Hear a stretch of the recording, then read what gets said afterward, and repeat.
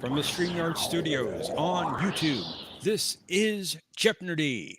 And here's your host, John DeMarco.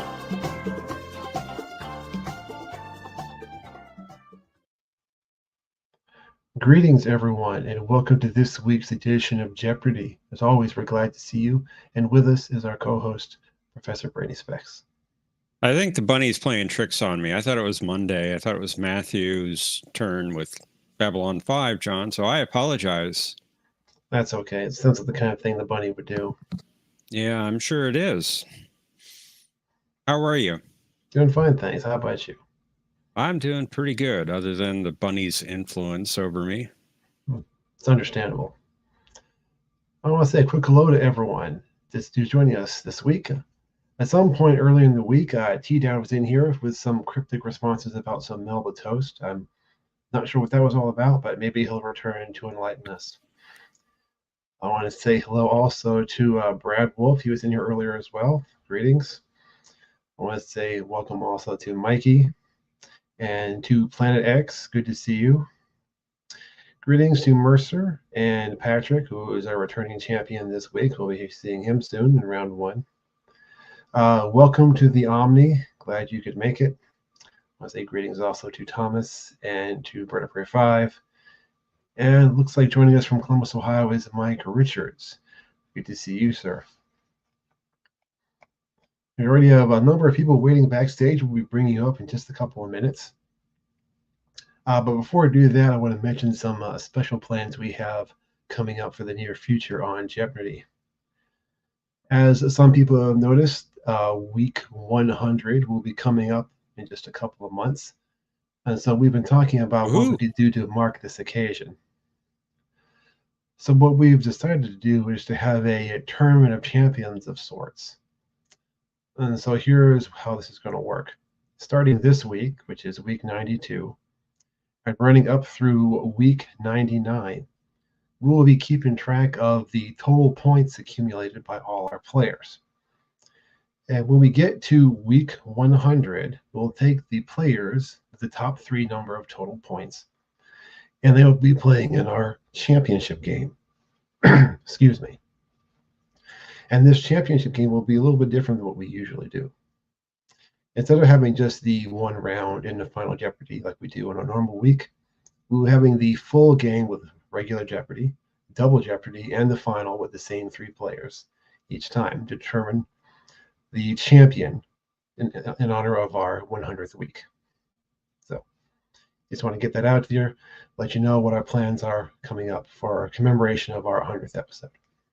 One other thing, John, I believe that we're also going to have 6 categories per board instead of the usual 5.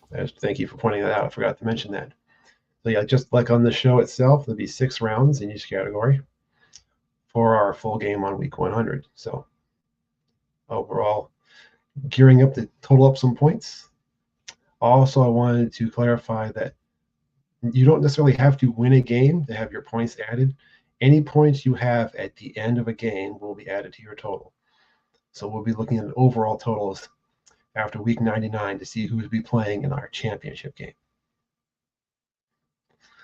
So as Omni is saying, bet smart, folks. That's some good advice. Indeed. Now we've got that all out of the way. Let's welcome up our first 3 contestants for round 1. Our returning champion is Patrick. So welcome back. I'll say also welcome to the Nemesis, and greetings also to Mercer. Greetings all. Hello, Nemesis. Hello. Nullify you all. How's it going? Hey, John. Hey, I don't Mercer. think I'm able to get into that championship round, but maybe if I hack into it. Sounds rigged to me. There'll So be no whatever. peace. Act into it, huh? There'll be no peace as long as Kirk lives. Welcome, everyone. Welcome, She'll blow welcome. you out of the stars. Greetings. The Chancellor of the Klingon High Council is dead. the result of an unprovoked attack. Oh, do you take away? I will defeat you under a flag of truce on a mission of peace. And apologies to whomever is trying to get into the backstage. We are currently full. None of these people. Yeah, sorry about that. You can try again a little bit later. See if you can get in. Anyway, sorry, I'm just rambling. And they're still trying. I appreciate your persistence. Indeed. It's Welcome, allowed. Mr. Hey, T. Dowd. T-Dowd. Greetings. One of the top 5 least rigged games in the time slot. At least. Oh my goodness. I just Indeed, can't get over everybody this. wants to get points. Indeed. How have you all How been? you doing, Jeff? I'm doing great, Mercer. How are you? I'm okay. If I make it through the night, I'll be happy.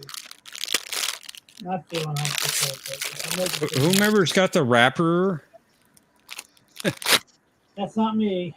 Yeah, who has the wrapper? Enough of that. Enough of that. What are you doing? I bet it's you, I think you guys have paid off my car.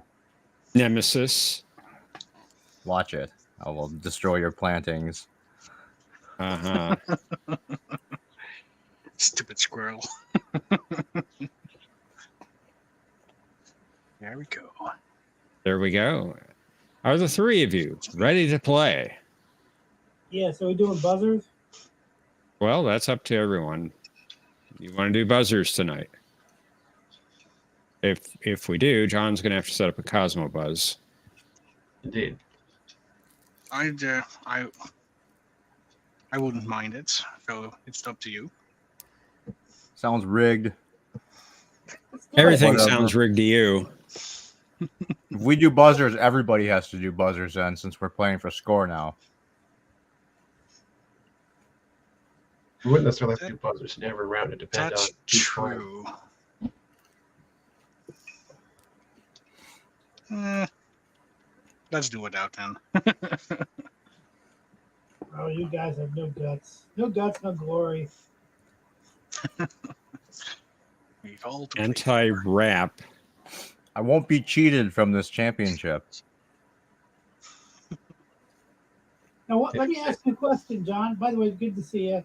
What if somebody who earned a place in the championship is absent during the week 100? In that situation, I would assume we would just move to the next person on the list of the point standings. Cool. I just was wondering, you know. By the way, I want to talk about the video I commented on with O'Brien from 2 years ago. I knew that music during What You Believe Behind was familiar, but I didn't recognize what it was from until you mentioned it. When he picks up the little Travis piece from the Mr. Boy. I don't know what T. Dowd's on. What he's on about with his Melba toast, but have fun with that, Mr. T. All right. So if you're all ready to play, let's play Jeopnerdy.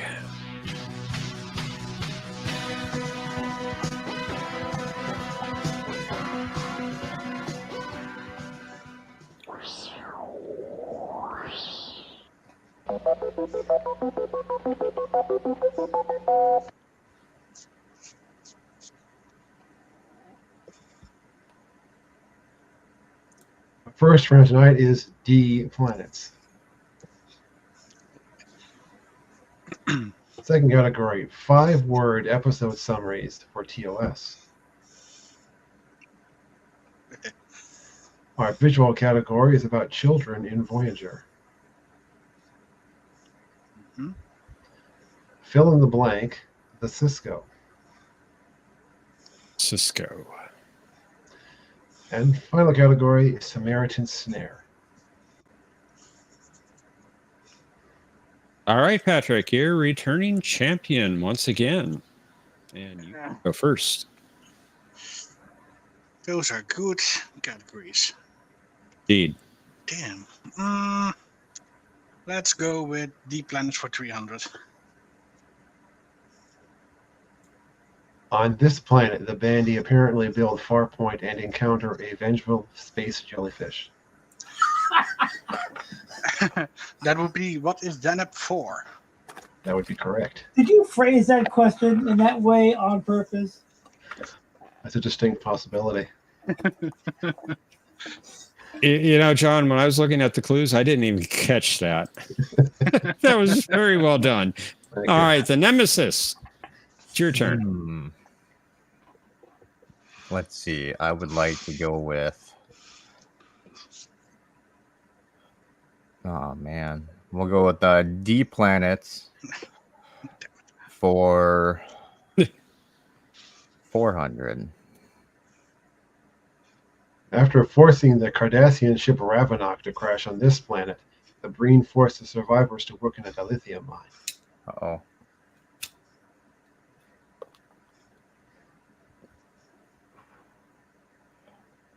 Ravenok. What the hell was that? Oh no. We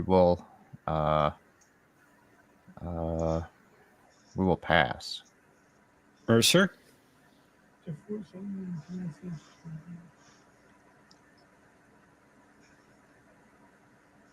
I don't remember the name of the planet. So. Pass. Patrick? If I'm not mistaken, that would be what is Dozaria. That's correct. Woohoo. Cheater. Did work. No. You should All have right, known this. Mercer. We Cheater. prepared together yesterday. Mercer, it's your turn. I will pick 5-word TOS summaries from episodes for 400.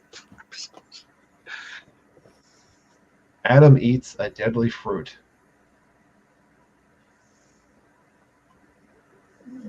What is the apple? That is incorrect. Patrick?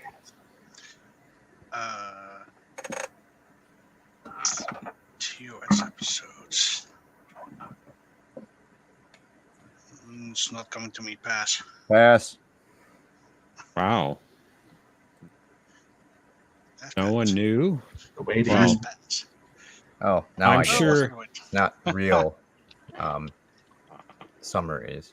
Or was there actually a person like that in that episode? Yes, the There guy was. the guy who played the guitar or whatever that was named Adam. Oh, And that was the same guy that was in that episode of Deep Space Nine where they landed in Roswell. I did not know that. Yeah. And I'm sure Thomas knew that. Patrick, it's back to you. Let's go with Deep Planets for 5.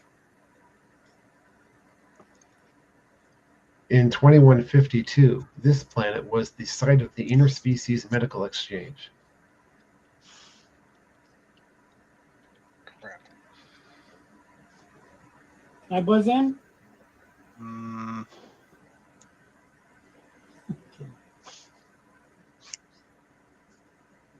Non-canon planet. Pass.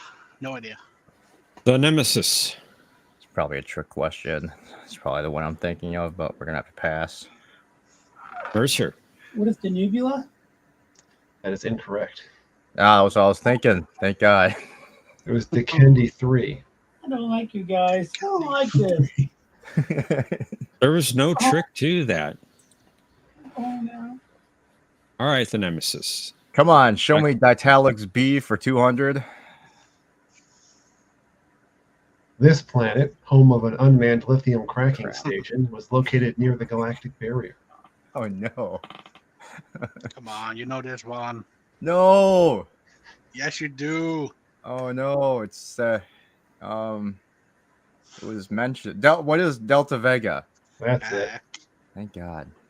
No, Well it's a- done. Well it's a done. moon near- It's a moon near Vulcan.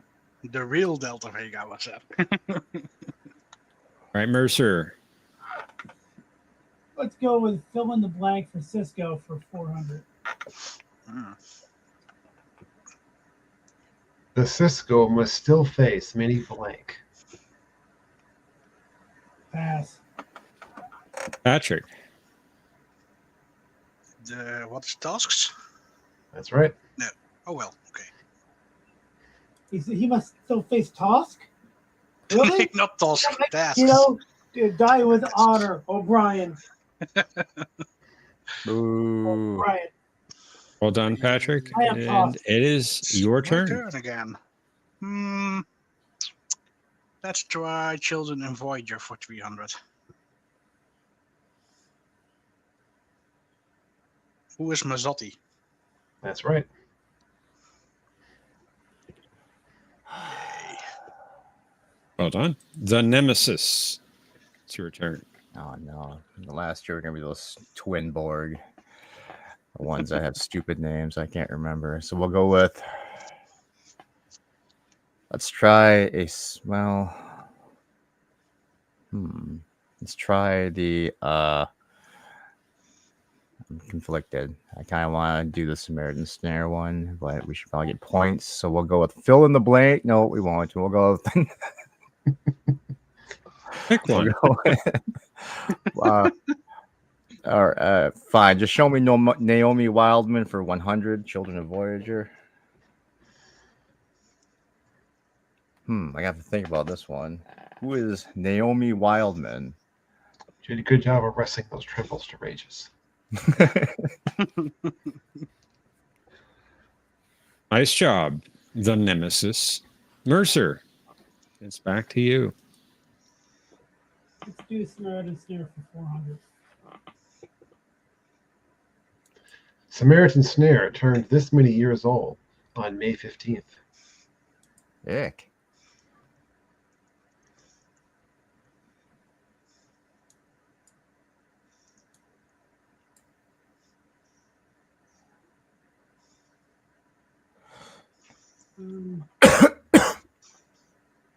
Pass.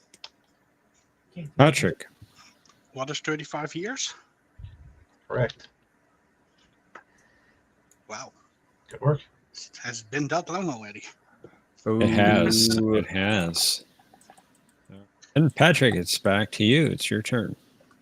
Children in Voyager for 400.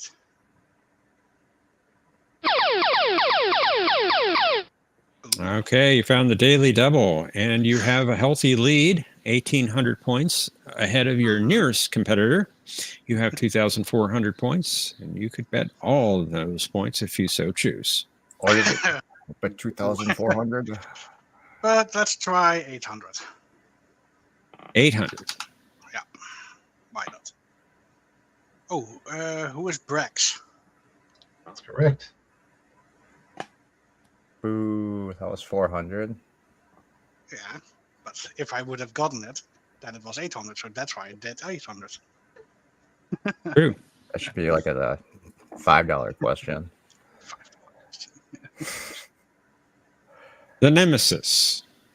All right, what other Your kids turn. are there? Trying to think of the other kids. So we're gonna go with fine kids for 500. Oh, come on! It's the reaction I was expecting. Where are we going? How was gonna be? Because I was thinking it was probably gonna be that bored kid, even though I didn't know his name anyway. The Borg kids were too easy. What? You found this. The Borg kids, those were too easy. So you got this one. I don't remember the two twin Borgs that were terrible. Oh man, I have no idea. Mercer. Pass. Pass. Patrick. Pass. Don't know this one. This holodeck one. Beatrice. Beatrice. So memorable, I forgot she was in the show. All right, Mercer, it's time to turn your score around. It's your turn. I'll take 5-word summaries for 300. Tracy is a formidable adversary.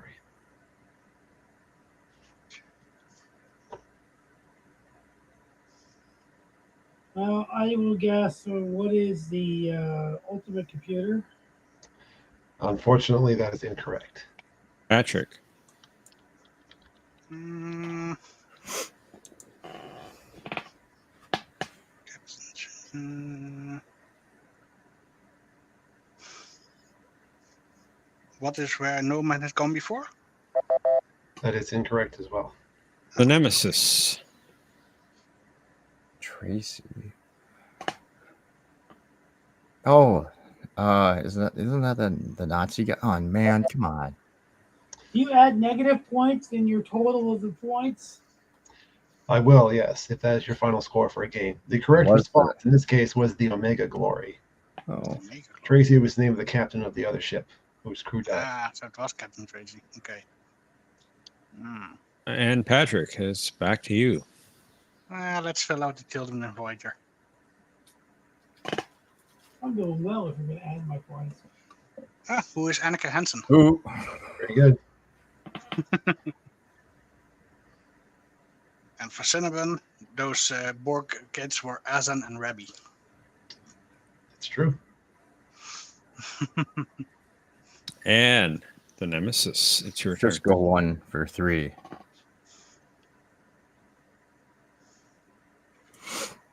The blank are part of what the Cisco call the past. What are Dejaras?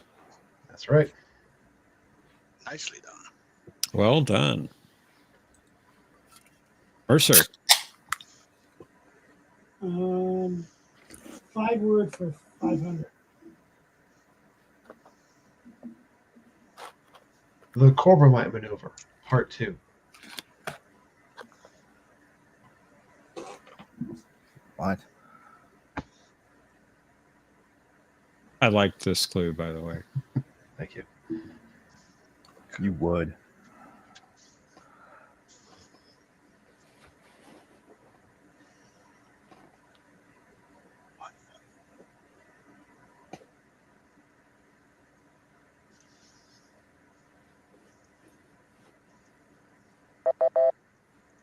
Patrick.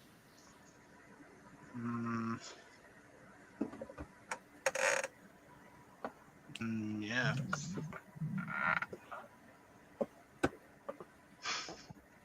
The part 2 is what it makes, so pass. Don't know. Pass. I actually didn't think there should be a 500, but That was the Deadly Years, Deadly Years. I don't get that one. because Kirk used the Corbomite maneuver on the Romulans in that episode. Oh. indeed he did. All right, Patrick, it's your turn. Fill in the blanks. Let's go for 200. The Cisco is belligerent, aggressive, blank. What is adversarial? That's right.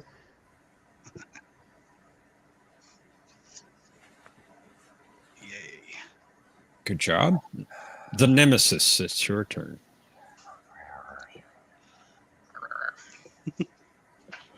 All right, we just got to block that 500 for the Cisco one, so let's do that. He is the Cisco. He will not blank.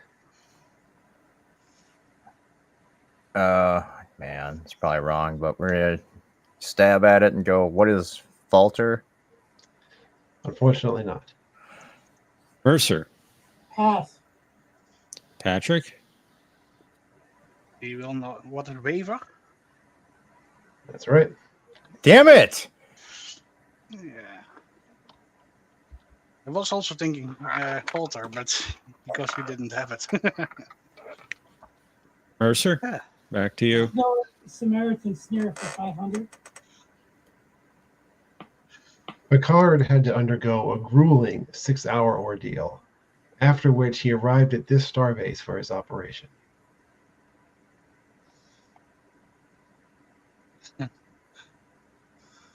Pass. Patrick. Well, the Starbase 47? That is incorrect. The Nemesis. 47. Pass. That was Starbase 515. 515. Yeah, it was an educated guess.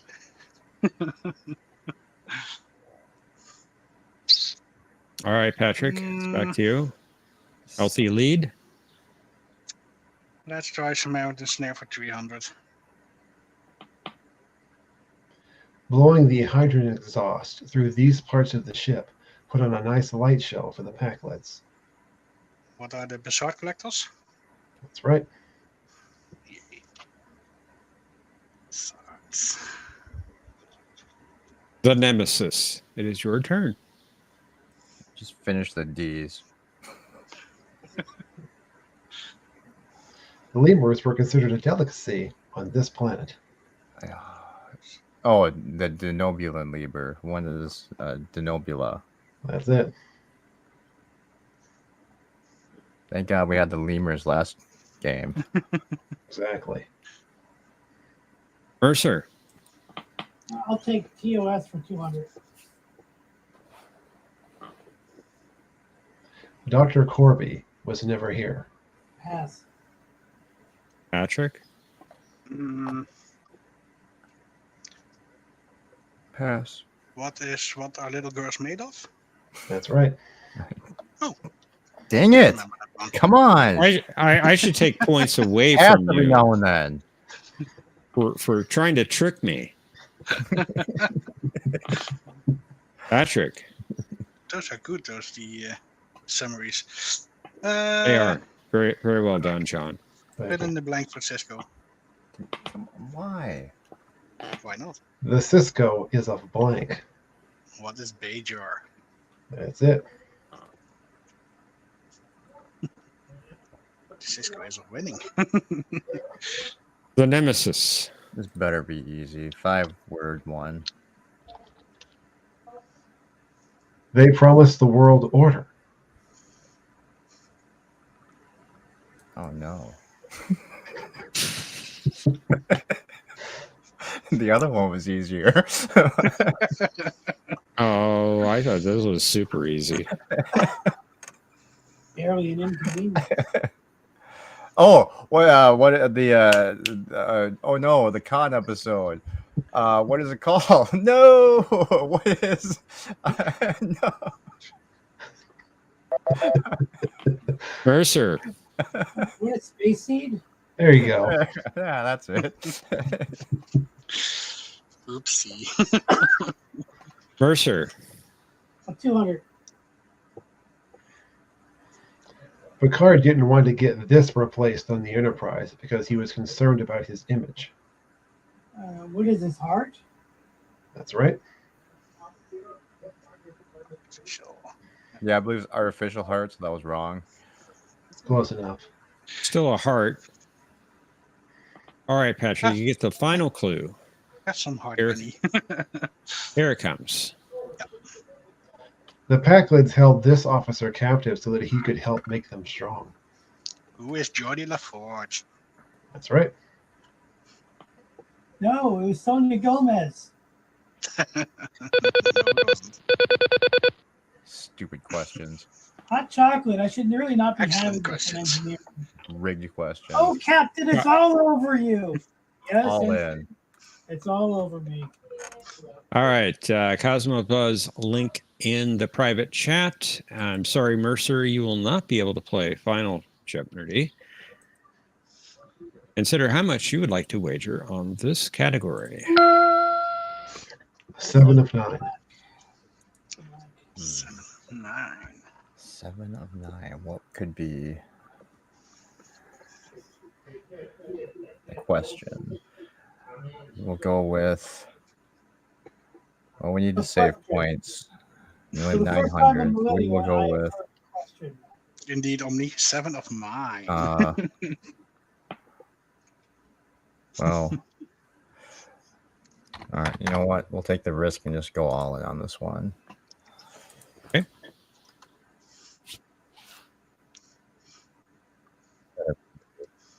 Let's reveal our clue, shall we? In this episode, Seven explained that she had always looked to Janeway as her guide to humanity, but perhaps had made a mistake. Players, you have 30 seconds. Kapla! Oh no.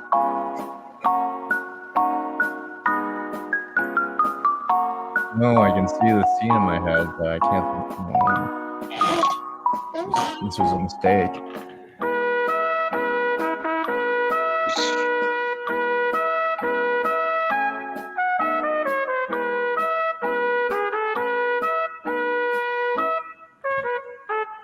We'll just go with this.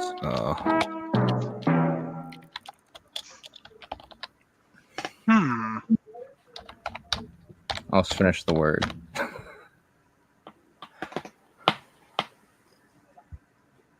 Oh no, this was wrong. I just thought of it. We shall see in a few seconds here. I already know what's All right. wrong. See who the winner is. Just kick me backstage now. The Nemesis, you had 900 points. Entering final Jeopnerdy, what was your response to the clue? Said Omega Directive. Unfortunately, that is incorrect. Told you. Of course, you've already told us you were all in, so that takes you back down to 0. Patrick, you were in the lead at 4,900 points. What was your response to the clue? There's one that is also incorrect. In this case, we were looking for latent image. Yep. Latent image. Okay. And how much did you wager? Also 900 points, taking you down to 4,000 points. And Patrick, you are the champion. They're debating about murdering the doctor. I was first thinking about 2 Vicks, but chose for 1. But no, I chose wrong. Oh well. But very good round. Those were excellent It questions. was not a good round. you. Enough. It was a very good round. Enough. Anyway, I so thought more it was- people can get back in. I'll just leave. So, bye-bye. I thought it was excellent. Well, Oh, I'm thank you sure- for I'm playing. Sure you did. You just like seeing me get destroyed. No, I just thought the questions were very good. Uh-huh. Thank you. You're welcome, John. Thank Thanks for you. letting me play, guys. Thank you, Mercer. Glad you could join us. I protest. Indeed. This was rigged. And I'm leaving. Somebody agrees with you. Surprise, surprise. Yeah, go Thomas rescue always Francis. agrees. You go ahead and put you backstage, Mercer, and then we'll work up our contestants for the next round.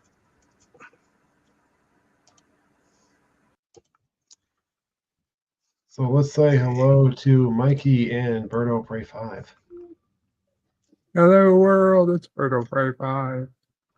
Hi, Bert. Hi, Mikey. Welcome, Hello, gentlemen. everyone. Whoa. Star Trek 4, best Star Trek film ever made, in my honest opinion. You came booming through. I did. Awesome. I don't know if that was awesome for my ears. Oh, I'm sorry. Jeez. I want you to be able to hear me. About blew me out of the chair. Woo! We can definitely hear you. Good to see you, Patrick. You too, Bird. Good to see you two both. I think he to means see you. louder, but clearer and louder than ever. Thanks, Omni. I think it was just a typo. Louder. Yeah. It's starting a lot of corrects. He wants No, to know if you not still have anymore. your old. No, Which, I destroyed Did it. you- did This you is take it? brand new. Yeah, I've had this for a while. You guys heard me You- great last you- week you, and the week before. you didn't even take it to recycle. We did take it to recycle. We had to send it Ah, down a recycle bin. Yeah, we did. Ah. I had to recycle it. Yes, but Okay. I cut all the necessary wires that my dad taught me how to cut them so that you can't run the thing anymore because it's just too old. And also, I made sure that I set it back to factory reset settings, so nobody can actually take my information from there, even in the hard drive. That may not be true. Okay, well, I'm just letting you know how I did it. Okay. Motherboard, yeah, that's what Suzanne was saying. Anyway, He put a few rounds to it. Poof, poof, poof. Sure, you missed that old connection on me. I'm just thankful to be able to last longer. That's why I love these. That's why I had such great episodes the last 3 weeks. So it's like, yay. Mhm. I wish the points I counted back then, John. By now I'd have 5,700 points. Yeah, we all missed a pass. Well, I can still say pass to some questions. I may not get them all. So, Indeed. but I love anagrams. Well, Yeah, luckily no anagrams. I hope maybe we have In one the, category. in the previous round, I don't know what's coming now, but Well, you did so well on that, time will Patrick, tell. last week.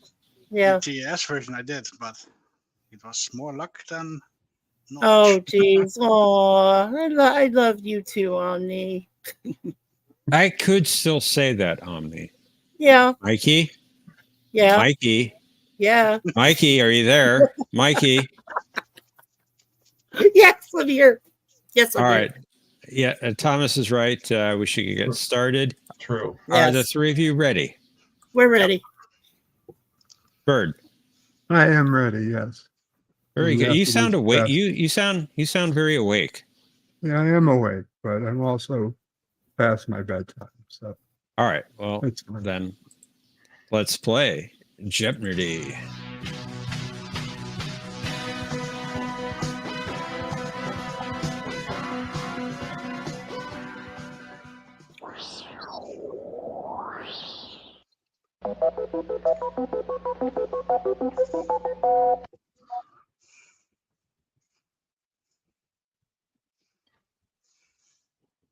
Second round, we'll be starting out with E and F planets. Ooh, combined. 5-word episode summaries for TNG. Our visual category is Children in Enterprise. It's a shame Mr. VP isn't here. Indeed. Non-canon children. Fill in the blank about the Federation Charter. Uh-oh. And Crossover, the episode. So, the episode. Thank you, Bradwell. Thank you. Patrick, you're returning champion once again, and you get to go first. Let's try E and F planets for 300. See if my luck holds. This planet was the site of a bat'leth competition during which several contenders were maimed.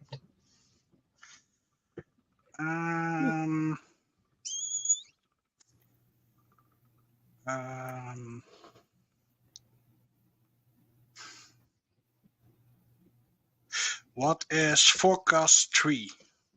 Very good. I'm sorry, did you say Forcus Tree? No, 3 as in the number. Oh, It's a magic number. It's a magic number indeed. hold on. Okay, what else? Mikey. Okay, let's try fill in the blank Federation Charter for 500. Forecast 3. Interfering in the internal affairs of a blank power is explicitly forbidden by the Federation Charter. Okay. What is sovereign? Very good. Yeah. Well done. Well done. Wow. Yeah, that came from Dr. Julian Bashir. And Inter Arma Enum Silent Lieges. Indeed. Impressive. Thank you. Berta Prey 5 is your turn, sir. Wow. Let's do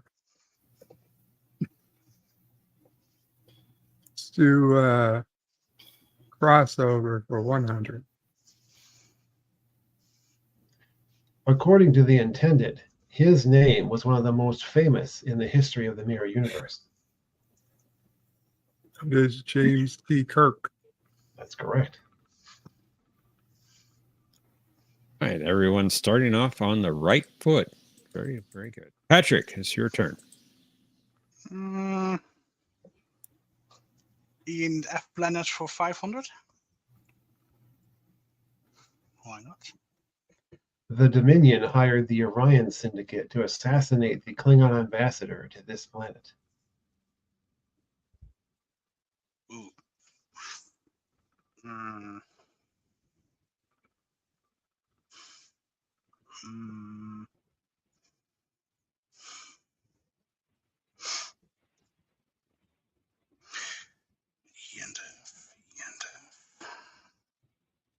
No, pass. Mikey. Pass. Bird of Prey 5.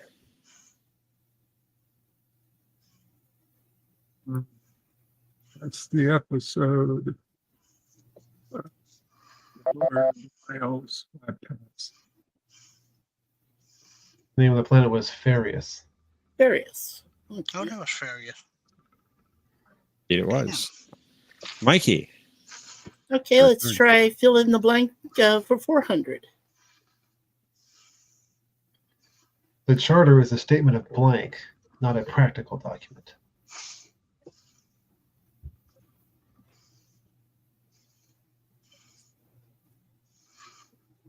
Hmm.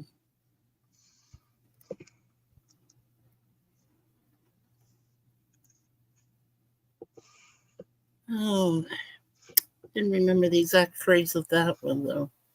Pass. Bird of Prey 5.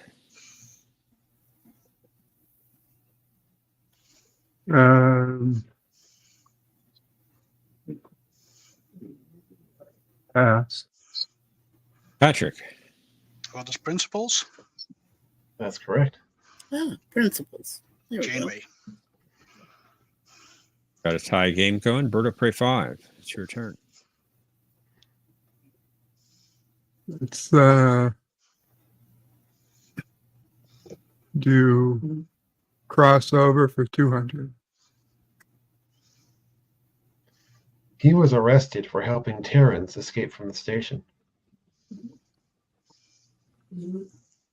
Who is Clark? That's correct. Well done, Bird. Well done. Patrick, it is back to you, sir. Children Enterprise for 300. Please.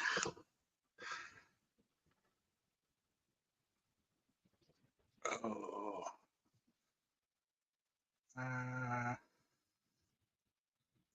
What was her name again? What is Tala? Who is Tala? Very good. As long as it's in the form of a question, you're good. What is Tala? An Andorian. Yeah.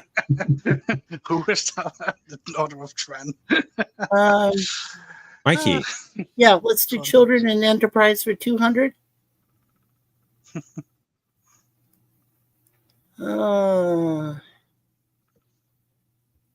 Is that Young Trip? What is Young Trip? You got a specific name. Trip Tucker? Who is Trip Tucker? That's fortunately not what I'm looking for. Oh, come on. Bird of Prey 5.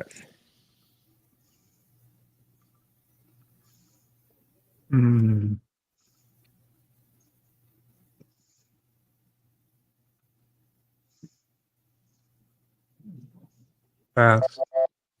Patrick. Who is Sim? That's correct. Sim? Okay. The clone. The clone. Indeed. And Bird, it is your turn. Do crossover for 300. This was Odo's Rule of Obedience, number 14.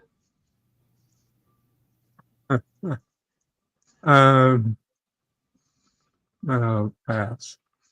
Patrick.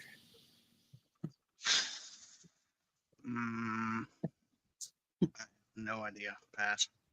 Mikey. Yeah, I don't know the episode that well. Pass. No joking. No joking. Oh. Wow. And there's no joke about that. No. I guess not. Patrick, you got the lead and control. Children for 400, please.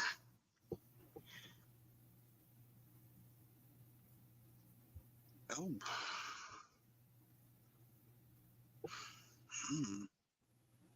I do not remember. No idea. They pass. Yep, pass. I'm sorry, Pass. Mikey. I wish I could have watched this episode closer. I know this was the one where the Klingons invaded the colony. And it was the kid who was in there. Pass. Bird of Prey 5. Pass. His name was Kel. Kel. Okay. And Mikey, it's back to you, sir. Let's see. Let's try Children in Enterprise for 100.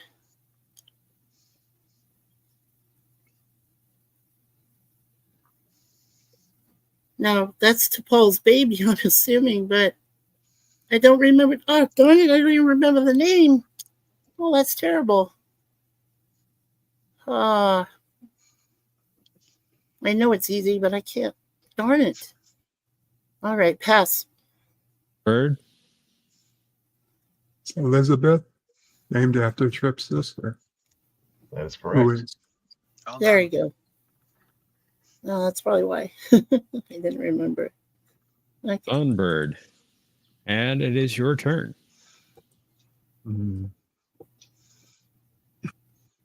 Well, let's do crossover for 400. Crossover first aired on May 15th of this year. Ooh. What is 1994? Nicely done. Yep. Well nicely done, Bird. And the game Titans. The game's afoot. Patrick. Indeed. Yeah, let's try Children Enterprise for 500. We need to clear it out. Oh. Damn. What was that boy's name?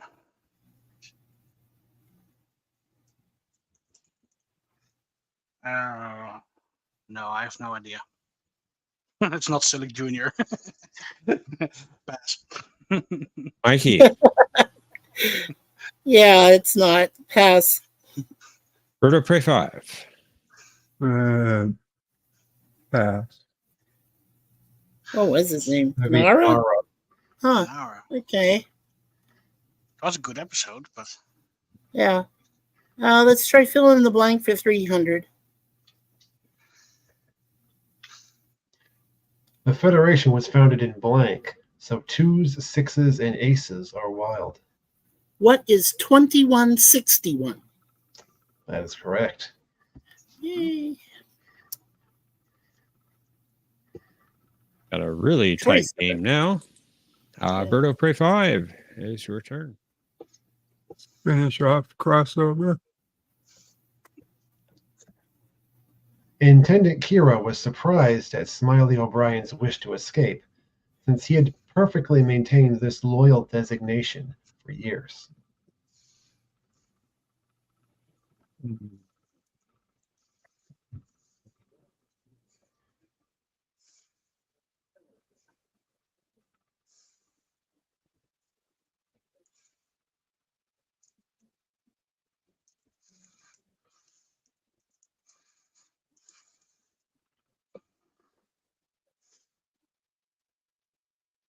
Pass. Patrick. and normally he's a chief petty officer, but on that one, no idea. Pass. Mikey. Yeah, I don't have any idea either. It's too many points. Pass. He was a Theta? theta. Mhm. I guess we'll have to Okay. I'll have to reassign you all to lambda. Okay. The Trilams? Patrick, it is your turn. Oh, E and F planets for 200. Kirk didn't start the war being fought between this planet and Ventikar, but he was liable to finish it.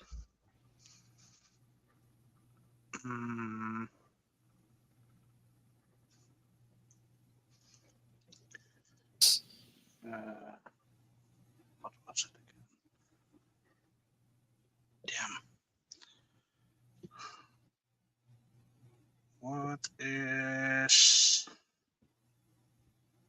epsilon in D2? That is incorrect. Mikey. Hoping not mispronouncing this. What is ecosia? That is incorrect, I'm afraid. Birdo Prey 5. Hmm.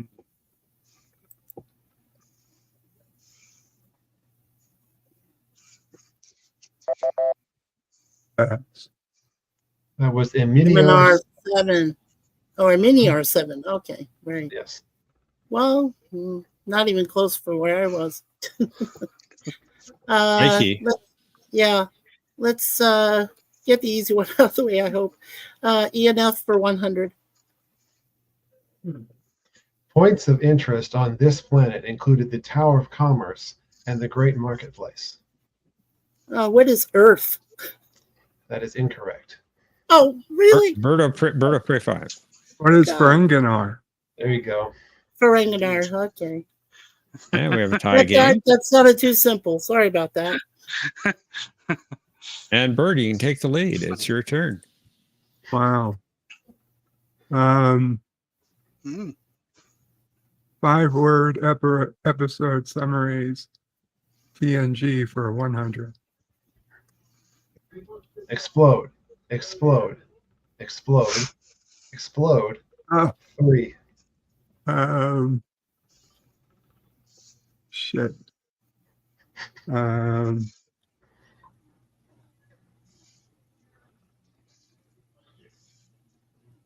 Pass. I Patrick. can't remember it. Oh.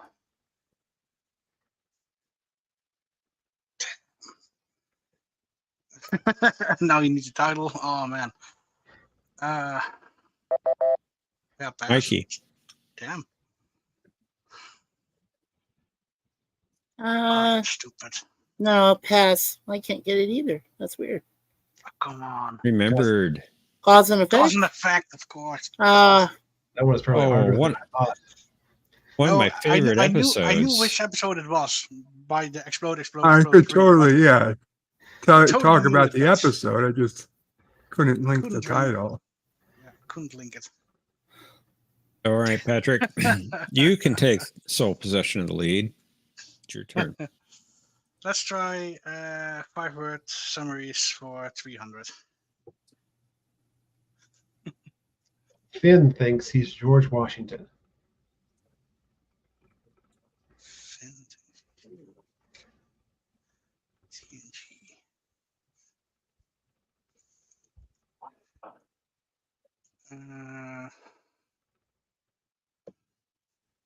What is the high ground? Nicely done. Luckily, Nice. I remember one.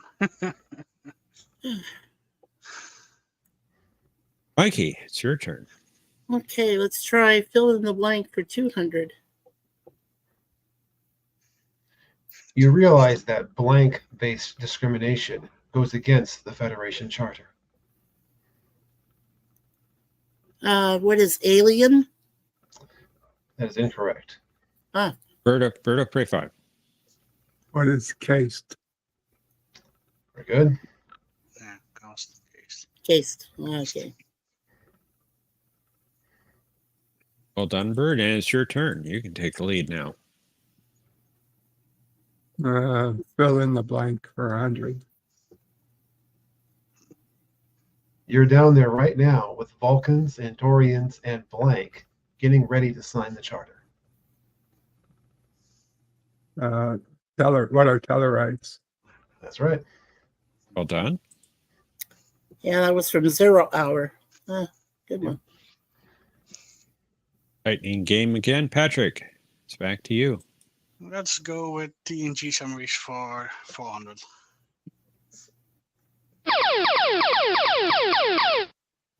All right, Patrick, you've found the daily double.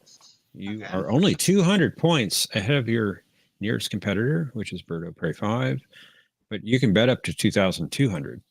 And let's go with 400. just where it was. All right, for 400 points. A lollipop. A good ship. Uh,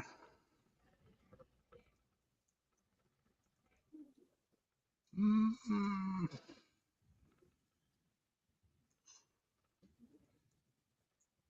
what is the Arsenal of Freedom? That's it. Needed to think about it. It's a hard one. Good job. Good job. Good one. Mikey. Let's try 5-word episode summaries for 200. Surprisingly, Ro enjoys bed jumping. Yep. It's a good one. Oh. No, I'm not getting it. Pass. Bird of Prey 5. What is Rascals? That's the one. Rascals. That's it. That's it. Good job, Bird. Nice job. And it is your turn, Bird. That's 5-word summaries for 500. With unlimited power comes responsibility.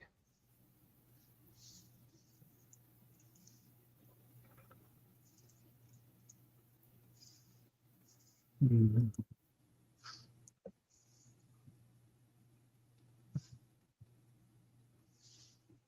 What is the Q episode where Riker becomes a Q? What is hide and Q? That is incorrect. Yeah. Patrick. What is True Q? That's the one. The girl. Wow, true Q. Wow. And True Bird, Q. Correct? Bird, I actually also answered it hide and Q. And I can see where you got that. Yeah. But I did a research on the transcript for True Q and hide and Q. True Q actually has the word responsibility in it, where Yeah, that's it. hide and Q does not. Yeah, that's a direct quote from the episode. Yeah. Okay. Well done, Patrick. And it's your turn. Yeah. And E and F guess stand for 400. I guess you get E and F for 400. Ew. Countless beings who lived on this planet watched the drama unfold as Kirk, Spock, Abraham Lincoln, and Surak faced off against the representatives of evil.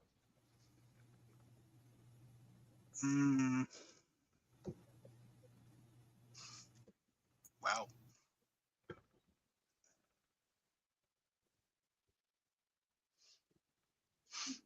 What is Elba 2? I'm afraid not. Mikey, Okay. Pass. Bird of Prey 5.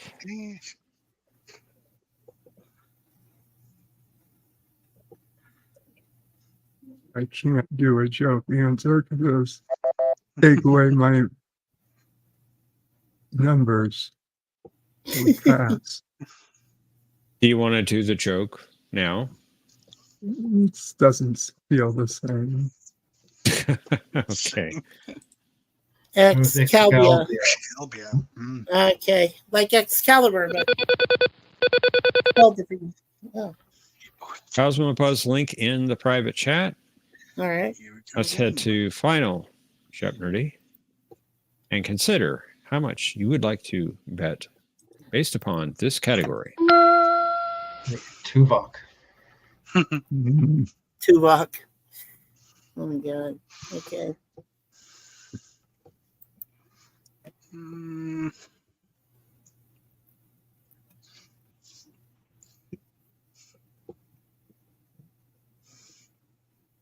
Did you already get my name? I see you and your bet amount, Mikey. Okay, awesome. Just waiting on Bird.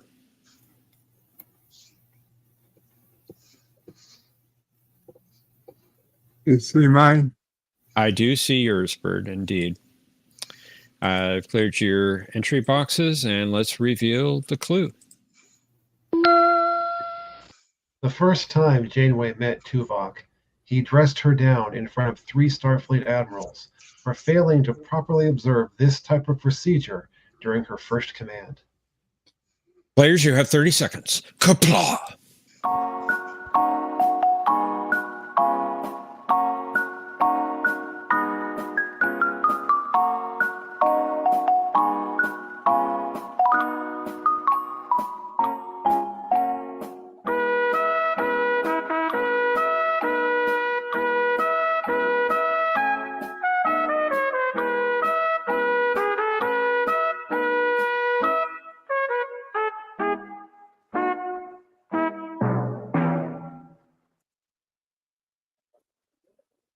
Okay.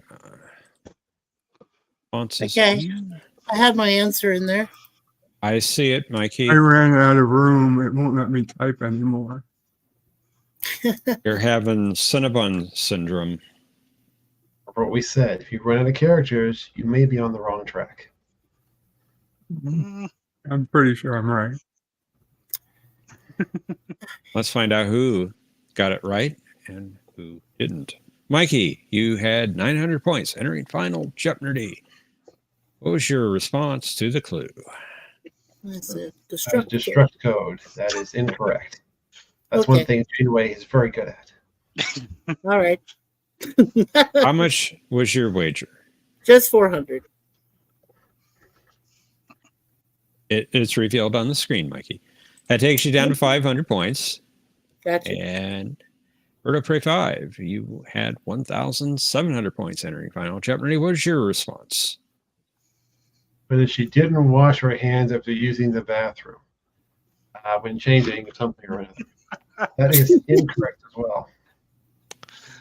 Yeah, what was your bet amount? Bird, 0. So you stay at 1,700. Let's see if that strategy pays off for you. And Patrick, you were in the lead at 2,700 points. What was your response? It is failing to follow procedure during a review. That is incorrect as well. It's too vague. You've talked about tactical procedures. Wow, tactical. Okay. And what was your bet amount? 700 points, taking you down to 2,000 points. And Patrick, Again. you are the champion. Congratulations, Patrick. Thank you. Good game. Very good game. Congrats. Did not really know what to dress it down for, but I thought it was maybe for reviews or something. Well, I'm glad those Federation Charter episode paid off, and I remembered the Sovereign one with most points. Good. Yeah, that's great. Love that. I was shocked I actually had a small chance of winning. I almost did. Knowing the answer. You did. Well, you never know, Bert. Indeed. No, I Jay did. Aldridge won last week in an amazing second game, which was kind of out of the blue because he didn't think he was going to win either, and he did. So I was like, wow, yeah. But that's a common theme. I won't win this game. This game's over. And then that person wins. The hiding few hurt, but otherwise, this was a good game. It was a good one, indeed. It was a good game. Nicely played. Good job, Bert. Good job, Patrick. And you did both get points for the 100. So Bert was right.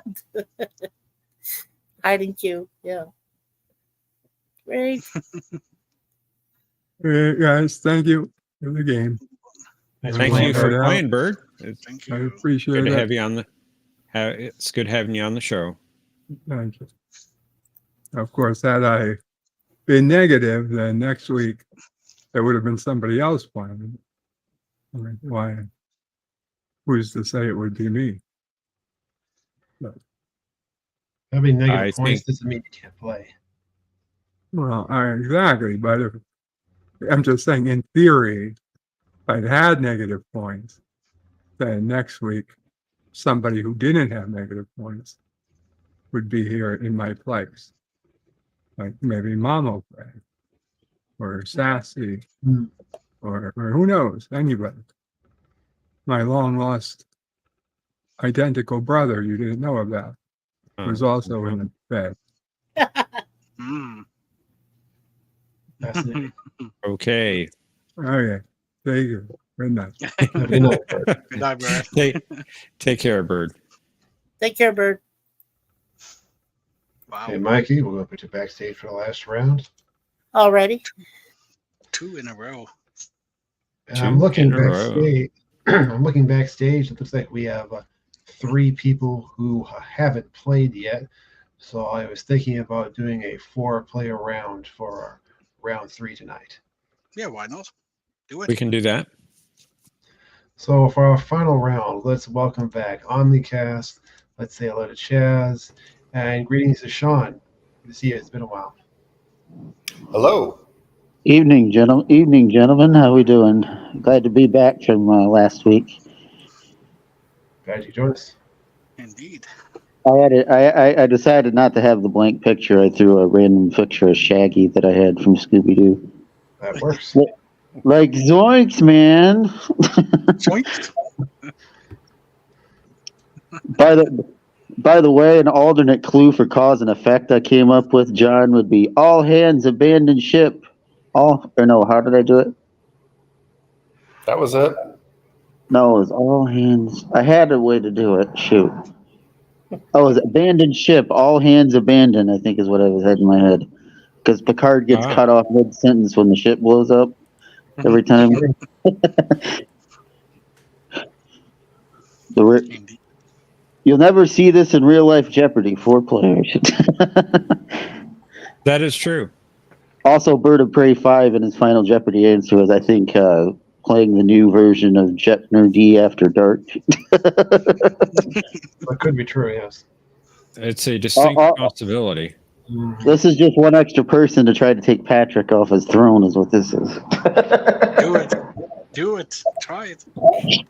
You having a hell of a night, Patrick. Well done so far.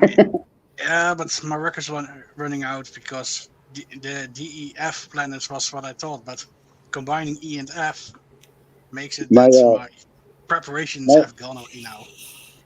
My other comment would be Mikey owes a random Ferengi like 5 bars of Latinum for confusing Earth and Ferenginar.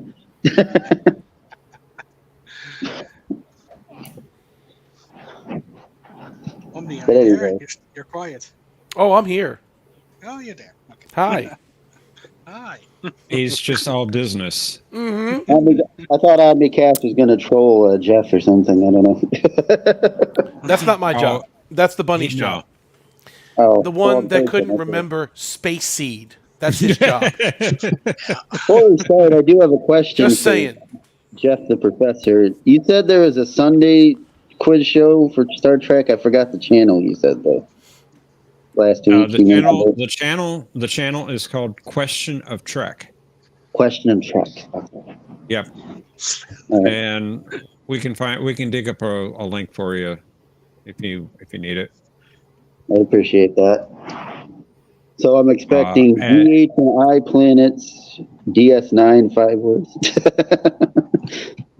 And we will be live tomorrow. Question of Trek will be on tomorrow at 11:15-ish a.m. Sunday morning, Eastern time. Eastern time.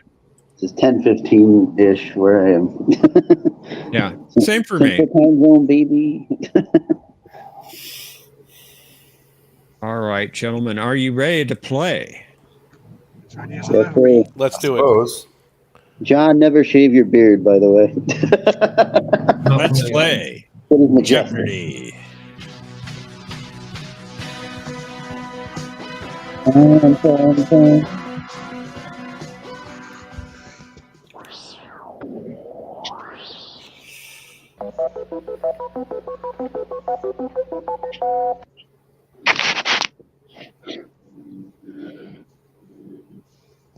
For our first category, we have G planets. Ooh, Gee. Oh, gee. Gee whiz. We have 5-word episode summaries for the animated series. Pass. Everyone's going to be excited about that one. Oh, they're not as bad as you might think. Children in the Orville. Pass. No. Shake things up a little bit. Already pass. A Trek movie anagrams. We're going to be unscrambling the name of the Star Trek movie. Jeez. Anagrams, no. And Countdown, referring to the episode of that name. What series is that in? Well, I guess we're about to find out, aren't we?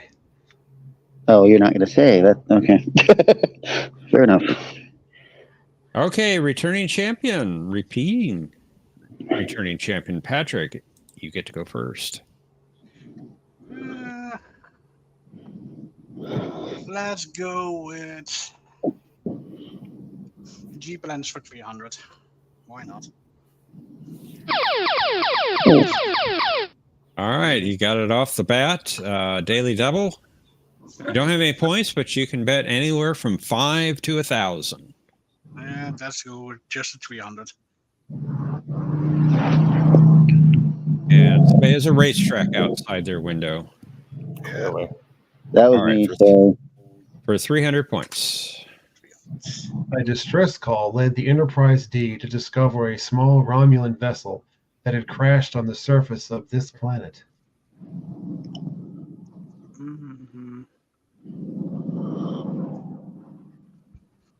Mm-hmm.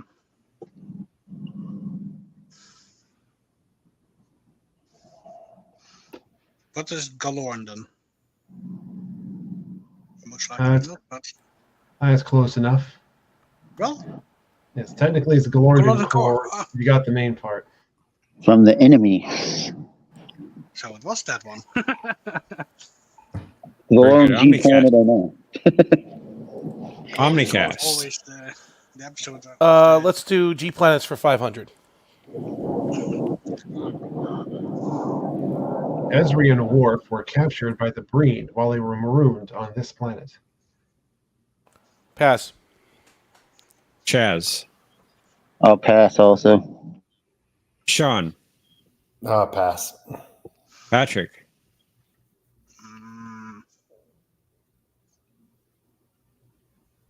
No idea. Pass. That was Gorallis. Corrales. Doesn't even ring a bell. Indeed. I thought it was Corrales Hey. with a C. I didn't know it was a G. Chaz, it is your turn. Let's go with anagrams for 100, please. Cheers, Rofkovsk. What is search for Spock? That's correct.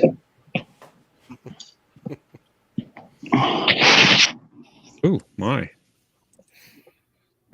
All right, Sean, it's your first turn. 5-word summaries, 300. Uhura must become acting captain. What is the Lorelei signal? Nicely done. See, these aren't that bad. Patrick, it's back to you. Children in the Orville for 400.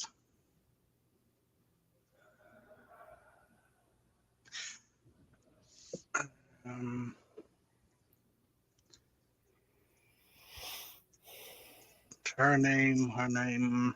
Who is Anaya? That's right. Well done. Yeah, I like Good job, Patrick. And Omni. G planets for 4.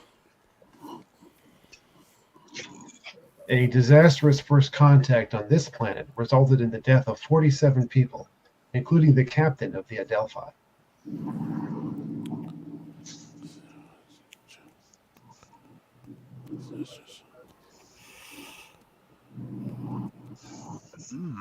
I don't know. Pass. Chaz. What is Garudza? Good enough. Ghor. Yeah, that one. Oh, Tin Man. Yep. Yeah. Okay. And it is your turn, Chaz. Let's go all the way to the deep end. Anagrams for 500. Verant Codis, What is undiscovered country? There it is. Good job, Sean. It's your turn.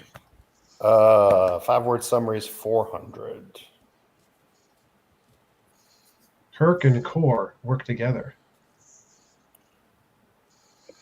What is more troubles, more tribbles? Unfortunately not.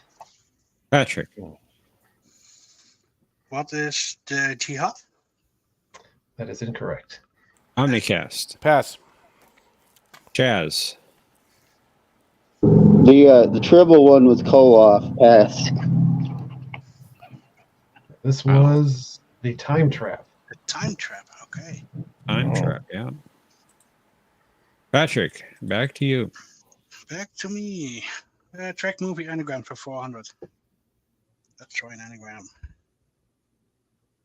Newton Croupiet.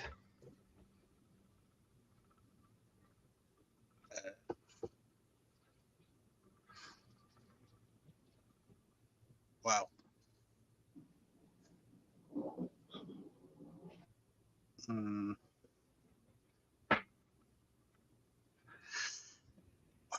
Eh?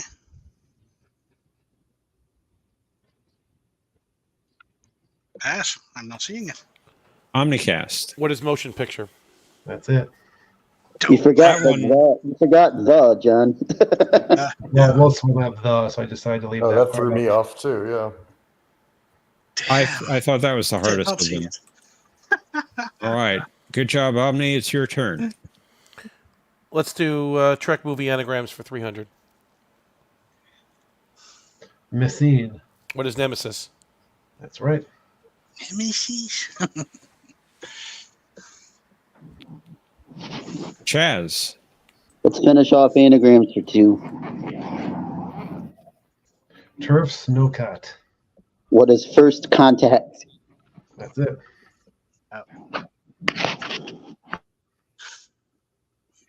Sean. It's your turn. G Planets 200. After being rescued from Kittimer, Worf was raised in the farming colony on this planet.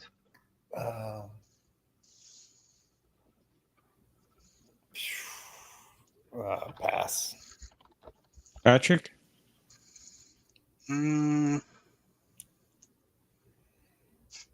What is gold? That's right. Yay. And it's your turn, Patrick. And it is my turn. Children in Orville for... let's try 500. Why not? Oh, that episode. Damn, what was his name? Nah, this Good one. episode. Great episode, but no, I don't know the name of the boy. Pass. And Omnicast. Pass. Chaz. Pass. Sean. Nope, pass. Name was Edward Malloy. Yeah, Malloy I got, but... What's with Malloy? It's Gordon Malloy, the dad, right? Yeah. All right, Omni, it's your turn. Countdown for 5. With his dying breath, Hayes recommended that Reed rely on this Mako in the Major's absence.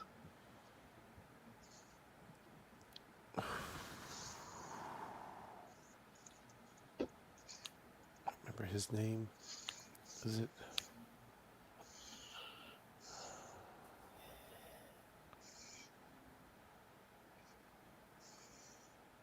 Pass.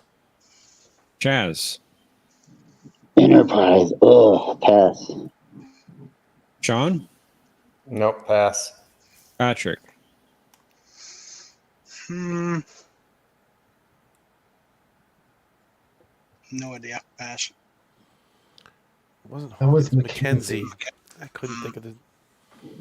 The chick's name. Chaz, your turn. Let's go TAS 200. The Aprils saved the day. Oh, Lord. I'm going to know it when I hear it. Pass. Sean. What is the counterclock incident? That's right. Yep.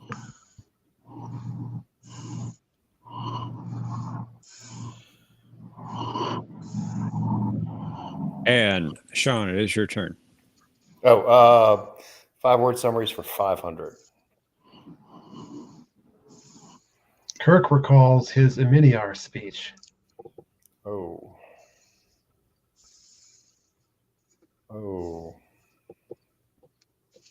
Pass. Patrick? No idea. Pass. Omni? Pass. Chaz? Pass. So one of our planets is missing. One of our answers is missing. That too. All right, My Patrick, turn it's your turn. again. Children Orville for 300.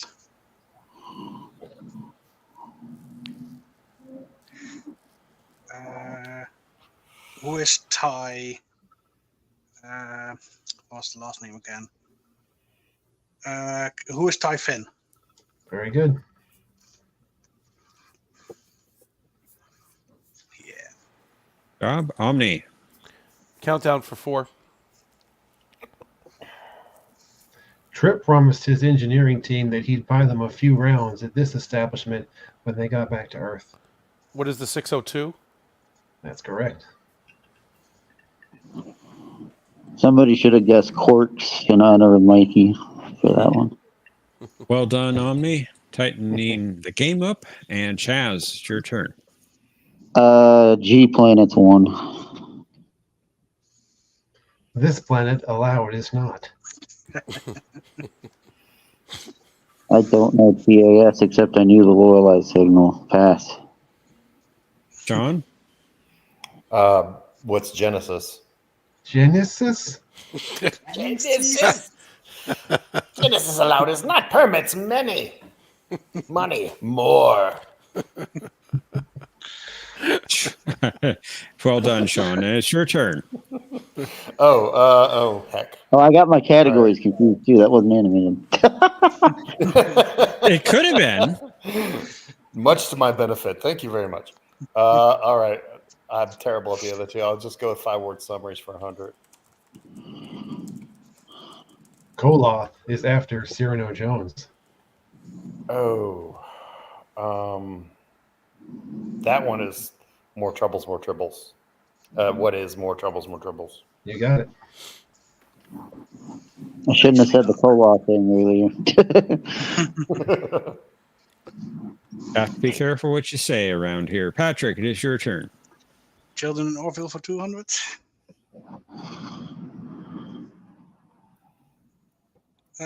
Who is Topaz? That's right.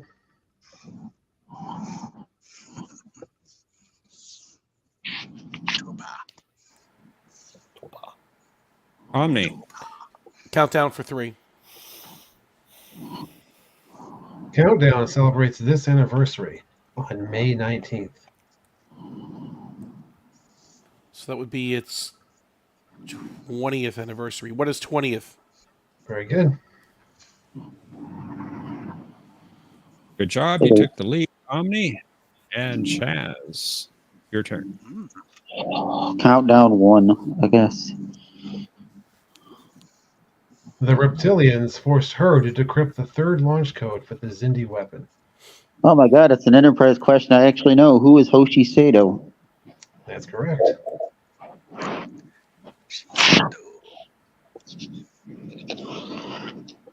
Sean?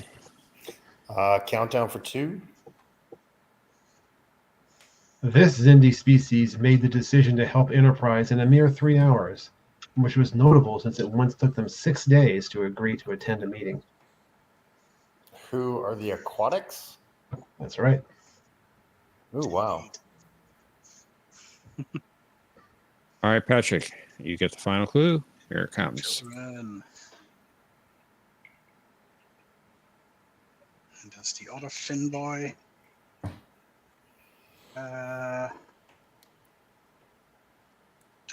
Who is Marcus Finn? That is incorrect. Omni? Pass. Chaz? Patrick, don't feel bad. I was going to say Marcus too. I'll know it when I see it. Who is older brother Finn? No, I'm kidding. Pass. Sean. Me? No. Pass. That was John Lamar as a child. No. John Lamar's a child. I thought the downvote thing might give that one away. Oh yeah, of course. It was Marcus 2 is the planet the children wanted to go to, and the children shall lead. All No, right. but Marcus Finn is the second of the oldest one, Claire Finn. Yep. Thank you, He John. just looks like him. Yeah. John put the link to Question of Truck in the private chat for you. And I just placed the Cosmo Buzz link in for our final Jeopardy round. And please consider how much you'd like to wager based upon the category I'm about to reveal right now. Chakotay. Chipotle. I forgot how many points I had. 1 second. Okay. Let me run down the scores. Omnicast is in the lead at 2,400 points. Chaz is right behind at 2,200 points. Patrick is not far behind at 1,800 points, and Sean has 1,100 points. I figure I want to mention here, in case it affects how you wager, for those who weren't here earlier, we are running a new idea where we are totaling up points the next several weeks in preparation for our special 100th episode. So in other words, the people with the most points at the end of those 8 weeks will get to play in our special episode. Even if they don't win a game, you will still add your points to the total. So I just wanted to make sure everybody knew about that. Okay.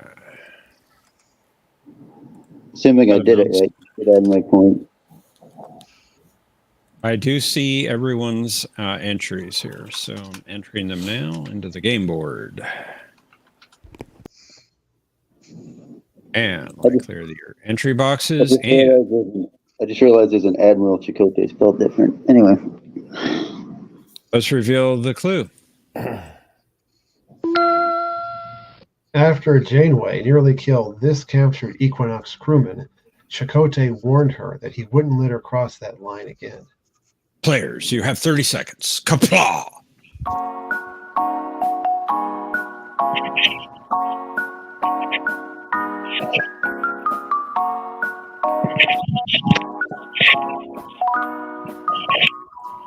Somebody's got some really bad background noise.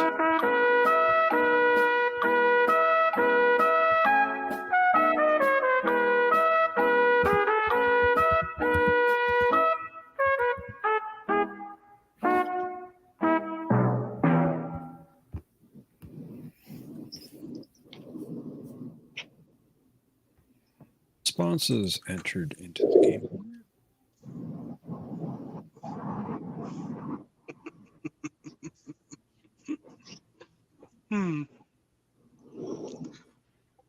You need to start learning that guy's name.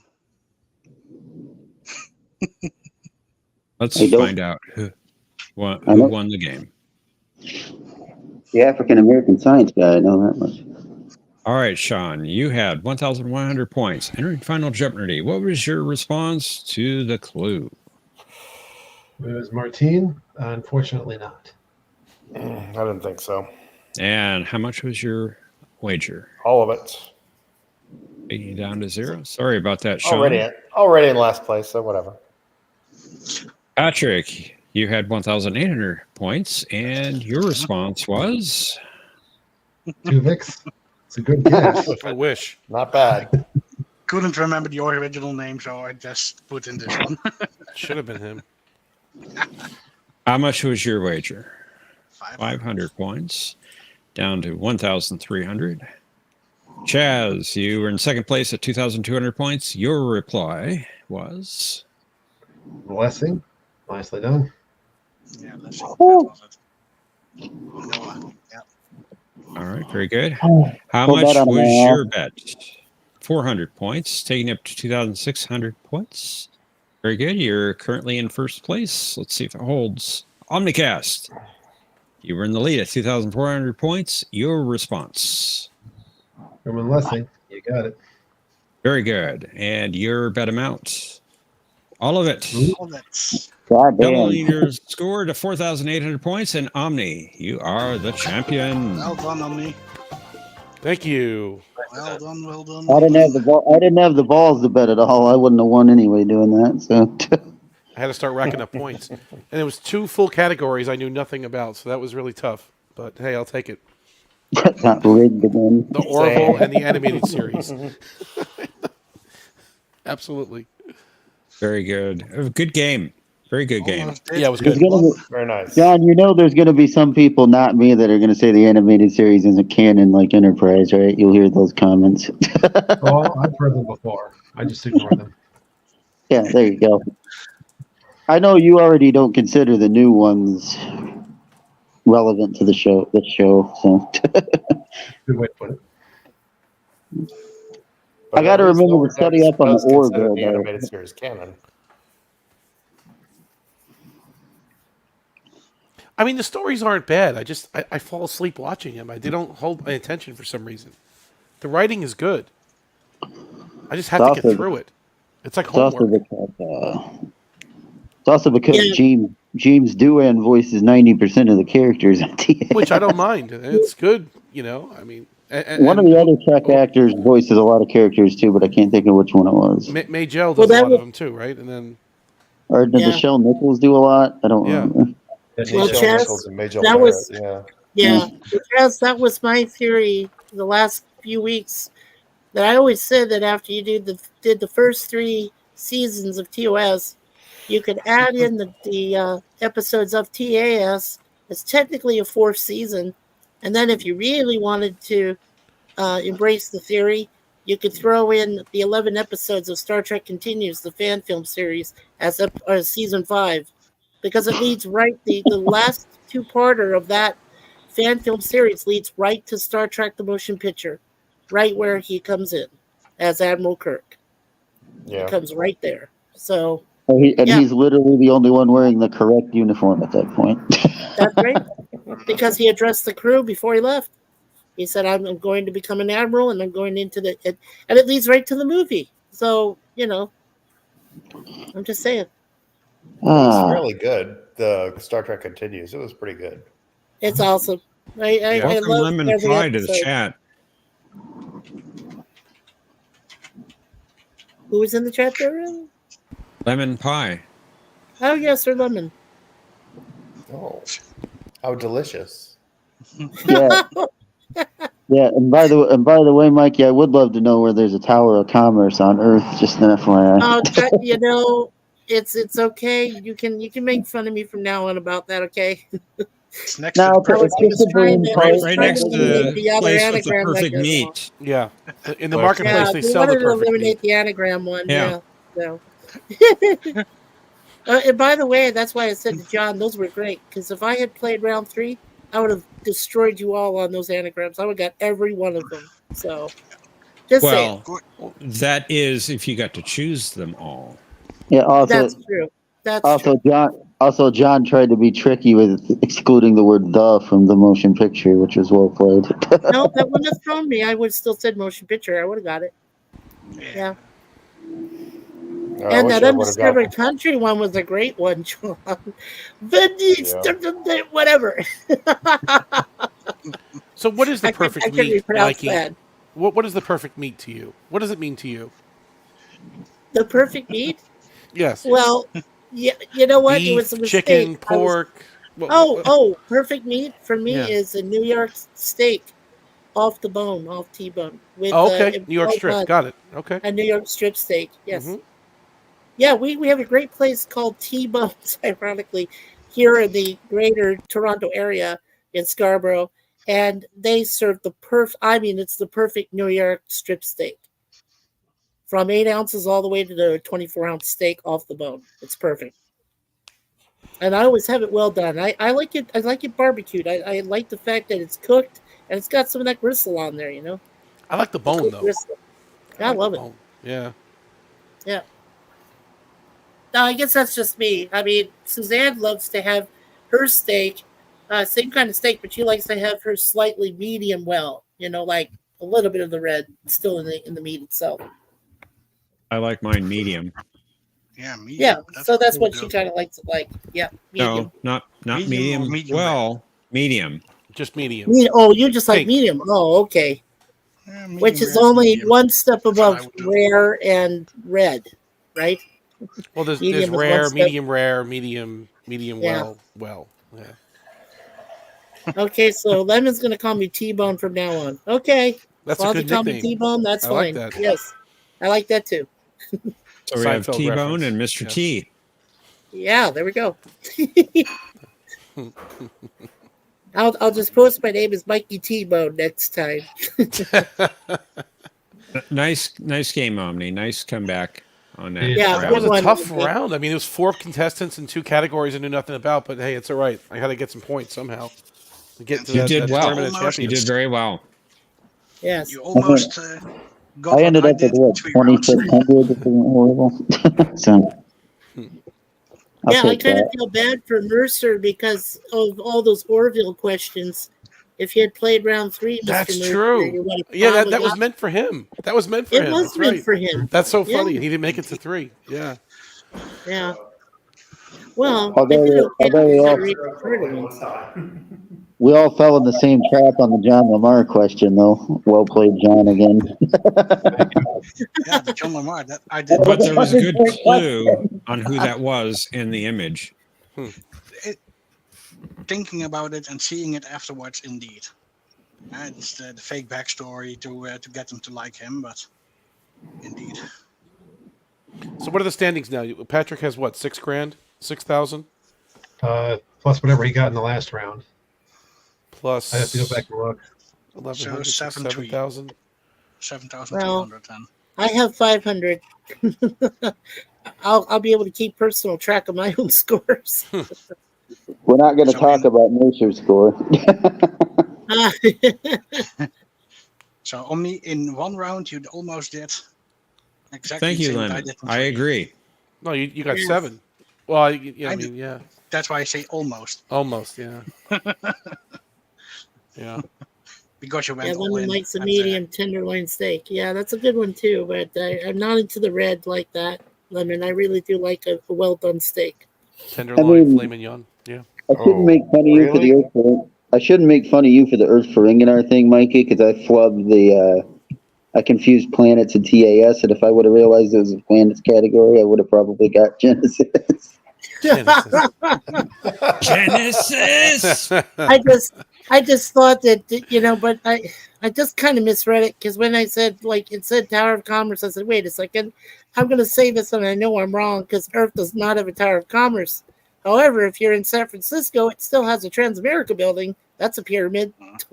Well, you're from Canada. What did you think? The CN Tower was the Tower of Commerce or something? I mean, what did you think? No, CN Tower I knew was. Oh well, you don't want me to know. That's a, You don't what's want. the- They still know call what it the I thought of CN it Tower? for- Is that what it is in Toronto, right? The big one. The Yeah, huge, yeah, the right? huge one. But Omni, I'm telling you, you don't want me to tell you what I thought it was at first glance. Oh, Because okay. it made my wife laugh. It made everybody Oh, I else see. around me laugh. So Mikey, Okay. the United States has lots of towers of commerce. Yeah. yeah, I know. Willis Tower. Oh, the New former York has a Sears big Tower. one, Yeah, too. that's true. Yeah, Sears Tower. Yeah. Eiffel's or the Empire State Building. That's kind of considered like a big building. It has some It's pretty commerce in it. large. Yeah, it's up there. Yeah. Yeah.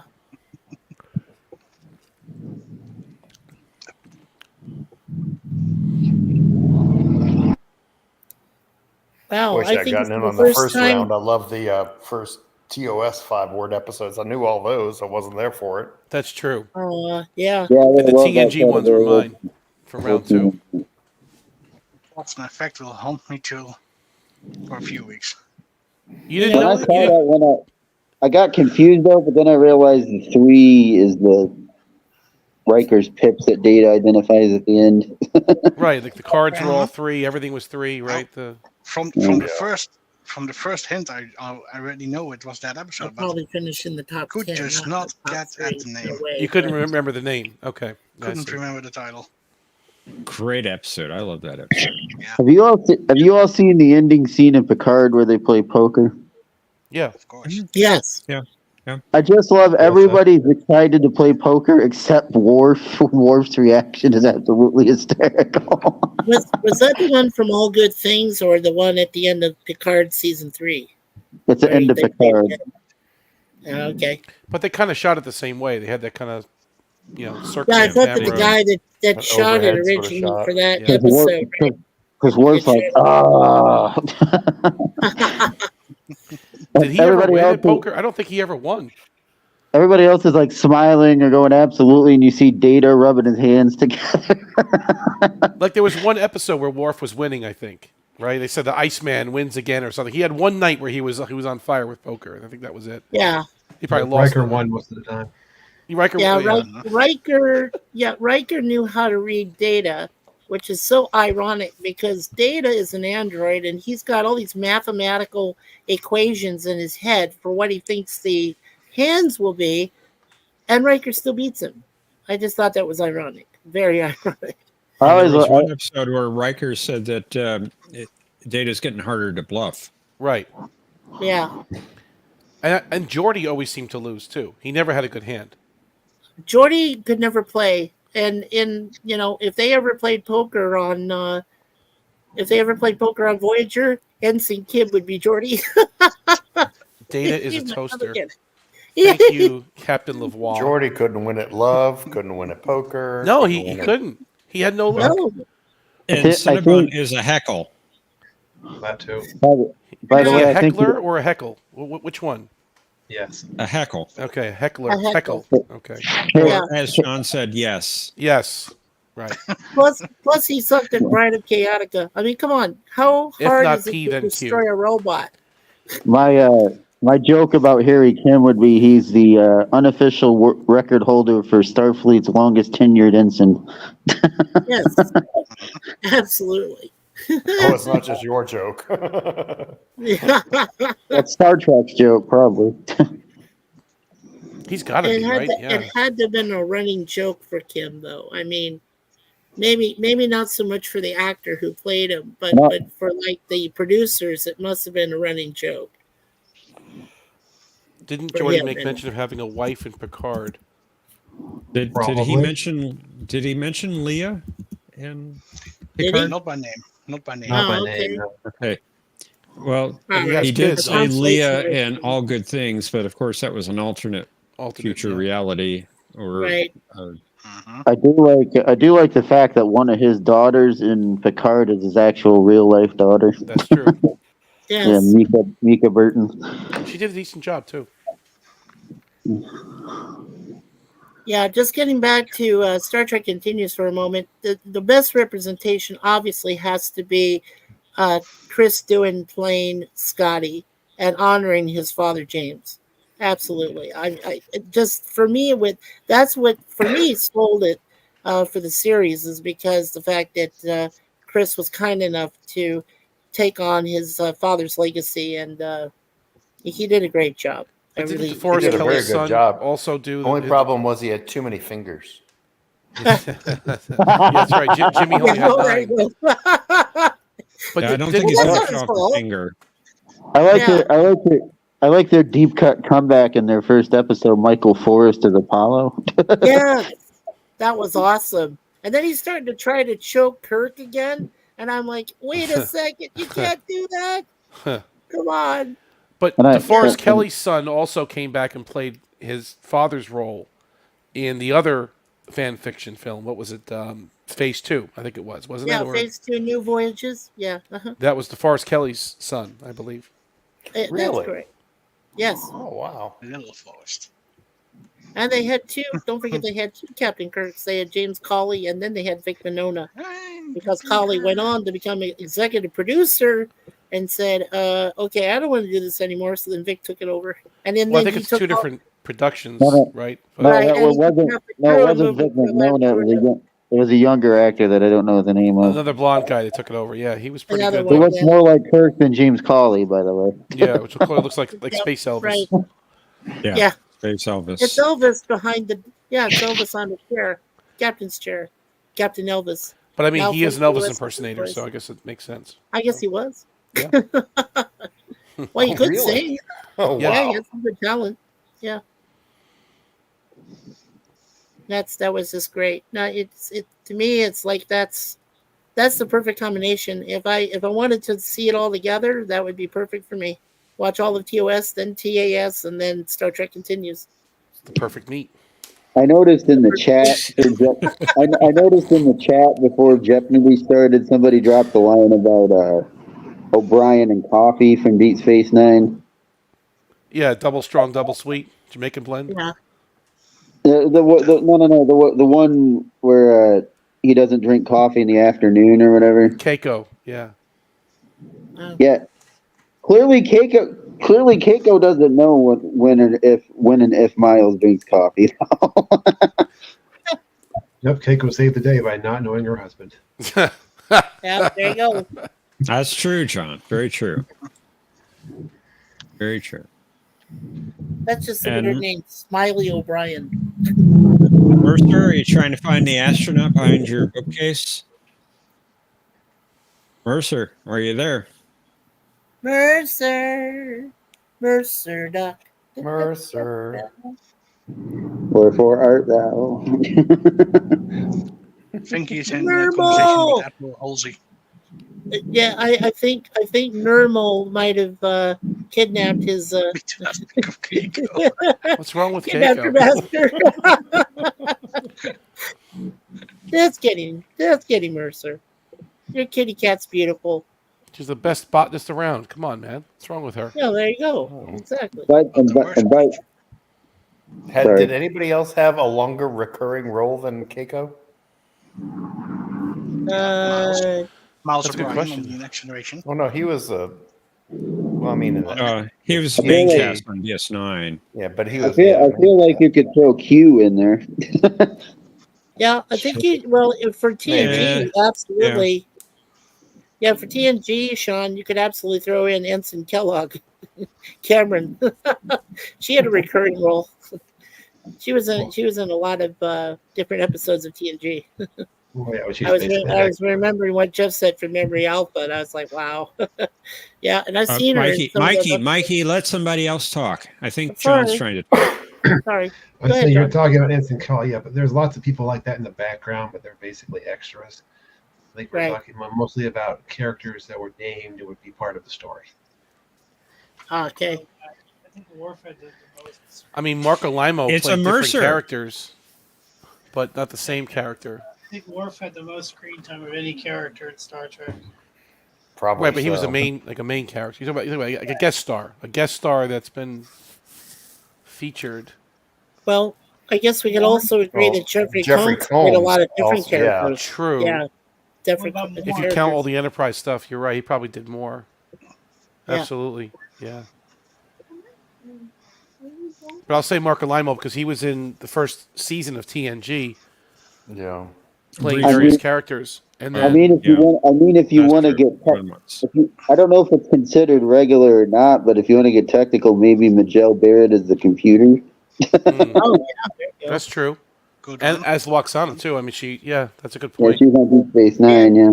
And she's credited as the computer voice pretty much through all the series. On the end Yes. credits, she's there. Yeah, At least you're exactly right. she Yeah, but found in- somebody else to make them comfortable.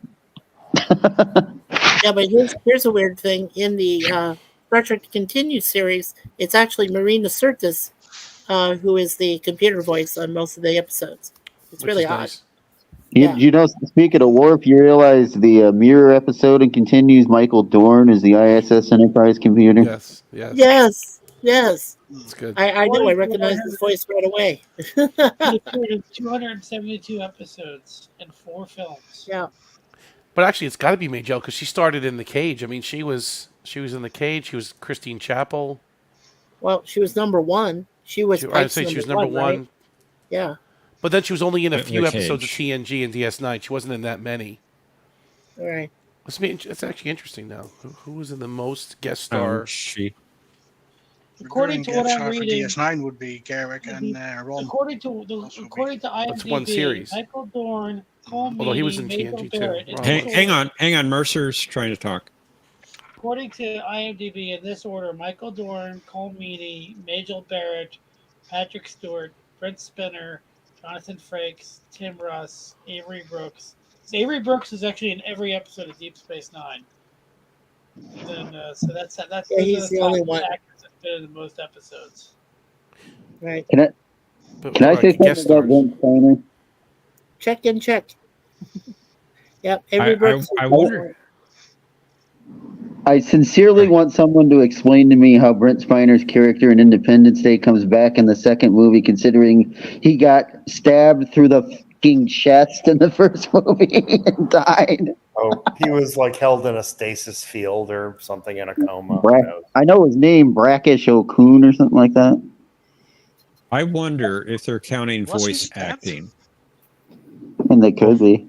Major will be that high on the list. They must be including all the time she was the computer. A few episodes. Yeah. Sorry, it's here.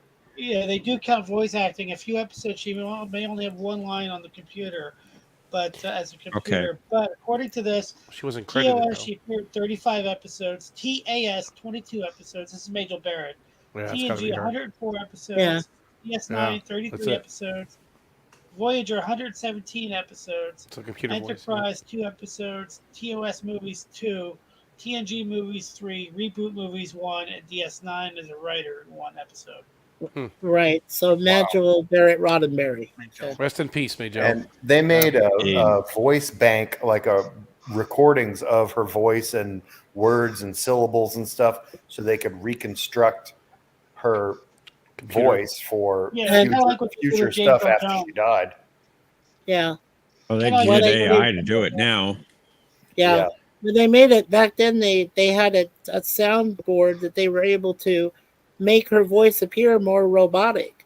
So, it was very crude, but I mean, they used it for like every single Star Trek series that she did the voice in. So, and still used it. I mean, it's very cool. Yeah. For the Orville, the computer voice is provided by Seth MacFarlane's sister. Rachel McFarlane.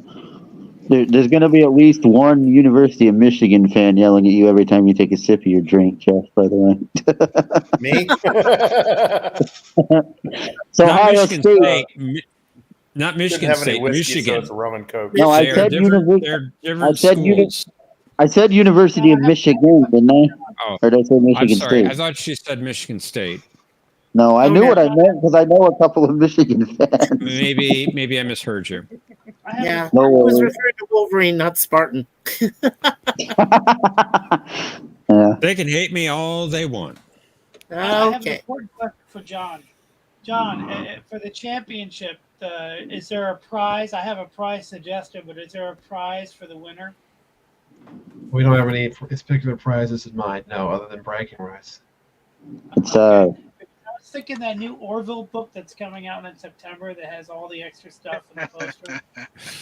That'd be cool. Yeah, how much was that, Mercer? How much did that cost? $94. $94. the prize. It'll be a picture of Jeff with a hidden audio button in there that when you press it, he goes kapla. I'll show you what it looks like. You know that I know which of you does kapla because I thought it was John last time, but it's Jeff. No, it's Jeff that does Kapla. Yeah. Can I have Oh, wait, one of John? I say it differently each time. So. Yeah. Can I have one of John that says mulch? Oh, Jew! Can I have one? Can I do one of those? Yeah. Yes. That's what I want. There you go. I can hit it on demand, right? Just hit the button. Yeah. Oh, eat you! What? Malts. It's a-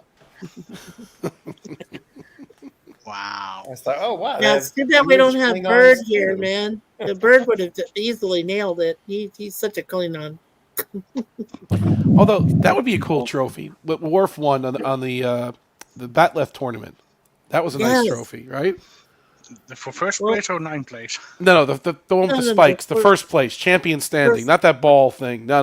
Yeah, no. The one with no. the knives sticking out of it. Yeah, that one. Pool ball. Yeah, Yeah, the I key- like that. Well, maybe John could get us an email to us, or whoever wins it all, mail that kind of statue to us, just a small little statuette. Then we can show it off the next time, you know. So sadly, I'm fresh out of Battleth tournament trophies. Maybe a miniature enterprise? Oh. Maybe a miniature enterprise, John? See now there's I'm sorry, Chance. Go ahead. I was gonna make a joke. I said we're gonna get a joke category one of these days called Name That Mulch. Name that what? Mulch. Mulch. Isn't that not what you said? John said mulch or whatever. Malts. Oh, John might have thought mulch. Never mind. I heard mulch. Yeah, mulch. Yeah, you lawn mow. You mulch the lawn, right? Yeah. No, the MALTZ is John Larroquette from that's a motion picture, yeah. Search for Spock. Oh, is it that? Search for Spock. Yeah. Hey, I know what would be a good present. One of those Christmas ornaments of the Enterprise. They're really inexpensive, John. You can get them from Hallmark, you know, if there's a Hallmark store around. Well, John has a link for his PayPal account and buy a cup of coffee on his channel. Everyone should contribute a bit, right? That's a good point. So he can buy us a gift. Coffee to do it, yeah, to buy the gift for the champion. The Search for Spock makes me laugh because I remember one of the Jeopnerdys in the past where there was a gag where somebody confused Oberth class and Reliant class or whatever the Reliant is, that class. Miranda class. And I know the Grissom and Search for Spock is Oberth. Winner gets a Hallmark discovery. Thomas, we actually want people to play.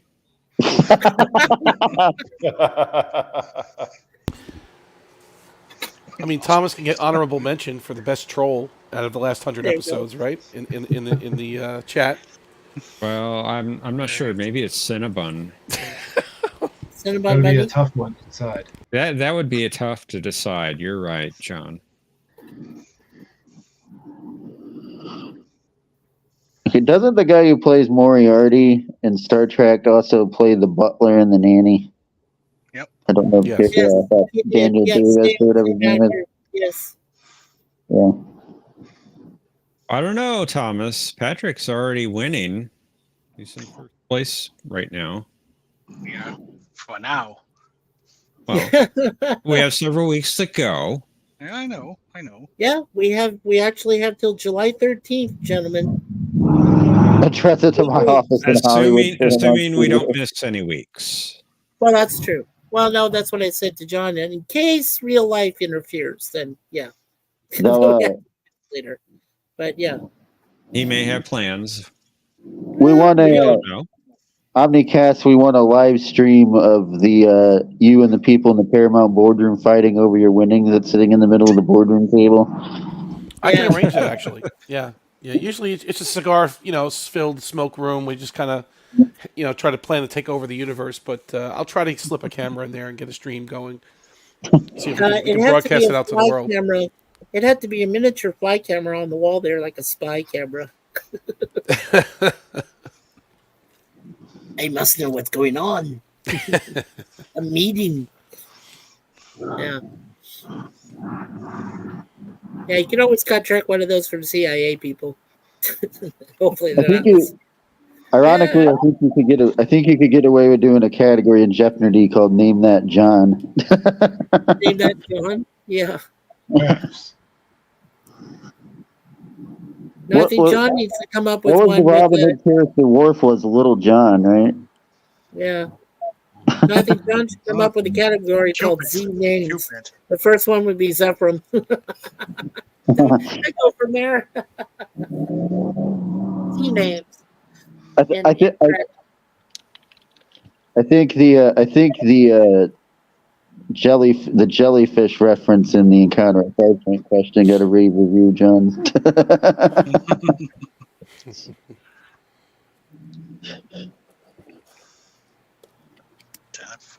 John does have a way with words. Thank you. Clearly. Yeah. Plus, I think it's hilarious that they call it Encounter at Farpoint, but the actual name of the planet is Deneb 4, and I'm like, why don't they just call it Encounter at Deneb 4? Because the station is called Farpoint. Farpoint Station. Farpoint I got that. It No, I sounds got so that. But I'm just saying. mysterious. And the Encounter Also, DNF doesn't have the same ring. Farpoint and a counter. Yeah. Farpoint and Encounter. Mm-hmm. Right. Farpoint and Encounter. Yes. Actually, John, I just started watching some of your older episodes, videos actually on YouTube, and you had the one where you were trying to say why Voyager didn't take the Bajoran wormhole back home, and you had a whole math equation as far as how many light years it was from where they were to that versus the Alpha Quadrant. I mean, it was really interesting. I never really looked at it that way, but you have some good older videos on there. I didn't realize you had so many until recently. Yeah. And I watched the newest ones, obviously. That was pretty cool. Plus, they would have been in Dominion territory if they wouldn't have had a chance.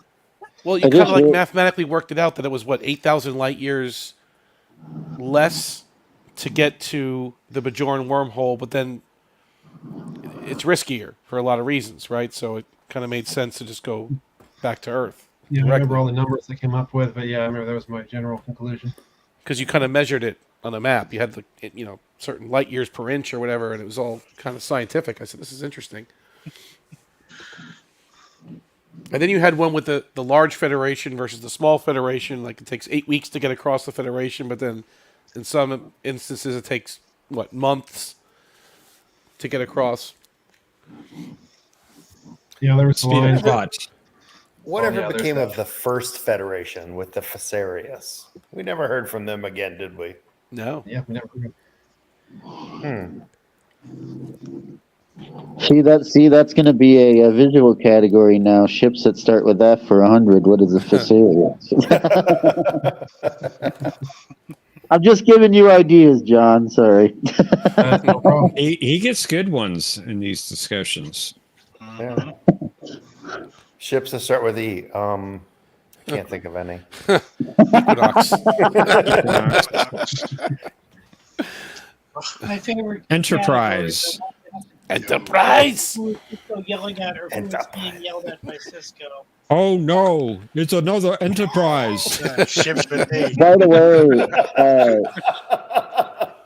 speaking of Enterprise, I want to go back to Continues, Mikey, for a second. I don't remember the name of the episode, but it's the one where Spock is on trial.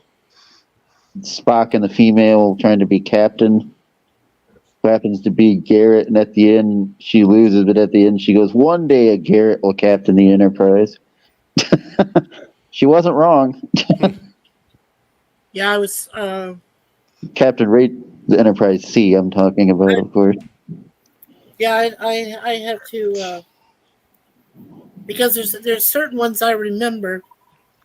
Like I said, the Boldly Go is the final 2-part episode ending Star Trek Continues, and then they have what was the A Pilgrim for Eternity is the one that has Michael Forrest returning as Apollo.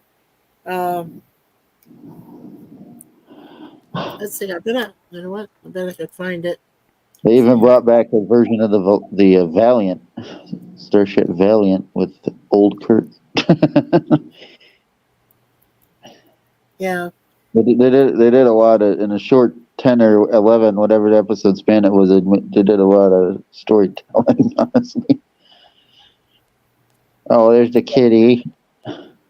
Nermal. Kitty! Nermal!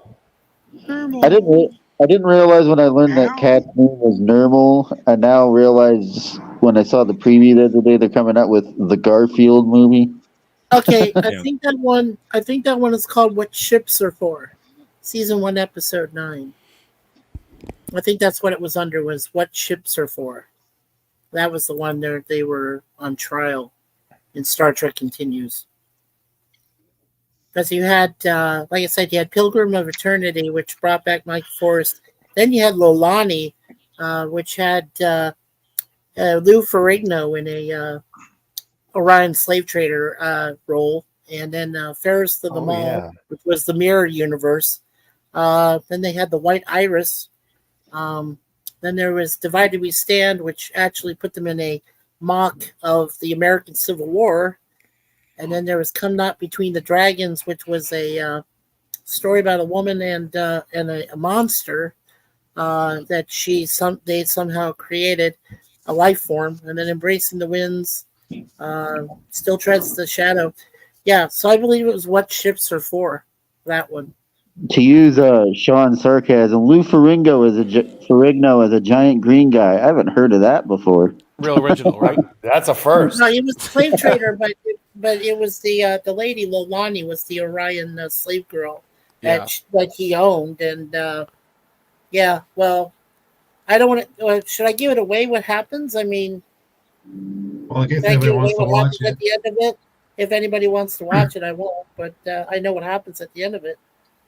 Why can't I remember the actor that was Bruce Banner in The Incredible Hulk? I know Lou Ferrigno was the Hulk, but I can't remember. Bill Bixby. Bill Bixby, yeah. I just love the walking away music at the end of each episode. It was really good. Yeah, that was good stuff, man. They had Stewie walk away to that in an episode of Family Guy. They did. Oh yeah, I remember that. That's good. What would Stewie transform into with enough gamma radiation?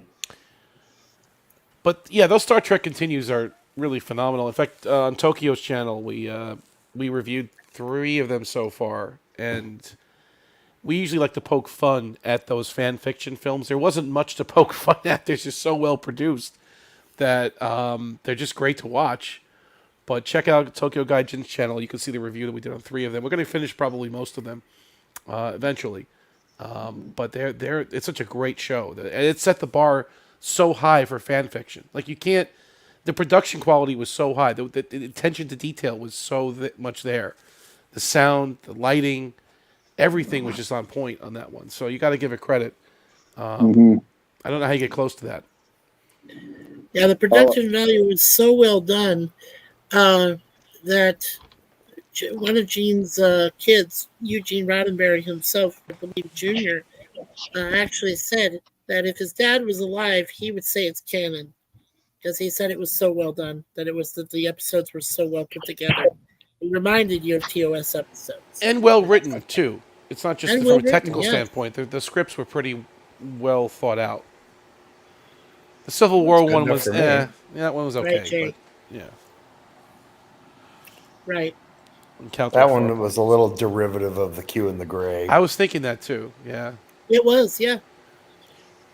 But it was ambitious. Yeah, Divided We Stand. Yeah, that's a great episode. I love that one. You know, they filmed it on location somewhere outside, whatever. You know, it was outside of Georgia. It was actually it was filmed, I believe, around, if I'm not mistaken, Lookout Mountain, Georgia, where they did have some Civil War battles back in the day. So it was almost like a reenactment. It was kind of cool. Yeah. Jay, Farpoint and Encounter is just a joke. Because Matthew called it that one time and it stuck. Right. So it's just our fun way of referring to that episode. Right. There's Tokyo's channel. Yeah, check it out.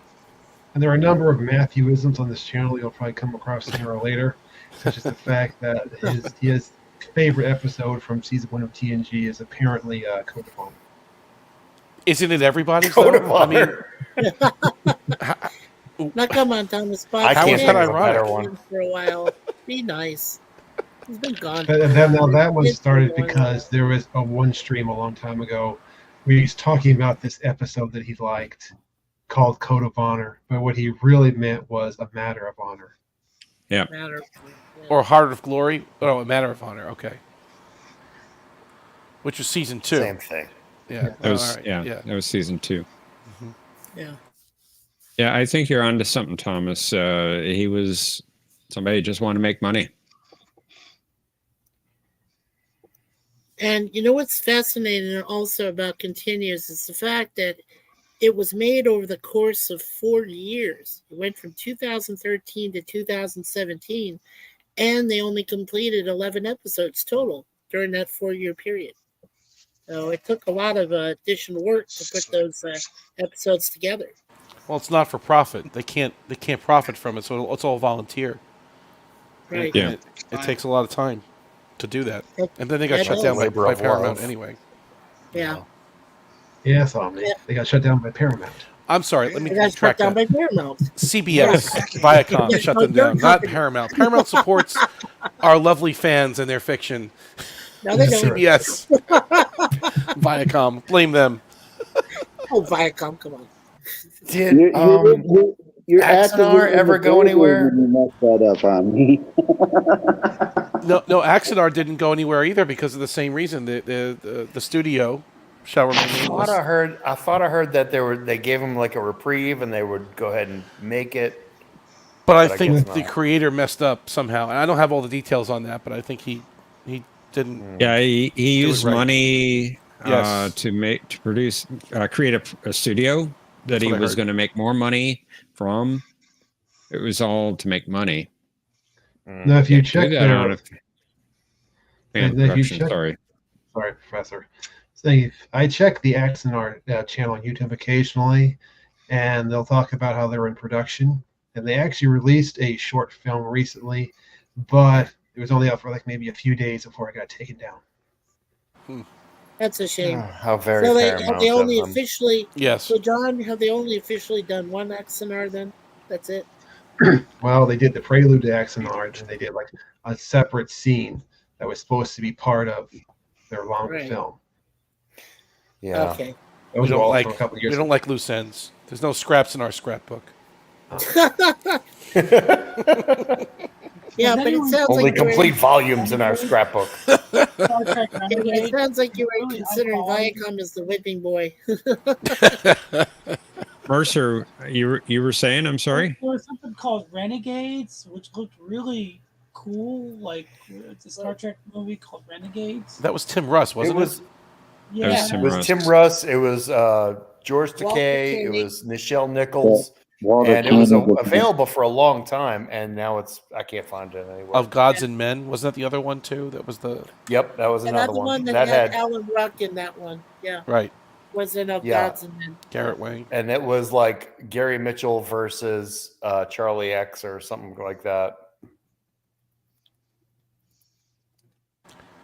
I mean, Phase 2 was good, right? But I mean, continues to set the bar so high you can't, it's so hard to hit that now. Yeah. Well, I have to say the one with the Espers to Boldly Go, the two-parter at the end, is still one of my all-time favorites. I love that two-part episode. What was the one with the Ultimate Excalibur, Infinite Excaliburs? What was that one again? I saw that recently too. I don't remember that one, but that came out recently. Yeah, I saw that too. Right? Yeah. Mercer, what were you saying? I have a question for you, Jeff. What do you think of that guy's point that if they got to the other side of that black hole, they would just be arriving right after the original team would have arrived? It's called Avalon Fan Films. Crisis on Infinite Excaliburs that came out 5 months ago. If they got through the wormhole, they would be just arriving when Edmonds. I think what was the water planet called? Edmund. Well, I think it's because of the time dilation.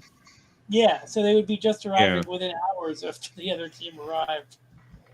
Yeah, because time was progressing so much slower on the other side of the wormhole near the black hole. Yeah, it's a trip. I am so. Trying to figure that out. I'm so disappointed in myself. Hang on, Mikey. Mercer's Sorry. trying to talk.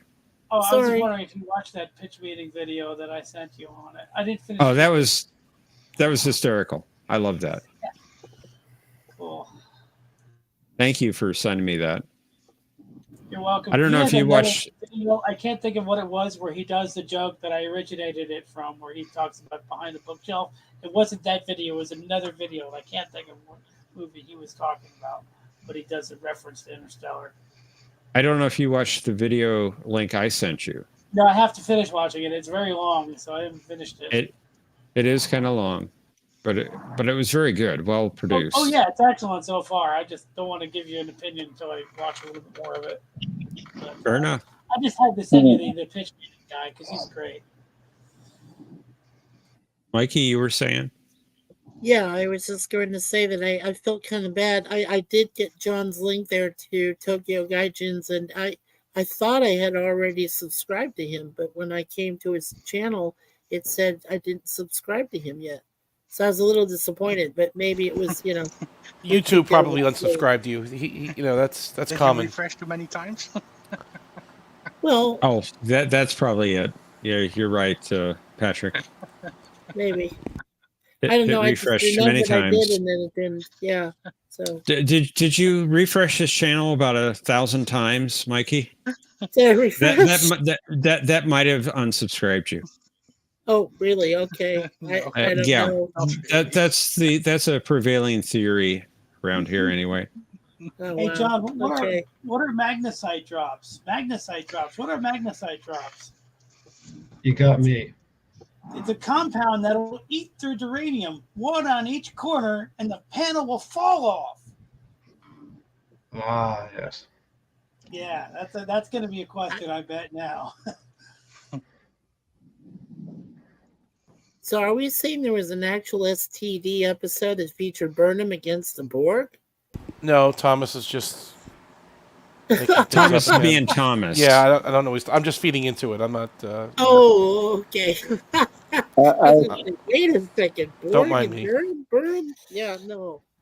There's a weird part of me on the 5-word TNG category from the one today, where I was hoping somehow John would find a way to reference 11100011 that episode.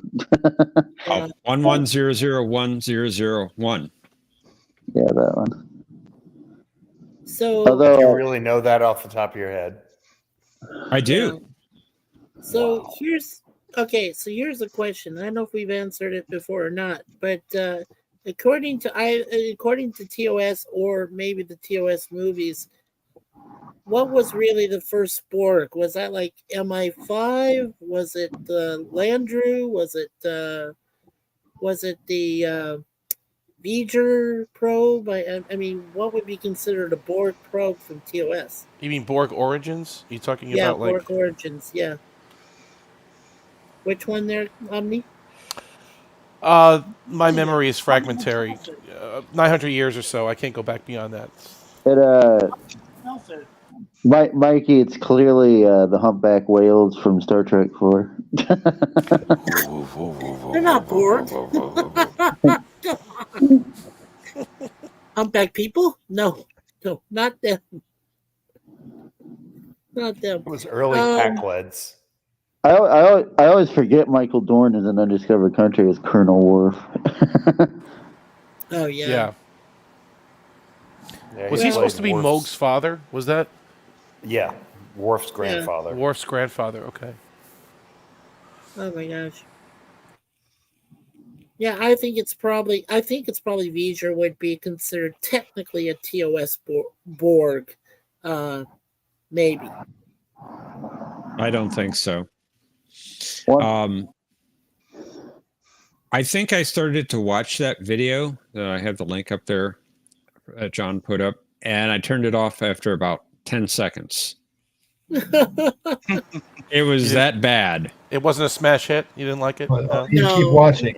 It was a happy ending. I kind of like the Borg happy not ending. having Okay. a defined Watch origin. a little bit longer. It's not one of those. The acting was horrible. God, it was bad. You've heard You're talking about the link I put up with Burnham versus the Borg? Here's a trivia question for you. You said the What acting was bad? 1995 movie had a Cardassian? Maybe it's not what I'm thinking it was. Sorry, Mercer. What 1995 movie had a Cardassian in it? 95 movie? 95, that would have had to have been the Undiscovered Country, huh? No. But it was not a Star Trek movie, but it still had a Cardassian in it. Not an actor that plays a Cardassian. What are you saying? There was a movie with a Cardassian in it? What? Yes.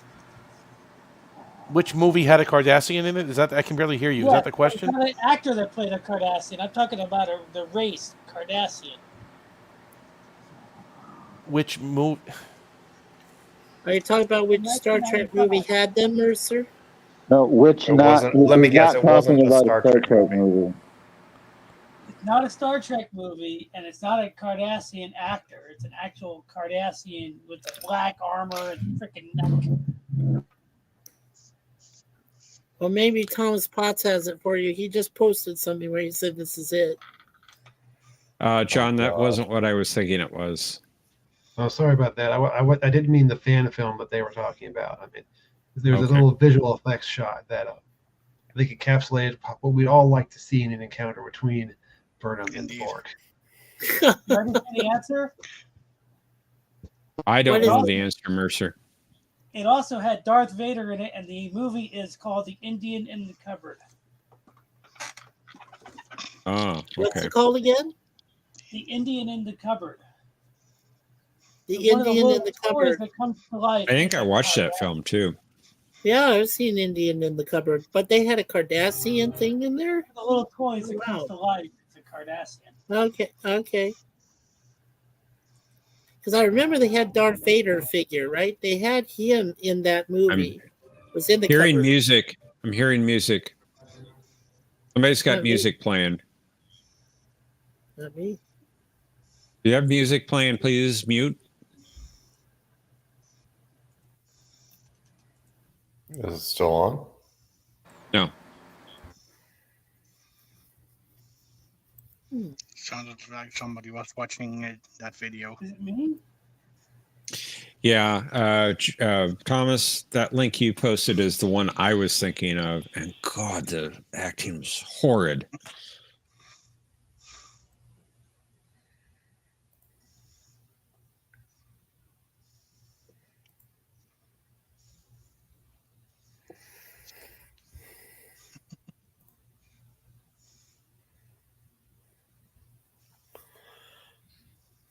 And it got really quiet.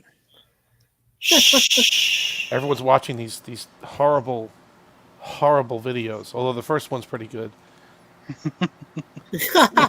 Resistance is futile, but the second one is. Oh, it's dire. I covered this one too with Tokyo. We couldn't. I couldn't take it anymore. I couldn't. After like 10 seconds, like, no. Just no. Like, watching the original actors is bad enough. Watching bad imitations of the original actors is even worse. Yeah. Let's fly. Private chat, Chaz is stating that he's back. Oh, I see what. Oh, okay, I see what he did. He had the Borg. He had a bunch of Borg cubes destroy Discovery as soon as it came through a wormhole, and then he formed all the cubes into 30,000 subscribers that he reached at that one point. Neon Visual. Yeah, nicely done, John. Good to find that. Well, I didn't do it, but thank you. My browser on my phone accidentally closed StreamYard. Sorry about that. No problem, Chaz. No problem, Chazzy. I mean, Shaggy. Should I call you Shaggy now? Hang on, Mercer. What was you saying, Mercer? I put the Indian in the cupboard scene in the chat with the Cardassian. Okay, I see it in the private chat. Yeah, you can see the Cardassian. Is that what a magician on Star Trek would say? Is this your Cardassian? Is that my Cardassian? That's the whole magic thing with cards. They always go, "Is this your card?" Yeah, I'm not quite there to John's level yet. Give me time though. I'll get there. If I don't cut it off, I'll get there, John. But John is like a perfect mix of like brown and gray, I assume, or black and gray. I agree. I gotta read this right back. It's a distinct possibility. See, Once we hit November for Movember, Jeff's got to start growing a beard now. That's right. When we start getting into the holidays, we have to see Jeff Franklin start to grow a No, beard. I don't think so. That's just called the Oh, come reverse. on, So Jeff, you look Jeff grows a beard and beautiful. John clean shaves, both of which will never happen. I don't think that'll happen either. I wouldn't count on it. No.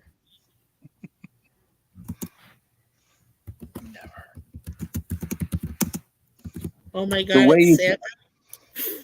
The way you said never made me think of wrestling. Never forget the name of Goldust. All right. Good night, Chocolates. All right. Good night, kids. I got to bug out. Take care, y'all. Thank you very much. Thanks for Take care. playing, Sean. Thank you Take for care. playing, All right. Sean. Thank Take care, y'all. Sean. Yo, this is number 6.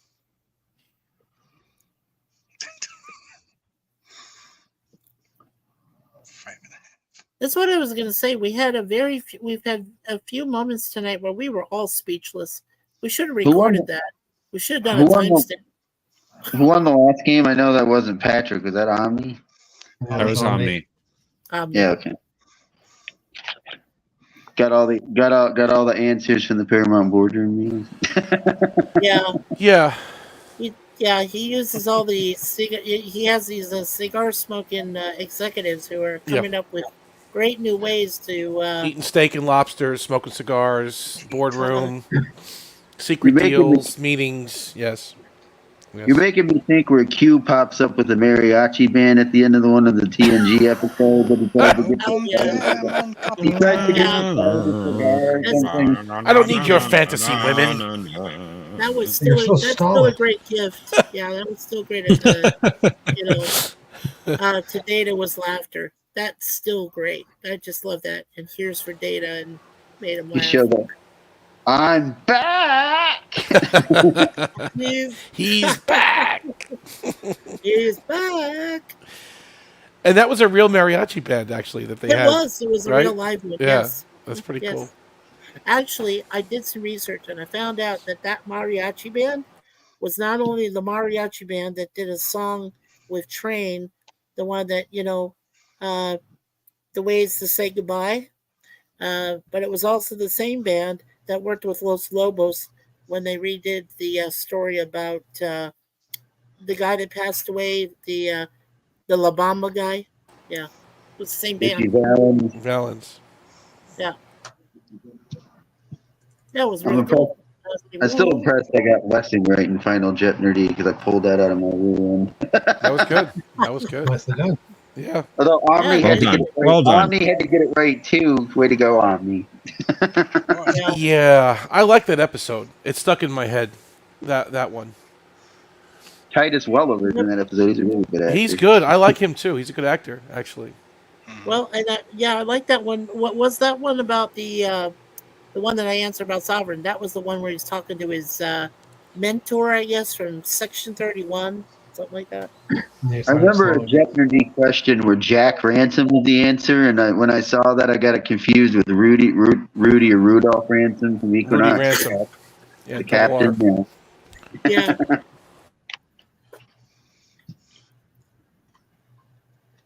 Gene, John, I know Gene- so when I change, I was going to say, John, when I change it to Mikey T-Bone, will you just make sure you change that in the scoring column there? If I change it to that next week? Yeah, I think that's true. Nope, you started. I think you should separate them, John. Really? Yeah, I really do. You know what makes me laugh though? The episode of Voyager Night. There's a scene where Chakotay and Tuvok have a private conversation to try to deter Janeway from doing something stupid. Yeah. And Chakotay says something to Tuvok about we've kept each other at arm's length. Didn't both of you serve on the Maquis ship and Caretaker, the Valjean, or whatever it was? Yeah. I think that's closer than arm's length.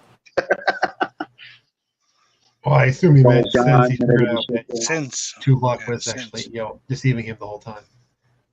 Well, I thought that Tuvok played a spy on the Maquis ship, didn't he? he was. Well, he Yes, was. he's undercover. And thus, since Technically. when they were on Voyager, kept each other at arm's length. Yeah, technically. Well, why couldn't Voyager just steal the TNG episode title and add a word to do an episode called "We'll Always Have Tom Paris"? Well, they were saving that for Lower Decks. Well, but I guess he was both Paris and Locarno, wasn't he, in Lower Decks? Still can't see the difference. I still can't get over the episode in Voyager where they turned Janeway and Tom Paris into oversized salamanders. Oh, Emmy Award-winning episode, that one. Mm-hmm. I know. Indeed. I still can't get over it. We learned from animated Locarno, don't try to diffuse it for Ringy Genesis device without having some platinum handy. Yeah. I was trying to remember that line where Q tells his son, if there's one thing you've got to remember, don't piss off the Borg. Don't provoke the Borg. Don't provoke the Borg. Right. Yeah. Right. I don't think they were allowed to say that back in the 90s. Right. Don't forget, Nana Visitor and Armin Shimmerman were in Lower The word Decks. is provoke. Thomas Potts Now, being wait, brainwashed by what's his the standing Bajoran winner? master, huh? Is anyone Patem gonna far watch the patane. It's a holy time, a time of awakening. Oh, the time of Is waking. anyone gonna watch the Acolyte? I don't speak Klingon. It's Bajoran. What's Mercer? Oh, Can't Sir hear Levin Mercer that says well when I tonight. saw His that, I volume thought is really it low. Israel. I must fall asleep. Okay. Anyone's gonna watch the Can I ask you, Hang on, John, Mercer. Mary, hang on. Mercer, what did you say? Just wondering if anyone's gonna watch the Acolyte next month. Probably not. I doubt it. the what? Mercer, are you away from your mic? Yeah, 'cause you we sound can't really hear really you. low tonight. It's a new Star Wars series called The Acolyte. You can't hear us. That takes place like 100 years before the Phantom Menace or something. And no, John will never do a Rebel One category, whatever that movie was. Wasn't the Phantom Menace back in theaters last week? It was recently. I was thinking about it. I'm like, should I go? And then I'm looking. 6th. Why would I do this to myself? It wasn't being broadcast in any big screen, extra big format. It was just basically the Phantom Menace again, right? There was no added scenes. It was not specialized, right? I mean, it was. As far as I know. Well, they did have a Well, preview here of in The Canada, Acolyte. here in Canada, they did rebroadcast it, but they did it in the bigger theater. They call it Ultra VX. That's where Ultra the big VX? sound and surrounding. Yeah, Ultra VX. Can They we did can we retcon the Phantom Menace out of existence so we can retcon Jar Jar Binks out of existence? Well, you know what they He's call a- J.J. he's a- Abrams? They call him Jar Jar Abrams. There's Me fan too. edits that do that take out Yeah. basically all the Jar Jar scenes out of the Phantom Yeah. Menace and all the movies, and it is much better. Oh, get- 10 times better. Somebody will come up with that and edit Jar Jar Binks out of every scene. No, it's already They've happened. already It's done it, It's already Mikey. done it. Oh, yeah. they've done it? Mm-hmm. Oh, wow. Nice. Yeah. Have we ever had questions about the Abrams movies on Jeopnerdy or no? Or is that one of the things you'll avoid, John? Okay. Pretty much anything after Enterprise is Yeah. out of the question. Anything Maybe a that's- Prodigy here or there. Haven't you done I do a like question or two Star about Trek Prodigy? Beyond. Maybe a while ago, but nothing recently. The first Thank or you. second one he did.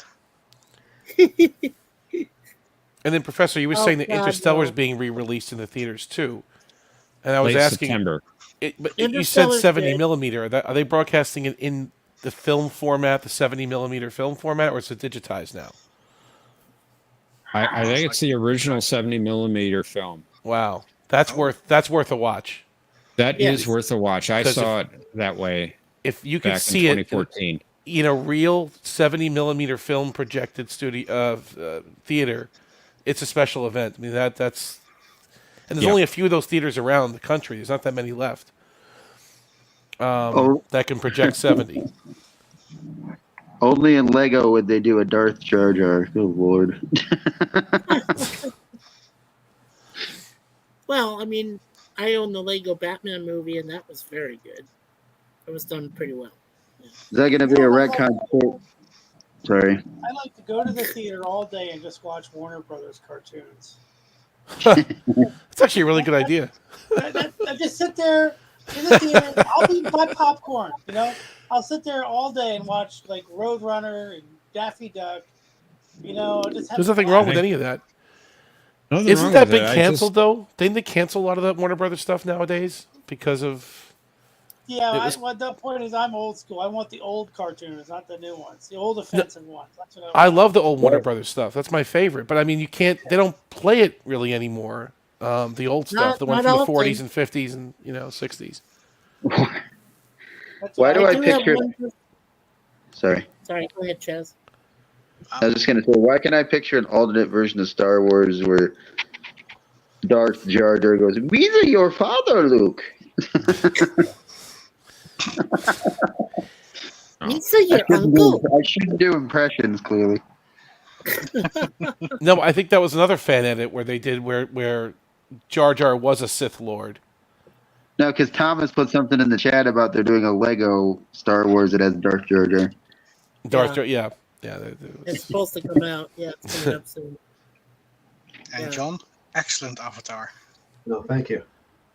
Yeah, that's a cool avatar for sure. I like it. That's a Zoe original, I think. Ooh, nice. Yep. And she had a good video this week too about the Wrath of that was Space Seed. I think she did. She reviewed Space Seed. Yep, it's me, Lemon Pie. It's me. That was a good one too. I thought you were gonna go Vince McMahon for a second. It was me, Lemon Pie. It was me the whole time. Not that we should reference Vince McMahon in 2024, mind you. But anyway. I think Lemon Pie might have forgot. They just like Star Trek episodes in the theater. I would do it.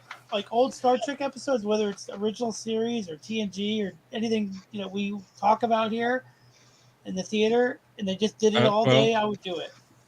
I did actually see. Let's see, what 6 Fathom, episodes of TNG Fathom, at the theater. You guys know they did 2 animated Batman movies that were based off the Batman 60s show?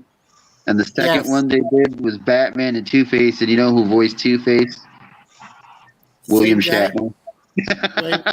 Oh, really? Wow, I didn't know that. William Shatner was Two-Face. Yeah, that's crazy. Lemon Pie, I'm not saying that I'm special or anything, but my name is always up there. Yeah. It doesn't matter if the other names aren't there or not. Mine's always up there. Yeah, you always have some right-hand side. So your full thing is Professor Brainy Specs, the most honorable scorekeeper. That's your full name? Well, that's my little tagline there. No, I know. He could give us his actual name, which is Time Lord and such and such and such. Oh, that does say John the Beard. I was going to make a joke. That's funny. Wait, well, he has the beard. I'll be right back. I got to reboot. I'm trying to see what Mikey says underneath his name. ST4 best film ever. Yeah, Star Trek 4. It's the best Star Trek film ever. It was filmed in my city where I was born. You know, 5 is better. Opinion. Come on, man. It's a great film. I love it for time travel. And might have a better dream sequence. Oh, really? Planet of Galactic Peace? Star Trek 5 is the best Star Trek film that features marshmallows. It is. Hands down. Yeah. It's also And are you that? Where can you get marshmallows? I mean, can you buy those things? Are they available? No, apparently not. You have to ask Fox. I've looked in stores, but they don't have marshmallows. They don't have them? No. Not in Canadian stores. I'm only talking about my place, but yeah, no. I I swear prior to Picard, I never heard, like in TNG, I never heard Geordi call Picard Jean-Luc like he does on Star Trek Picard. Although I could be wrong. In All Good Things, he tried to, but it was awkward, right? He goes, Yeah, fair enough. yeah. By the way, Chaz, I'm glad that you posted the original Shaggy because lately a friend of mine, Sif Dan and I have been relegated to seeing Velma, and Shaggy is a sorry. black man in that. So, yeah, not the most impressive series I've ever seen. Yeah, you should find a way out of that if I were you. I've tried, but we raised over $1,000 and tortured the guy who raised that money. And he said, "Well, you need to be a part of this." And I said, "Okay." Velma's very bad. Yeah. Why can I picture Jeff? Why can I picture Jeff as somebody they unmask on Scooby Doo? I don't know why. Yeah. Let's see who the scorekeeper really is, Professor Brainy Specs. He's been hanging out with Cinnabon. Here we go. Well, welcome back, Mercer. I had to restart, but I deleted over 2,000. Are you far away from your mic? We can't hear you. Yeah, you're cutting out, Mercer. Did you buy Mikey's computer, Mercer? He destroyed it. No, he destroyed it, Patrick. It's destroyed. Can you hear me now? Yeah, we can hear you. Sorry. I can definitely hear you now. Cinnabon put cyber. Yeah, I think you get too far away from your microphone. Cool. Cinnabon specifically talking about Jeff. No, I'm just kidding. No, Cinnabon loves to pick on Jeff. Cinnabon always talks about me. And you made a little joke about Jeff, so I said you've been hanging out with Cinnabon.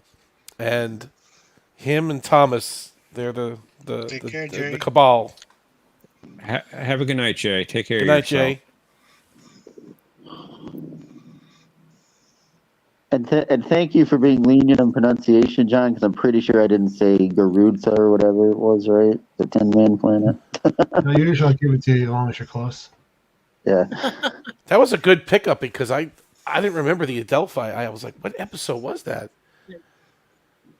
And then when you said Garusha, then I knew it was Tin Man. I couldn't pick it up. I didn't remember it.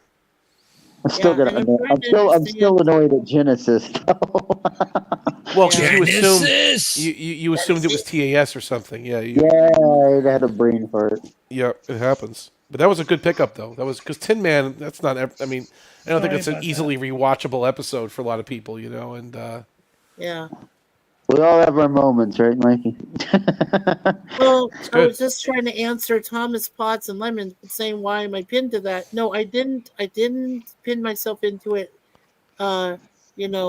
directly. I mean, I wanted to tell them, I said we could torture, it was through Tony Stark of Iron's channel.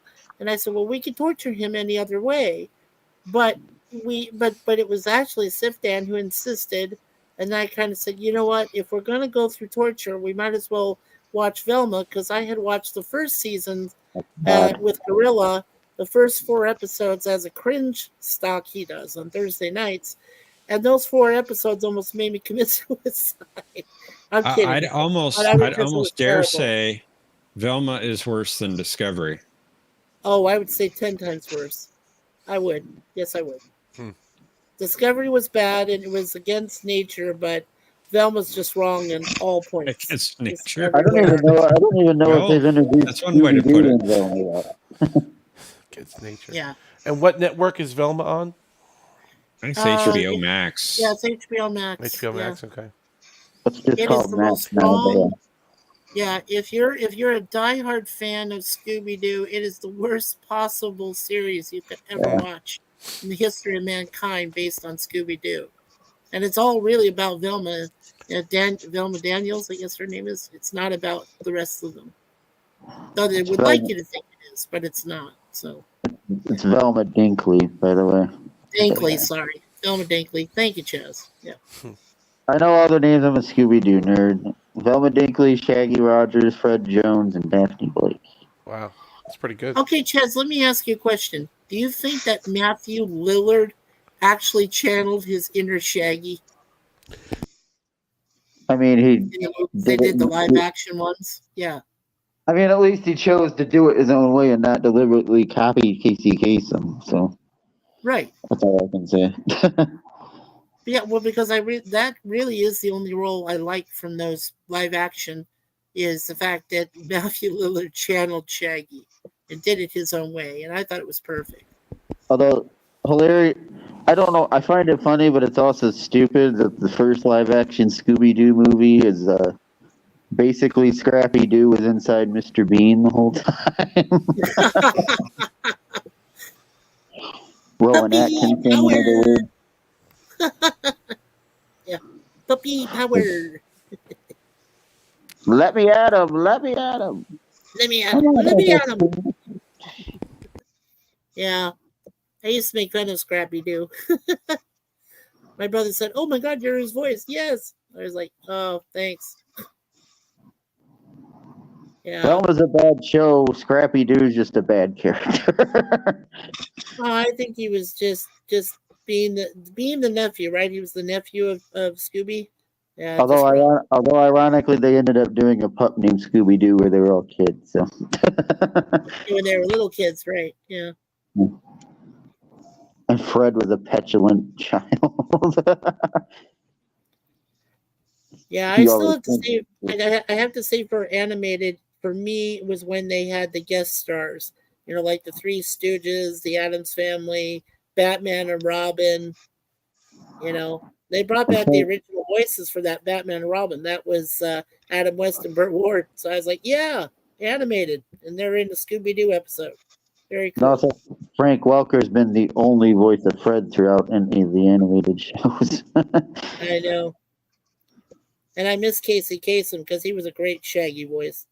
Yeah, he passed. Did you know Casey Kasem was a couple of voices on Transformers, including Cliff Jumper, but he left the show when there was an Arab country that they named Karbamia. He was like, that's very offensive. Yeah. That's literally the name of the country. Talk about on the nose. Yeah. The thing I like about Casey Kasem, because they did an animated hour-long movies called the Scooby-Doo movies where they'd have a guest star. Yes. And a couple of them were Batman and Robin, and Casey Kasem also voiced Robin. Yes, that's right. He did. Yes. But they did those. I enjoyed those. I love those ones. Yeah, they're the best ones I like. Did anyone ever read the Orville novella that Seth wrote? That was a really interesting premise. Yeah, I read it. I thought it was pretty good. It was like they had a reading of it. If you get the audiobook read by the guy that plays Tron, Bob Bixel, the guy from Babylon 5. Boxleitner, yeah. But the premise Bruce where Boxleitner. Yeah, Bruce the kid was raised on a holodeck, and they wanted to consider trying him for the crimes he committed with fictional people. It's very interesting. Very worthy of a Star Trek debate. And never forget the fact that Robert Picardo was on Battlestar Galactica ? Yeah. So you read it, John, right? Yeah, I've read it. Yeah. Okay. Just wondering. Hey, Chaz. Who was it Don Messick who replaced Casey when Casey can no longer do the voice of Shaggy? No, Don Messick was the original Scooby-Doo, wasn't he? Oh, okay.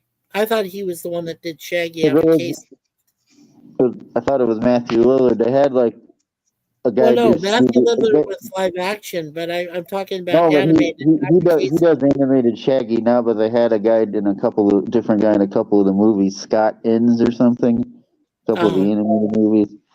That's the only other one I know. Okay. Well, it's like Mercer knows that Mark Hamill did the voice of Joker in the Batman animated series. Yeah. And a couple of other things too. So yeah, Mark Hamill's got a great voice for Joker. I've always said that. I was actually not a big fan of his Joker.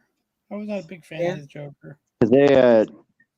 They ran back the Scooby-Doo movies not too long ago on I forget, like one of the streaming services, and it was Guess Who Scooby-Doo, and they had a Batman episode with Kevin Conroy, rest in peace, as Batman, Yes.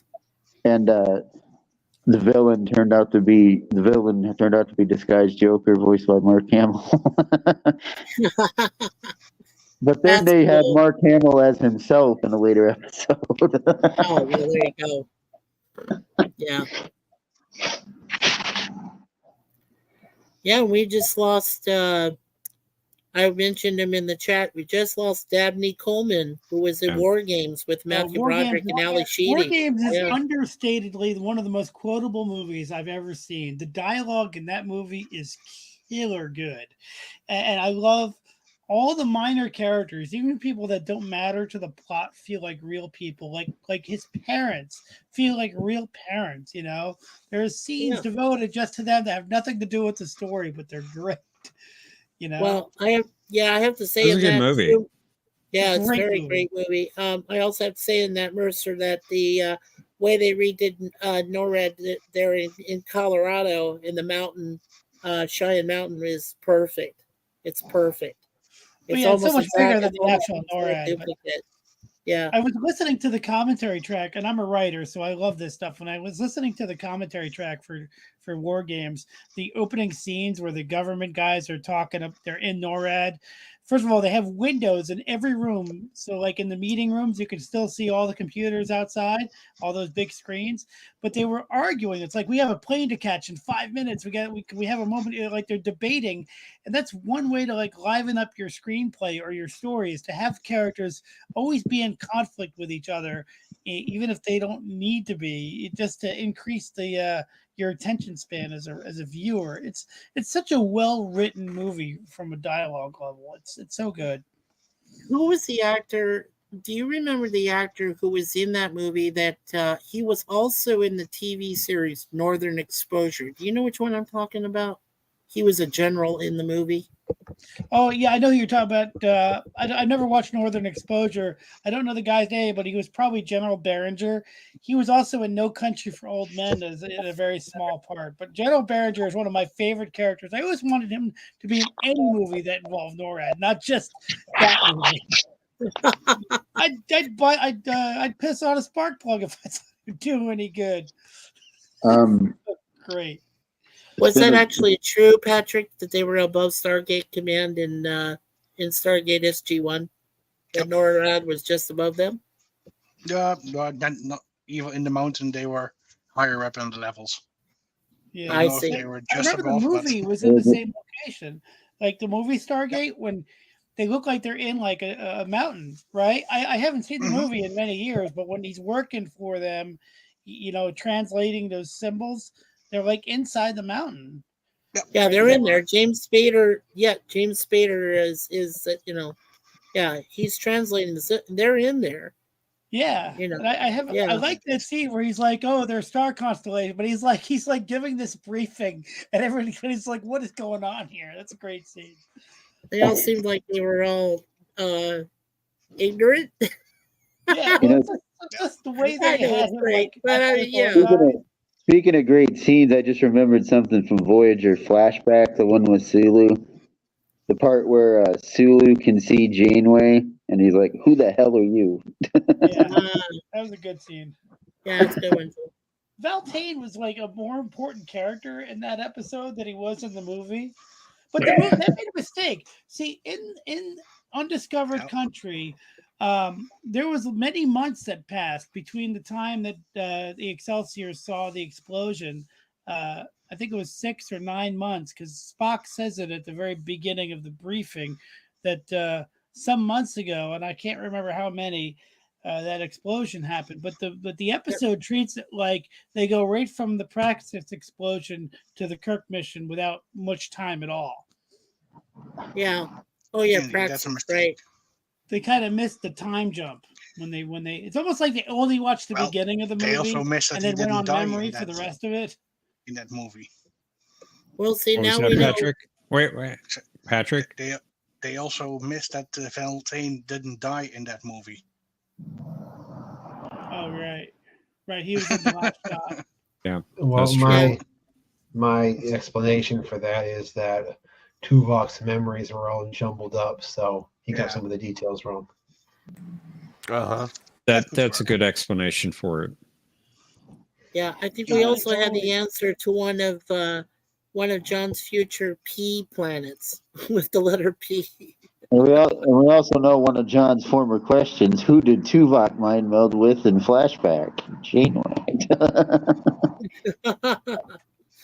Yeah.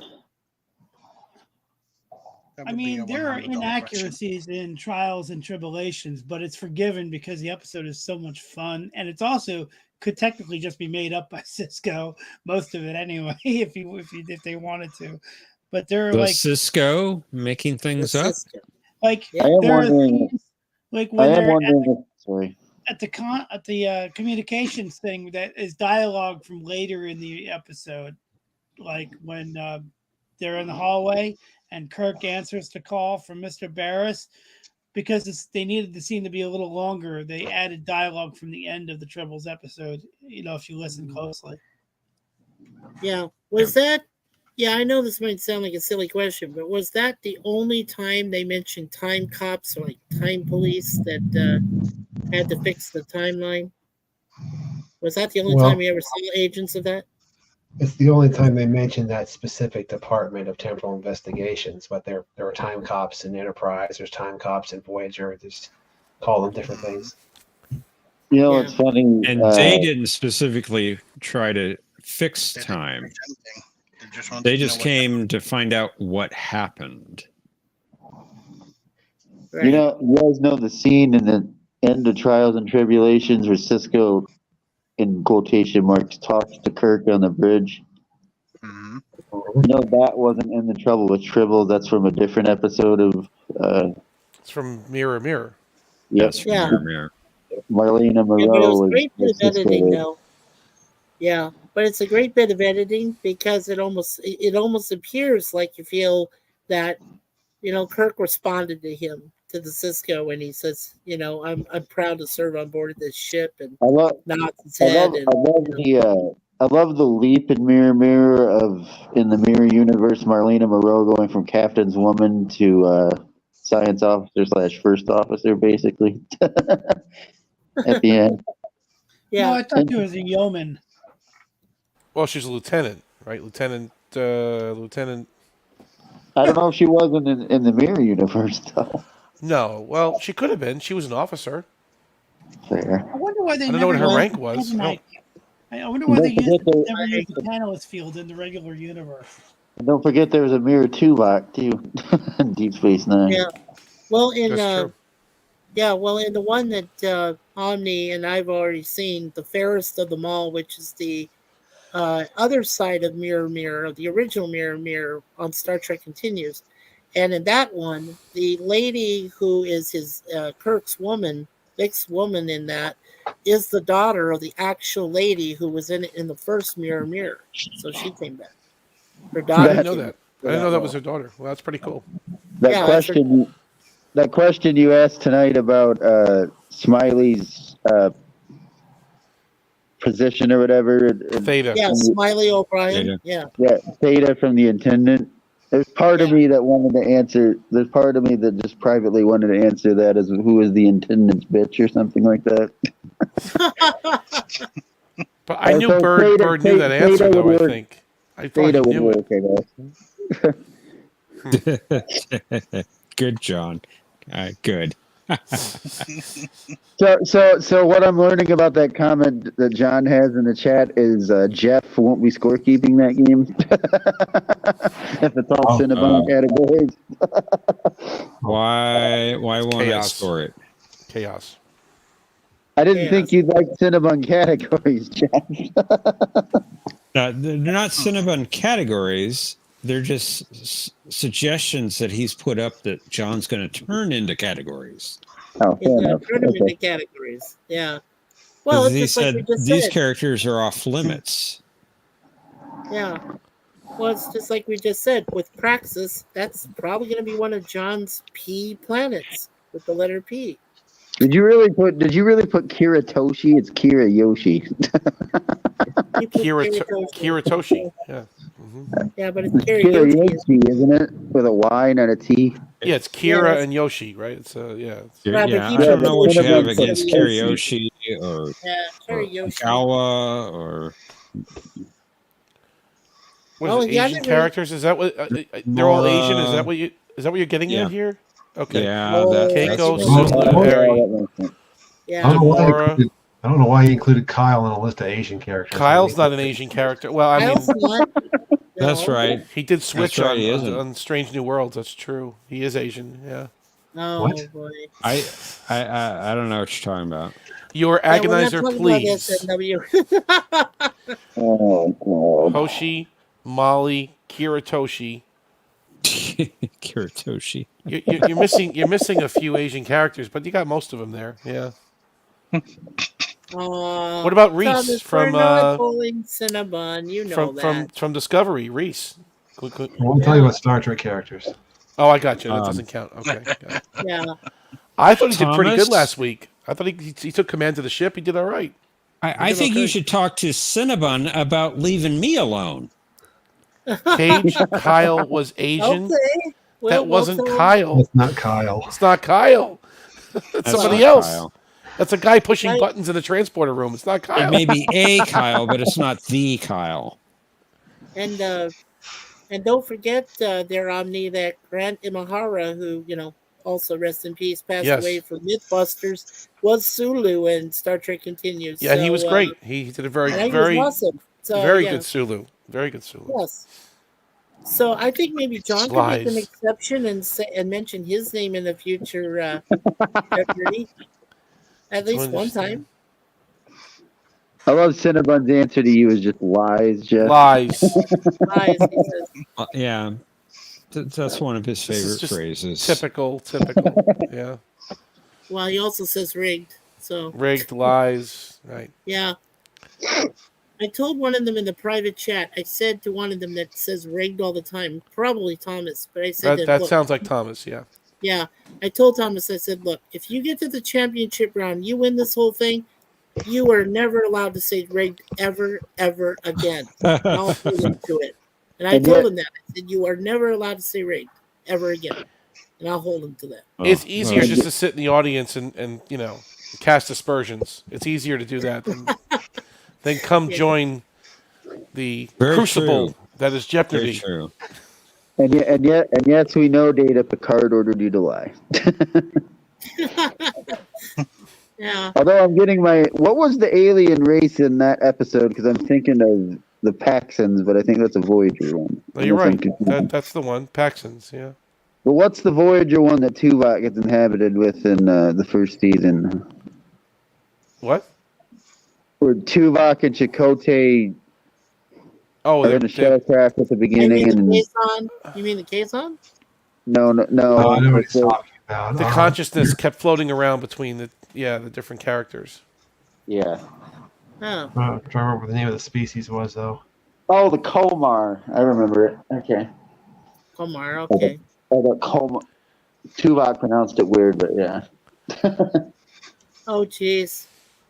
Oh, geez. No. You can always hang out and, you like to cast aspersions. You like to say rigged. You like to stir the pot. We get it, Thomas. It's cool. Thomas, you're not too stupid to win. You're not. I hate that I when agree. people say they're stupid. Completely with. I hate that. Because you've played, Thomas, and you're good. I mean, you know the answers. Good. You're a good you know player, a lot of them. Thomas. Yeah. Yes, you are, Thomas. Very good at playwriting. Indeed. So are you, Patrick, and then you're the early leader now that we started this tabulation of points. Oh, I thought you said I was lucky that I was the returning champion from last week. And Thomas, I was watching your stream last night. You were playing that zombie game. What was it? Left 4 Dead? That was pretty entertaining. You and Cinnabon were... I never saw that game before, but it was pretty cool. You guys were killing zombies, and it was a good game. That's the game that Matthew abandoned Thomas in. Was that Dead Redemption? Yeah. Is it Redemption? No, it was Left. Is it Left 4 Dead? What were you guys playing last night? What was Left it? 4 Dead 2. Left 4 Dead 2. It was good. Left 4 Dead 2. I've never seen that. I never played that game before. It looks pretty good. Yeah, no, I've seen it once. There's a friend of mine named Nemesis of Eden. He plays it every once in a while. Okay. Yeah. I like Left 4 Dead 2, except there's one level where there's 5 witches in a row that you have to avoid waking up, and then if you wake them up, it's a complete cluster. Huh. And then you're screwed. Yeah. Yeah. Yeah. I just like the tank music in Left 4 Dead. Dun, dun, dun.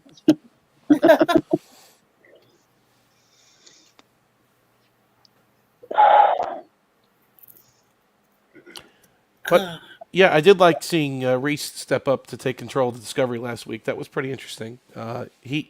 All those bridge characters on that show are just you don't know anything about them, barely nothing. You don't even know their names. They could be cardboard cutouts of Starfleet officers. But Reese has been on the show, I think, since the beginning. You really don't even know much about him, but he stepped up and did a pretty good job. Kind of taking charge of the ship. It was cool to see him do that finally. From 5 that seasons in. smash hit show of yours. It is a smash hit. And the Critics' Choice Award nominee, Star Trek: Strange New Worlds, also is groundbreaking. But Oh, wow. Yeah. I need to watch. I need to watch. It's gonna smash when I hit it. Wait, I took a Don't picture. destroy a computer monitor in your library by accident, there, Jeff. Mikey, I need to watch the. I need to watch the beginning of the Mirror episode. It continues because they do a completely different worded intro instead of the Space the Final Frontier one for the Mirror universe.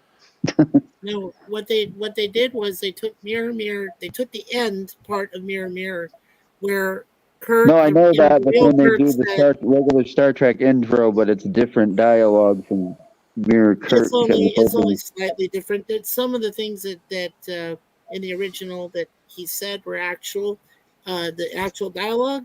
They only just kind of switched a few words around, but then when he leaves, and they go back to their own universe, and the Mirror ones come back. That starts out fairest of them all, and it's still a great episode. I love it. It's also one of my favorites. At the end. Thomas, I'm a little afraid to ask what PMTSD is. Post-traumatic trauma syndrome disorder. I thought it was post-moronic timing spatial disorder. Spatial disorder. I'll know it in 5 seconds. 4, 3. Professor, I just sent you a message. 1. That was on my TV. Post-massive traumatic stress disorder. Okay. Take a look. So it was close. Yeah, it's going to collide all right. Yeah.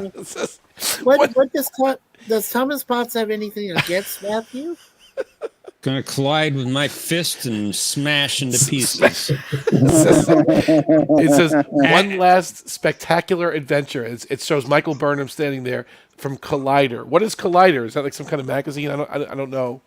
But Collider's what those ships did with the ground. Oh, that's what they did with the ground, right? Okay, got it. Collider is an entertainment news site. John Campy used to work for them. Got you. So they're Paramount shills. So did Christian Harlow. Like some other people we know. Yeah. Also, can I butt in really quick? Sorry. Yeah, go ahead. I just wanted to say thank you, gentlemen, for the fun time this evening. I'm going to head out, and I hope to catch you guys next week. Thanks, Chaz. All right, Chaz. Good having you here, man. Thank you, Chaz. Thanks for playing. See you later. I had fun till Omni obliterated me in the final round, but it was a close game. I don't know about obliteration. It was close up to the end. I didn't have the balls. I didn't have the balls to wager all my points on a educated guess, but you were more confident in the answer. No, you know what the funny thing is? But I did it because I was trying to get points for the final tournament. I needed to catch up, so I wouldn't have. In fact, I don't think I would have bet even that much if I wasn't trying to get those kind of points for the tournament. It's Patrick's fault for setting the bar. It's Patrick's fault for setting the bar too high. Yeah, but you get used to it. But normally it's Omnicast. No. We got some great players on here. I mean, we really do. When Jake comes on, he's formidable. I mean, he's very formidable. Yeah, it's Tokyo when he can join us. I mean, he's strong. Obviously, I did say Tokyo. Yeah, we got some strong players on here. But y'all have a good night. Take care. Take care. You too, Chaz. Take care. Night. Bird of Prey is no joke. Mercer, when he's on his game, is no joke, right? I mean, we got some serious talent in the room. Well, when I'm really concentrating, I mean, like there was that game that we lost to you, Omnicast, but so close because Jay and I both had 2,700 points, and I was like, I even shocked myself that I was able to get so many good points that game. Yeah, it was good to see. I've been ragging on Discovery all night, and I usually do. Mm-hmm. But I have to be fair. The last 2 episodes, they've been good. Yeah. They've been good. If Discovery had been like that from the beginning, from the rip, yeah, we wouldn't be talking about Discovery like this. Not at all. The last 2 episodes, they have been, I would say, for Discovery, A episodes. For Star Trek, they're maybe B- B area. Right. But yeah, they've been good. Better than Code of Honor, not as good as, Yeah. What did you say? That must have been difficult for you to say. Sitting Jeff. on the river. You sure you didn't have a gun pointed at your head when you just said that about the last 2 episodes? Well, I did not have a gun pointed at my head. Okay. What they did was, at least from my opinion, they turned down the woke a bit and they just kind of focused on the story and the characters. And it wasn't this huge mega stakes where the whole universe is about to explode. It's an interesting chase to find this technology. It's a treasure hunt, if you will. And they're doing it in an interesting way. And I like the characters they develop with Mal and Locke. And I won't spoil anything, but I mean, it's they just turned down the woke. They turned it down, and they focused on story, which makes good Trek. Rayner's been very good as well. Phenomenal. Which I know he's a dead those man. characters have been good. He's done next episode. He's toast. He's definitely they're gonna kill him off. We like him too much. We'll see. We'll see. Yeah, I mean, they killed Shaw. I love Shaw. I thought Shaw was excellent. They got rid of him. I think Rayner's next. But no, Thomas, it was not because of the library. I knew he was going to say that. There was, without any spoilers, there was a massive library scene in last week's episode. Let's just put it that way. And lots of books and potentially book radiation. Maybe Thomas thinks that the library has some secret photos of Jeff Intellecto or something, and they even had a card catalog. Yeah, they had Did you see that? Did you see they had a card catalog? I was like, this is perfect. This is perfect. They still even have. Do libraries still even have microfiche or microfilm? They have a Tabicron? We do. They didn't have it at Tabicron. Yeah, no. No, afraid not, Mercer. Afraid not. Nope, They had books, not discs. That was pretty cool. How in that episode they actually had discs for to show the scenery of the place they would go to. Yeah. That was really advanced. Futuristic. For the time. I love how Spock just kind of says interesting nomenclature, with a straight face. I just love that line. That's actually one of my favorite TOS episodes. It's way up there. It's good. Yeah. Actually, I think it was Jill that recently did a review of the Savage Curtain from season 3.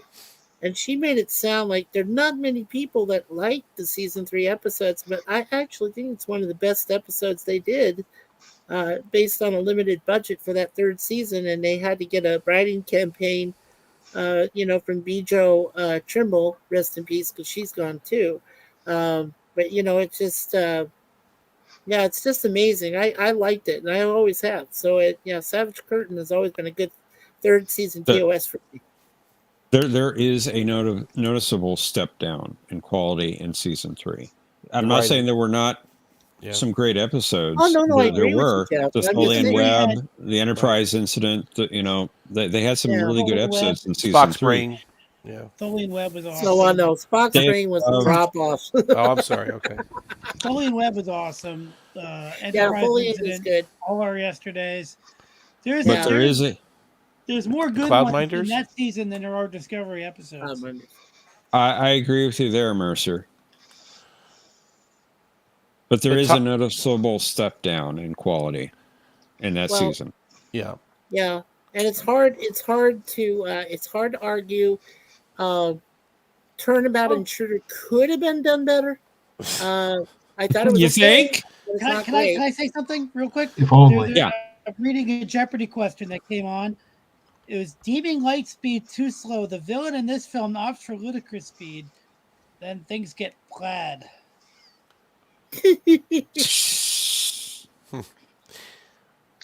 Light Oh, speed is too ludicrous slow. speed, Spaceballs. Oh, you're so funny. Ludicrous speed.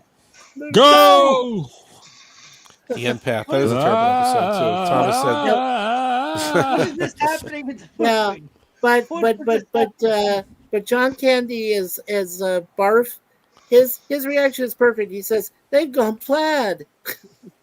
They've gone to plaid, is what he said. They've gone to plaid, right? Yes. Thank you, Jeff. They've gone to plaid. I'm the bearded lady. Who the heck are you, the freak? And even he says the Force before Mel Brooks corrects him and says to Schwartz. The Schwartz. That movie is so. Oh Thomas was saying if the Breen destroy the Federation, I was talking about these stupid mega stakes, not like those are interesting Star Trek stakes, not this DMA thing or the burn or these control or all these crazy stupid aliens threatening to destroy the whole universe.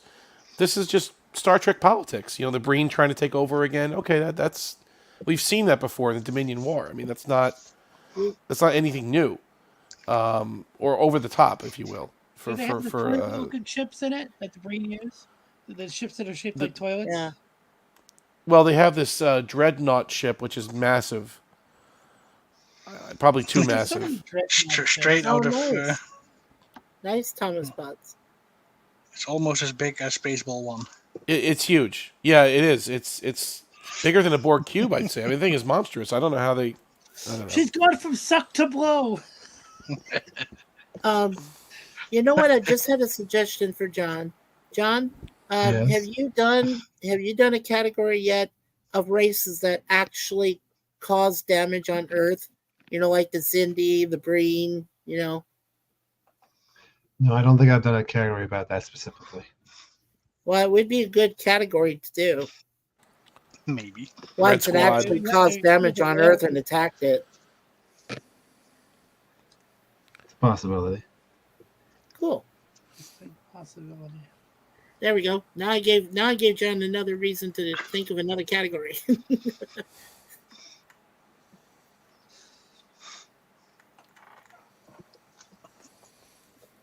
But I'm still waiting for the big thing, Professor. I don't know if... I don't think there is. I know, and you said that in the chat, that you thought it was the ISS Enterprise appearance.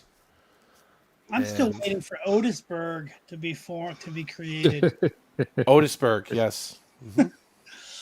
So Otisburg! What is Thomas saying? So the Badlands are supposed to look like... I don't know. Are they supposed to look like the Briar Patch from Insurrection, or... No. No, I think he means the Badlands should look like the Badlands of DS9. DS9. It wasn't that bad. I don't think Voyager. It wasn't terrible. It wasn't terrible. That little pocket of whatever they had in there, that was interesting, but whatever. The Badlands are just... Yeah. No, the Badlands are actually... I thought the Badlands were in South Dakota. Cinnabon. Did they look like the Deep Space Nine? I haven't watched it. Did they look like the Deep Space I Nine? mean, it's the same color, I guess. It's plasma storms. I don't know why people are nitpicking plasma storms in Star Trek. Like, oh, they look a little different than they did in 1994. Like, how could you nitpick that? It makes no sense. Did they have little tornadoes? Yeah, they had some little tornado action going on. There's lightning. It was interesting. I mean, I trust you, Omni, over the Paramount Plus advertisements. You as well. You should. I'm the voice of reason, even though I'm on the payroll. Hey, What is Ragnar? don't forget your soul glow, Mr. Omni. What? What did you say? Soul glow. In Oh, North man. Dakota? Yeah. Yeah, I whether moved there is a making buns to pretty soon I'll be making some real money. yeah, there's a town in That movie is so great. yeah, there's a town in North Dakota. I think it's called Minot, Minot. That's one of the closer towns, I think, to the border between the Dakotas and Canada, if I'm not mistaken. I've actually had to. I used to book rooms there. Not sure why. Was just one of those little places on Earth that people stay there and stay in a room or something. Just on their way, maybe going across that part of America, doing a cross country trip or something. But I'll say this again. I'm going to be hopeful about Strange New Worlds if they can just take the same formula, dial down the woke a bit, focus on stories and characters, and try not to trample on TOS canon. If they can go to different parts of the Alpha Quadrant, different species, so they're going to obviously trample on the TOS canon. But it's Pike's 5-year mission. Can't they just go a different part of the Alpha Quadrant somewhere else that Kirk didn't go? And interact with different aliens that Kirk didn't interact with. Billions of stars. The galaxy's about as big as New York City. Yeah. It's not billions of stars anymore. It's like New Jersey. New Jersey, yeah. I'm setting a course for a place called New Jersey. God. So Mercer, what would you consider the size of the Star Wars universe? The what? What would you consider a city that's equivalent to the Star Wars universe? I don't know, but I don't know what you're asking, but my point is that the Milky Way galaxy has billions of stars, and every science fiction show I've ever seen, Star Trek, Star Wars, doesn't matter, always thinks so small. Like the Milky Way galaxy is like the size of the United States with like 20 cities, and that's it. Galaxies have billions of stars. Like, why is it that in Ahsoka they go to another galaxy? What, is there not enough stars in this galaxy to go to that they have to go to a different galaxy? Like, it just always bugs me that science fiction doesn't think about how big our galaxy really is. The only science fiction franchise that actually explores how big it is Warhammer with the warp, where you go into the warp and you need a single navigation light to guide you. That's awesome. Well, didn't the Stargate series also emphasize different types of worlds? They went to different places of the universe. Yeah, they all pretty much look like Canada. Well, which part of Canada? And a Vancouvian look to it, huh? They went to different No. Sorry, I like SG-1. Don't get me wrong. I'm saying they didn't all film them in Vancouver, British Columbia. Some scenes were actually filmed in the Toronto area too, and also near Ottawa. Oh my goodness, another Canadian location. Wow. Yes. Wait a minute. In the beginning, Vancouver's not the center of the universe there. in the beginning of this show, Jeopnerdy, you guys start every episode with a picture of the Earth rotating. Yes. I just thought you guys should keep that in mind. What's wrong with the Earth? Oh, yeah, I'm not going to say anything. So Thomas is saying that my prediction is not going to hold true, that they can't, the writers of Strange New Worlds can't help themselves but muck about in the TOS canon stuff and characters. So I'm just being hopeful. Maybe it's naive, but if they're proving to us that they can give us Star Trek that we like, borderline we do like, it's possible. Yeah. The formula is there. And the characters aren't that bad on Pike's ship. They really just, if they can save Martha, Ortegas can go. Save Martha on these, Engineer can go. Well, my big question is, and murdering Omega. And Omega needs to go to therapy and then come back. My big question is Akiva. Yeah, sorry. Go ahead, Ursa. Sorry. I'm just saying, if they can save Martha on Strange New Worlds, then everything will be good. If they can what? Save Martha. Save Martha. Why did you say that name? Yeah, why did you say that? Anyway, your turn. Sorry. Just have to get that No, out. that's okay. What I was going to say to Cinnamon Bunny was, yeah, actually being hopeful is if you replace Akiva Goldsman completely as having to anything else to do with Star Trek. It's not going to period. happen. It's not going to happen. I understand. Thomas I likes like some of his pointing. screenplays. I liked iRobot. I liked A Beautiful Mind. I liked aspects of Picard. I think he's not bad. You know, he's high on himself. He thinks he's better than he is. He's narcissistic. What do you expect? He's very. But iRobot was a good movie. A Beautiful Mind was a good movie, and he wrote those. And with Batman and Robin, he probably did what he was told to do. I'm not going to blame him for that movie because he probably did exactly what the assignment was. Thomas likes pointing at his own name. Yeah, he does. I think he's pointing at Cinnabon's comment, but that's funny. Or DS9? Oh, please. Well, I came up with that because it's kind of like a Jeopardy style intro. I think it's a great Jeopnerdy intro, and I like the music, and I'm glad that you changed some of the board, with some visuals like that. Some of those cool, wavy visuals you have to bring up the board, a lot better. And since I have a great computer now, I can actually hear all those sounds, all the visuals, and everything that happened. So, very cool. And where's your old computer again? You say it's destroyed? Is that what you said? It was destroyed. I threw it down a recyclable chute, and it is destroyed. It's gone now. It's been recycled. Disassembled on the molecular level. It's a molecular level, yes. So we'll never hear that. You guys, like I said, where you guys thought that pure anti-proton, absolutely pure. Yeah, no, it wasn't about internet. It was about the fact that I found 2 whole viruses on the computer, not just one, 2. And they were both, and they were both Trojan viruses. And I was like, oh shit, no wonder. Yeah. So the virus was interfering with your broadcast. That's what it was. Constantly. Absolutely. Okay. So that's why you destroyed the machine. You didn't just. I had to destroy the machine. It was impossible. Yeah. But luckily, YouTube, in their benevolent wisdom, have preserved some of my less than optimum moments, including the game that I actually won in this whole 92 weeks. You won 5, didn't you? Won whole game. You won 1. I thought it was 5. Where was it? No, I've only won 1 out of 90. Yeah. Okay. Well, you were handicapped with your your. Yeah.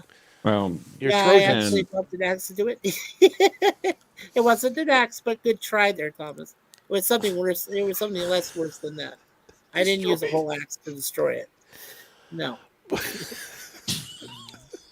I'm just imagining you destroying the laptop. I'm sorry.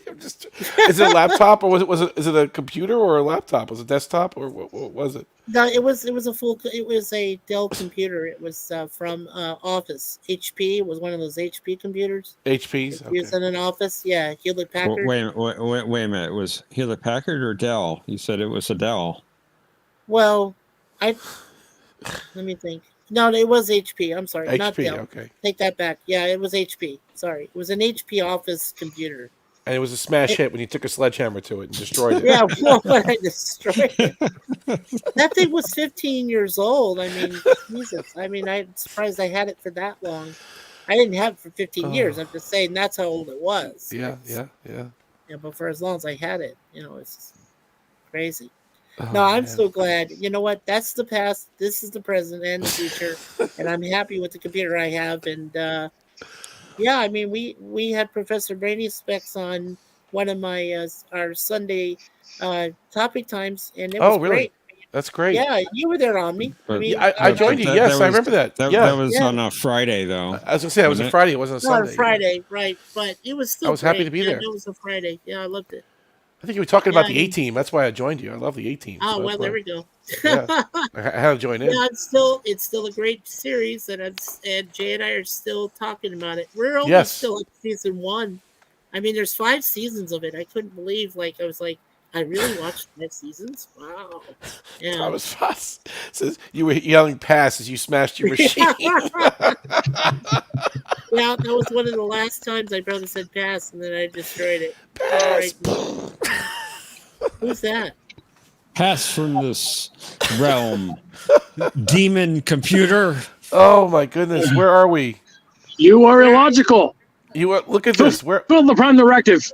You're on the wrong side of the road, Tokyo. Get over. Oh my what are you God! doing? Ah! Oh my goodness! You have no idea that there's countries outside of the United States. You're on the wrong side of the road. Okay. Negative. No, you're on the wrong side of the road. This is the actual correct way to drive. There's only 3 countries that they drive on that side of the road, right? Yeah. Baloney. The United States used to drive on the other side of the road, way back when. Oh, Now wait, man. Tokyo, Then they got smart and started have the They driving get on smart. the correct side. This correct is side very of the road. This is a very comfortable way to drive, mind you. Thank you very much.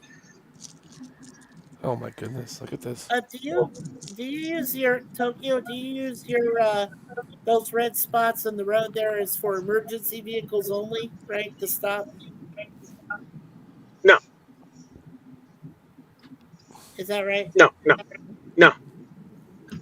You know what I'm talking about? No. No clue. No, I mean your red spaces where it's in red on the road there.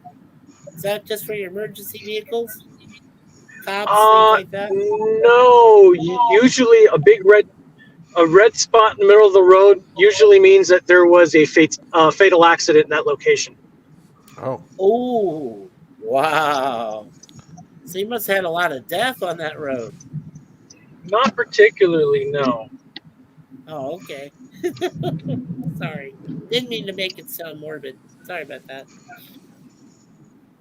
Rest in peace. Hold on. It's interesting. The only countries that drive on the left side of the road usually are British colonies, typically.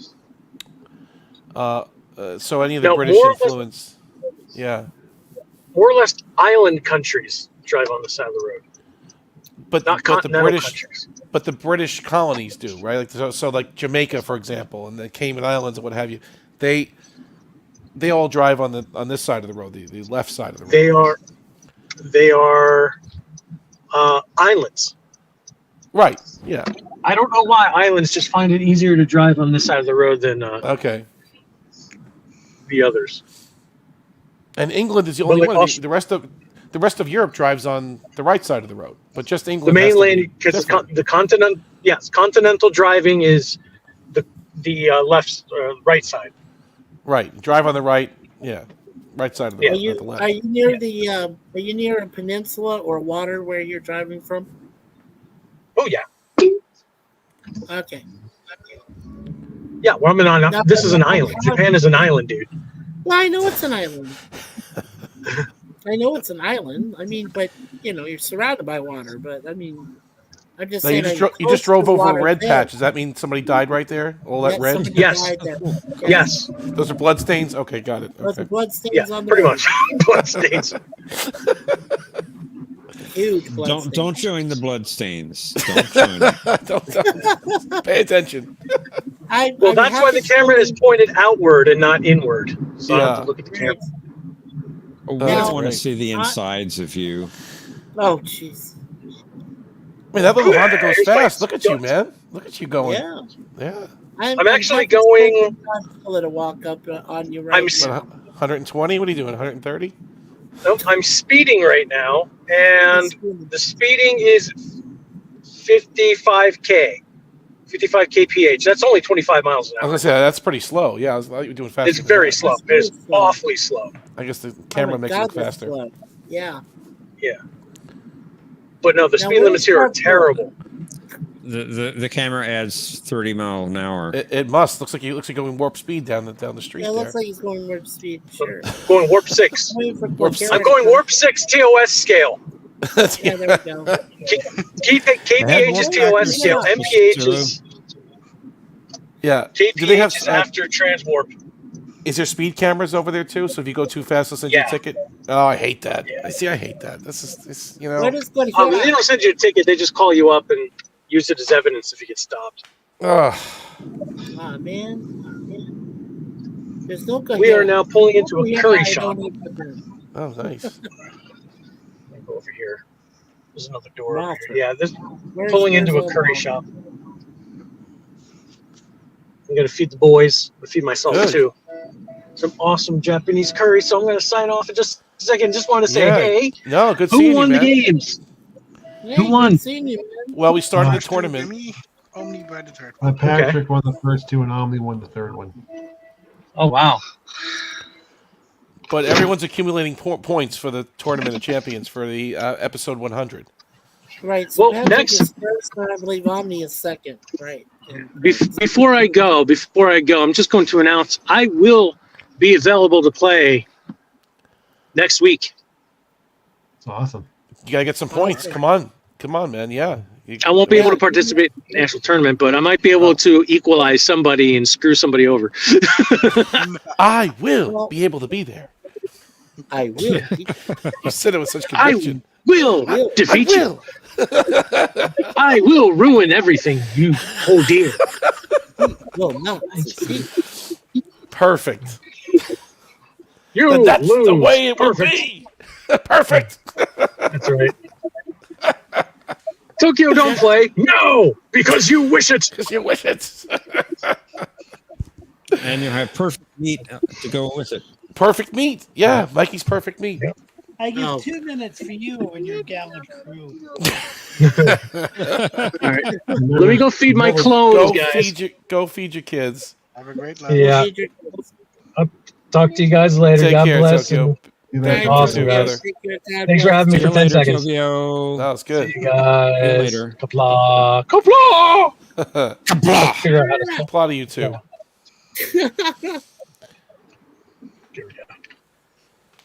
That's so freaky, man. It's I would amazing. say don't crash into Godzilla on your way home. What? Did you see Godzilla in the background there? No. I thought he was back there somewhere, but no, he was hiding out. That was well. Mecha Godzilla. They get confused all the time, please. I They know, get mixed Mecha up. Godzilla. Yeah, absolutely. I like Mecha Godzilla. He was okay. What was Godzilla's little baby Godzilla? What was his name again? The little I baby forget. one. What, Kazuki? That's it, Kazuki, right? Yeah, Kazuki or Godzuki. Even his Something. steering wheel is on the wrong side. Yes, we were just talking about that, Thomas. There's not many countries that drive on the left side of the road like that. The incorrect side. Yeah, and I drive.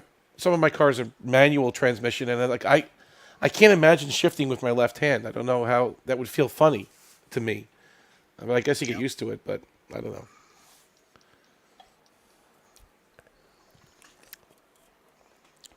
Oh, wow, okay. It was Manila, Minilla, or Minya, is considered Godzilla's child. So Oh, Manila. that's what it was? Okay. Yeah, Manila. I remember That's Mothra. Mothra was a bad guy, right? He was pretty... he was a problem. Mothra was the bad moth thing, yeah. Right. And then you had the three-headed one. What was that? Oh, Hydra yeah. or something? Like a dinosaur kind of thing? What was it? Yeah. That was it was a Hydra, but three-headed Hydra, but they call it Gydra or something like that. Yeah.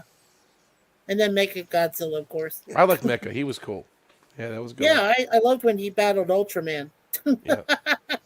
Those red Or at eyes. least the guy who was supposed to be like Ultraman, I guess, and fought on Godzilla's side. Yeah. Then, of course, don't forget those were those singing. What were they called? The girls that were singing on the island or something? They were the ones that raised Mothra, or one of the. Yeah.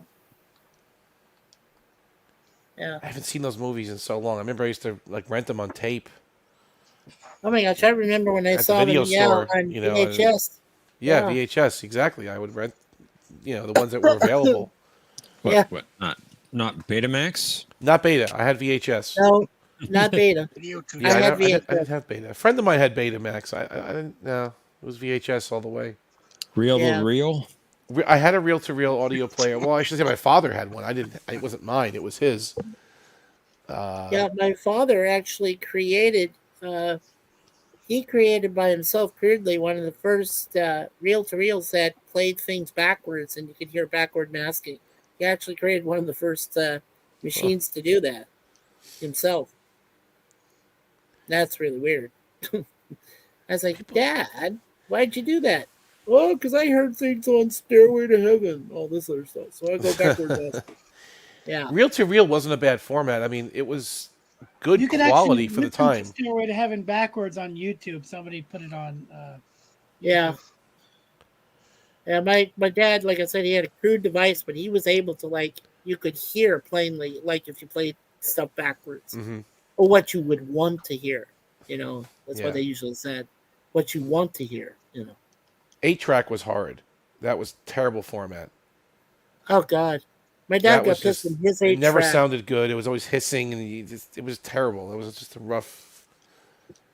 Yeah, well, he took his 8-track of Folsom Prison Blues from Johnny Cash. Johnny Cash, right. And it broke on him, it went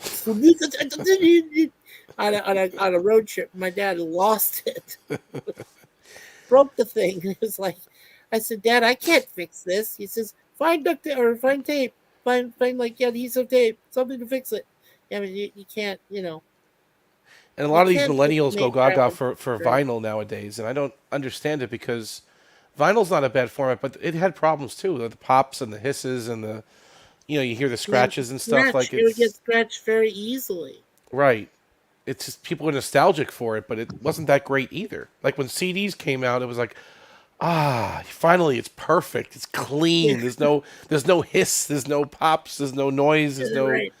And we forget, and you yearn for the old stuff. There's no fullness to it. You know what I mean? Well, that's the way they mastered it, though. That's the way they mastered them back then. If they would have mastered them differently, it may have sounded differently.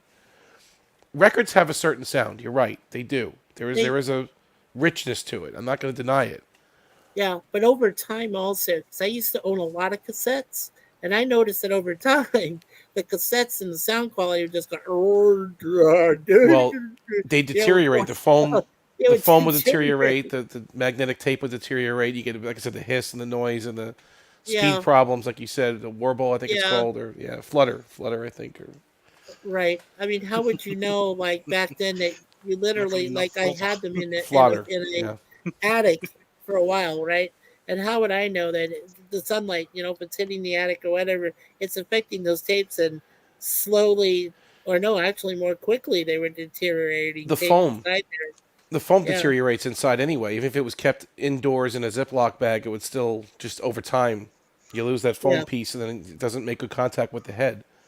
Anymore. Yeah. So, yeah. I mean, all right. Back in the day, if you had one of those chrome tapes, like a really expensive chrome tape, and you recorded a really good sound, it was okay. It sounded pretty good. It wasn't bad, But we're so blessed to have digital now and lossless digital, right? It's digital. People still want records. It's a lot better. I just remember I used to own Memorex, and I thought Memorex was the the thing. Those were great tapes. Those were great tapes. And then Maxell and Memorex, right? Yeah. Yeah. Is it live or is it Memorex? Live or is it Memorex? Yeah. Remember the Maxell commercial with the guy sitting in the chair and just being blown away by the sound, right? They made fun of that on Robot Chicken. I think where this guy's sitting there, and all of a sudden his teeth are being blown out. Everything else is being blown out. Not just the drink, not just the wine glass. Yeah. Did you guys ever see the band Xbox commercial where the woman is giving birth, right? She's screaming, and all of a sudden the baby flies out of her, right? And as it's flying through the air, the baby's screaming as he's getting older, and he's flying through the air really fast, and he's getting older, and he becomes like an old man, and he crashes right into the grave. Oh, it's so damn funny. Just look up banned Xbox commercial on YouTube. Yeah, there was those chip commercials, especially when that, and you were just talking, Mercer, about a lady who was pregnant, and all of a sudden, the guy who's eating the chips, and all of a sudden you go, "Meow," and you hear the baby coming out from the I think it was Pringles, or it could have been one of those chip commercials, but the woman who was pregnant with the baby automatically came out as soon as he was eating the chips. Doritos, that's it, Doritos. Oh, Doritos? Oh my God. Yeah, Doritos chips. Yeah. Those were hilarious. Pringles are good too. I like Pringles. Oh, I love Pringles. Who doesn't like Pringles? It's like Pringles are good. No, right. Pringles is great. Nobody's gonna say they don't like Pringles. No, I said I like Pringles. Yeah. I've not I used to grab Pringles like in a a while, whole but bunch of them. Yeah. I used to grab like about a third of them, like at the top, and yeah. So then they came up with all these different flavors. We have them in Canada. It's like one's called lemon lime Pringles, and another one is what's the other one? Oh, Chipotle style. Then there's a barbecue ranch. Then there's a regular ranch style. There's like so many different types. Like one that has just herbs and spices mixed with the Pringle chip. Yeah, there's so many different flavors. A lot of the Dollaramas up here sell them. So Dollarama. Dollarama. Yep. Wow. See, down there you have Dollar Trees. Like there's Dollar Tree, Dollar General. Yeah, there's different. Yeah, and Dollar General. Well, yeah, I worked for Dollar Tree, but Dollar Tree is the equivalent of Dollarama up here in Canada. So, yeah. Good night, Thomas. Good night, Thomas. Good night, Thomas. Take care, Thomas. Stay away from Cinnabon. Yeah, stay away from Cinnabon. He's bad influence. Fight the peer pressure. Yeah, fight the pressure. Fight the brainwashing. Mm-hmm. Not brainwashing. Resist. Resistance is today. No, just kidding. Resist until every Jeopnerdy soldier is off Cardassian soil. You must come. I don't know. Did the Borg ever turn Jeopnerdy into drones? That's a good question. I don't think that's ever come up on the series. I don't think they ever said it. Yeah, we never saw that. Never. Yeah. What about the Krenim? Did the Borg ever inhabit the Krenim? Yes, because if you remember the episode where Seven was having multiple personality problems, Janeway said she was discussing temporal mechanics with a Krenim scientist as one of her personalities. Oh, okay. So the Borg Infinite Regress, I think the episode was called. Yeah. Okay. Did you ever notice that there was a Cardassian in Enterprise? There was 2 episodes, one that mentioned the Cardassian and one that showed one. Did you notice that? Yes, in Dead Stop, one of the aliens. That's where they showed it. That's where Yeah. they showed a Cardassian. Nobody knew it was a Cardassian, but they showed one. The one where they mentioned the Cardassian is an observer effect when they talk about the Organians are talking about the Cardassians. The Organians that are inhabiting the crew, they mentioned the Cardassians. Right. I always thought Future Guy was a Cardassian, though. I always figured. No, it's Archer. Future Guy is Archer. What do you mean it's Archer? That's a popular theory that he was intended Future to be Guy. Archer. Yeah. Oh wow. I don't get it. So it's like a paradox. So he had to interfere to make sure the Federation was born, or something. I don't know. He had to have the Suliban do some stuff to make sure that Enterprise did some stuff, so the Federation got born. Okay, that's interesting. I guess I could see that. I thought the writers were saying it was going to be a Romulan or a Cardassian or something. I thought it was going to be a Cardassian. Yeah, I heard the theory that it was supposedly a Romulan. Romulan? Okay. I never really figured it out. Mm-hmm. I I think you know who I think it was. I think it was that lady that works at the burger joint that they went to in Carter Creek, not Carter Creek, Carpenter Street. Mm. But you like your without vegetables or something. That has to be future lady. Would be funny to have Dr. COVID on Discovery. By the way, what's her name is the girl that non-canon person. Campia's show. Oh, The that's girl right. that Erin, what's her name, who used to be on Campia's show, got her start in Carpenter Street episode. She was one of the prostitutes. Yeah, I was just I was also looking up the where the Borg were in Enterprise Regeneration. And it says it actually serves as a sequel to Star Trek First Contact. I would say it Well, does. it is. Yeah. It is. You don't say. Yeah. That's kind of cool. I mean, you can watch Star Trek First Contact, then watch that episode. You're like, oh cool. Yeah. Regeneration. Then watch Q Who, and then watch Best of Both Yeah, Worlds. then watch all the TNGs. Yeah. Iborg, Descent. Yep, Iborg. Right. Yeah. So the best way to watch Star and Trek eventually- in order. The best way to watch Star Trek in order is to watch it out of order. And then eventually you get to First Contact. Then you can watch Regeneration. A leads to B, B leads to C, C leads to A. Yeah. Exactly. Or you could go the route I said, Mercer. You could watch the first 3 full seasons of TOS, then watch TAS, then watch the 11 episodes of Star Trek Continues, and you'll get right to Star Trek the motion picture. Those are not real episodes, bro. But it's real to me. Yeah, but I love them. real to me. They're real to me. They're real to me. They're real non-canon episodes. Indeed. Oh, you say. Well, it doesn't matter what we say. Yes, it does. You're more knowledgeable than I am. I value your opinions, both you and John, Jeff. Come on. I mean, Let's those just shows say- don't trample on canon like the new stuff does. You can at least Yeah, admit that's that, right? I mean, Well, that's And- it true. respects it. Yeah, and that's true. I that mean, is like true. Star Trek Star Trek Continues has some good value to it. Yes, it may be Sure. non-canon, but the thing is that it's been done a lot better than most new Trek stuff you got on today. Yeah. Well, that's, That's true. true. That the That's quality of what we the do show not has nothing to dispute. do with whether or not it's canon. Right. Something can be absolutely awesome and non-canon. Something can be canon and absolutely terrible, like Discovery or Strange New Worlds. There you go. Nobody knows Star Trek better than Omni and John. Yeah, that's No, right. no, Omni's there's got others. this I mean, there's probably photographic. people out there. John is formidable. I mean, he's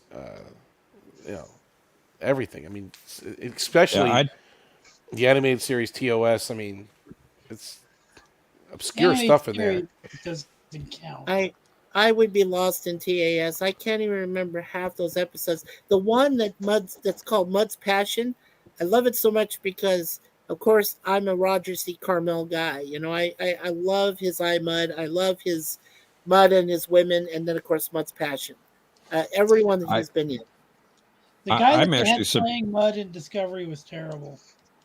I'm actually surprised they made Mud's Passions for the animated series. Why? Because No, I think it's a because little that's why too you're adult. right. I think it's a little too adult for a children's program. Oh, But it's not a children's program. It's made for adults. It was on Saturday morning cartoons. that's right. And you're right in a way, Jeff, because I always thought that those TAS cartoons were actually meant for children and not meant to be absorbed by adults, but yet adults love them. So, I'm not saying adults don't love it. oh yeah, I know. No, I didn't say that. I just said that I believe that they were supposed to be tailor made for children, and then eventually adults over the years said, "Oh yeah, this is actually good episodes," and even though they're animated, and, I mean, I finished watching that documentary series, The Center Seat, and they did a very good episode. I think it's the third episode or so of the series, on the animated series, and they interviewed a lot of the writers, including I think David Gerald and a few others, and they described how they really reassembled most of the writing staff. And I kind of knew this, but I didn't really know this, including DC Fontana and others. It really was Star Trek season 4, stuff that they couldn't do, didn't have time to do, didn't have the money to do on the original series. They were able to do in the animated series. And they had the original writers' room together, so it's like, and they had the original voice actors. So I do respect it. It's just hard for me to get through it. I don't know what it is. Maybe because it's animated, it's just not holding my attention as live action does. But you have to respect it. Right, and the other fact too, right, that it was made by Filmation, and Filmation had put out a lot of early holiday type themed, animated shows and specials, and that's what I appreciated was the fact that Filmation was able to work with those original writers and put something, comparable to the original series, but in an animation form. So, and I really was a big Filmation fan. I really am. I really like Filmation. I love He-Man. I mean, He-Man was a big part of my childhood. I'll tell you that much. I grew up with that for sure. Well, the live action ones we're doing right now, the Secrets of Isis and Shazam, are both from the DC universe back in the early day, but they're also put together. The animation parts of those live action is put together by Filmation. So, it's. That's just great TV, and we're trying. Jay and I are trying to persuade people. Hey, you know what? If you really want decent, good live action TV, go back to, those series and go watch them because they're actually really good. Back for their day, considering the animation and everything they used. So at least we try to persuade people. What else did they do besides He-Man? I'm trying to remember what else Filmation did. Well, they did She-Ra and He-Man. She-Ra and Well, that was like a spin-off of He-Man, right? And then that was a great one. I like She-Ra. Thundercats. That was not Filmation. No. Was it? No, okay. No, I don't think it was. It was some Japanese house, but it wasn't Filmation. None of the earlier ones was Battle of the Planets or Voltron. Any of those? Ghostbusters? No. I have the entire Thundercats series. Thundercats was great, but it wasn't Filmation. No, it wasn't Filmation. Not well. No I don't think early animated Transformers was either. That was Sunbow. The Superman Aquaman Hour. I'm reading it now here. Journey to the Center of the Earth. Okay. Adventures of Superboy. Yeah. The Archie Show. I don't remember that. This Archies, is the 60s. Yes, the Archies. Love the Archies. The Adventures of Batman. The Hardy Boys. Now we're back in the 70s now. Yeah. Archie, Mission Magic. My Favorite Martians. Shazam, like you said. Yeah. The Ghostbusters. That's not Ghostbusters. It's something else. Okay. Right. Yeah. Yeah, that was a horrible. Yeah, it's not the real one. Not the real Ghostbusters. That actually came before Ghostbusters. Oh, yeah. It did. The Ghostbusters. Really the Ghost Space Busters. It was 2 words. Yeah, it was 2 words. Black Star, Tarzan, Lone Ranger, Zorro, Adventure Hour, Gilligan's Planet, He-Man. There we go. 1983. That was the one for me. Yeah, I did like their live action Jason a Star Command and Space Academy. Those were pretty good. For a kids show, it was pretty good for the 70s. The 70s, okay. I like Star Secrets of Isis, Yeah. like you said. And then they go into the 90s here. What do they do in the 90s? Not too much, but I mean, they went out of business. James Doohan was on those programs. Oh wow, Yeah. with his voice, yeah. Yeah. No. This was him. live action. Oh, it was live This action. was live action. He was on it. Yeah. That's right. He What was did. that movie that Roddenberry did with James Doohan that was all about girls being killed in high school? That Roddenberry wrote.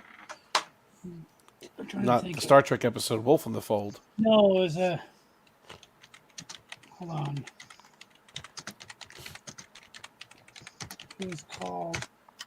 Yeah, you might have to look that one up. there was a lot of early cartoons I watched. I don't know if you guys remember Roger Ramjet. That was a great one. Pretty Maids All in a Row. That's the name of it. It's Pretty a Maids movie All that in a Row. Roddenberry Okay. wrote. Pretty Maids All in a Row. It's a really bad movie that Roddenberry wrote that James Doohan appeared in. That was really bad. What's his face on the other channel did a review of it like a week ago. Well, on the other channel. Our friend. There was a series he also wrote. Was it Genesis 2? That had Alex Cord in it or Alex something? Cord, yeah, he was in that one. Yeah, I remember that one. Yeah. That was a good a good wasn't TV bad. movie. Yeah. And I love the transport in it. And Marion Hartley. Woohoo! Wow. She was nice in it. What was it? Earth Final Conflict wasn't terrible either, right? Was that his? Roddenberry had nothing to do with that. Wasn't it his script? Wasn't Majel saying it was his, or it wasn't his? They put his name on it, but he had nothing. He was already dead. He had so little to actually do with it. Okay. It was supposedly based on his notes or something. Okay. Oh, his notes. Okay. All right. Don't let it fool you. It's just an advertising gimmick. That goes with Andromeda as well. That was based on Roddenberry's ideas. Yeah. It's just a big advertising gimmick. And to clarify, I mean, they called it Gene Roddenberry's Andromeda, but he had nothing to do with it really, other than basic outline ideas type thing. Yeah. But wasn't Majel producing it though? Yeah. I don't know if she produced it. The Earth one. I don't know about Andromeda. I mean, the Earth Final Conflict. She was a part of that one. She had something to do with that show. Was Magil an executive producer of that, if I remember? She had something to do with it. Yeah, she steered it some way or another. I think she was both. Yeah, she was both executive producer and I believe creative writer for the series. Mm-hmm. And she starred in it too. I think she was in it. Yeah, I 2 think episodes, she was, right? Yeah, that's right. Yeah. Yeah, the one thing I was just thinking of was when they put Matt Frewer in a TNG, right? He was in the TNG episode. He's Professor Rasmussen. Yes, Rasmussen. Now, was that before he did his Max Headroom or during the period of his Max Headroom? That was after. Yeah. That was after. Okay. And he's Canadian too, by the way. Is he? Yes, Matt Frewer is Canadian. Yes. Yeah, that episode aired, I think, in 92. Maybe early 93. Yeah. Robin Williams was supposed to play Rasmussen, but he was doing Hook. That would have been good, actually. No, I'm sorry, not 92, 91. It was season 5. So what is that? So 87, 88, 89, 90, 91. It was 91 or early 92. Because 1990 was season 4, right? And then... Right. It's 4 into 5, 91, yeah. 92. And Max Headroom was late 80s. I think it was in the 80s. It was... So, that was definitely an 80s show. Mm-hmm. Yeah. So, Jeff, I wanted to ask you, so when you have your AQOT tomorrow, what's the format? Who's going to be hosting and what's happening? Conti? Okay. So it goes back to regular, both Zoe and T-Dowd being the captains, and then you get 2 people from the audience? Yeah. Okay. I know we have one person lined up. I don't know about the second spot. I don't know. Let's just say no. Okay, that's fine. No, that's fine. Because I don't know. Oh, okay. Well, I'll be there in the chat giving you guys joke answers and stuff. Yeah, please also, make sure they're joke answers. Yes, sir. Yes. I know he gets after me if I give him wrong. Yeah. You've done it more than once. I apologize, Jeff. I told you that already. It's not my fault. Sometimes I come up with a great guess. Other times like I said, I got a vast wealth of knowledge and I think you knew the last one. okay. Yeah, I probably did, but sorry. I think it's safe to say you can put in a guess the perfect meat and you won't mess anything up. No. Oh, That's a good answer anytime. Yeah. Perfect meat. I just like I love giving joke answers though, not only here but in AQOT, both games. They're a lot of fun. Just make sure they're really joke It takes a lot answers of and not talent to real give the answers. best joke answer. Yeah, even if you joke like, answers is actually not easy. Yeah. even if you think it might be right, but you're not sure, don't put it in. Yeah. Just put things you know it can't be. Right. Mm-hmm. Some Like ridiculous things that I know can't be. Right. Like do an interocitor, that's safe because they don't have interocitors in Star Trek. They have interocitors in this island Earth, but they don't have them in Star Trek. That was a fun movie. I love the Mystery Science Theater version. Yeah. Oh, yeah. They're still running. Really good. Yeah, they're still running MST3K on loop marathons right now on YouTube. They're doing it through Shout Studios and through some other companies. Are you building an interocitor up there? No. How many pieces? 3,297. Crack. 2,396 pieces. I could quote that movie all day. Yeah, I have to say one of the funnier ones I've seen recently is Teenagers from Outer Space. I actually saw that in the theater. Yeah. I wanted to. Isn't that weird? I mean, that's bizarro, man. That one is just nuts. No, in Southern No. California. I'm talking about the Mystery Science Theater 3000 movie. I saw it in the theater. Oh, you saw it in the theater? Okay. I did. Yeah, yeah. Hey, look, it's the cleanest weather Earth has ever had. What's that? Look, it's the clearest weather Earth has ever had. Doesn't the fact that it's universal make it international? Yeah. The secret government ego project. Start warming the syrup. Calling Dr. Jemima.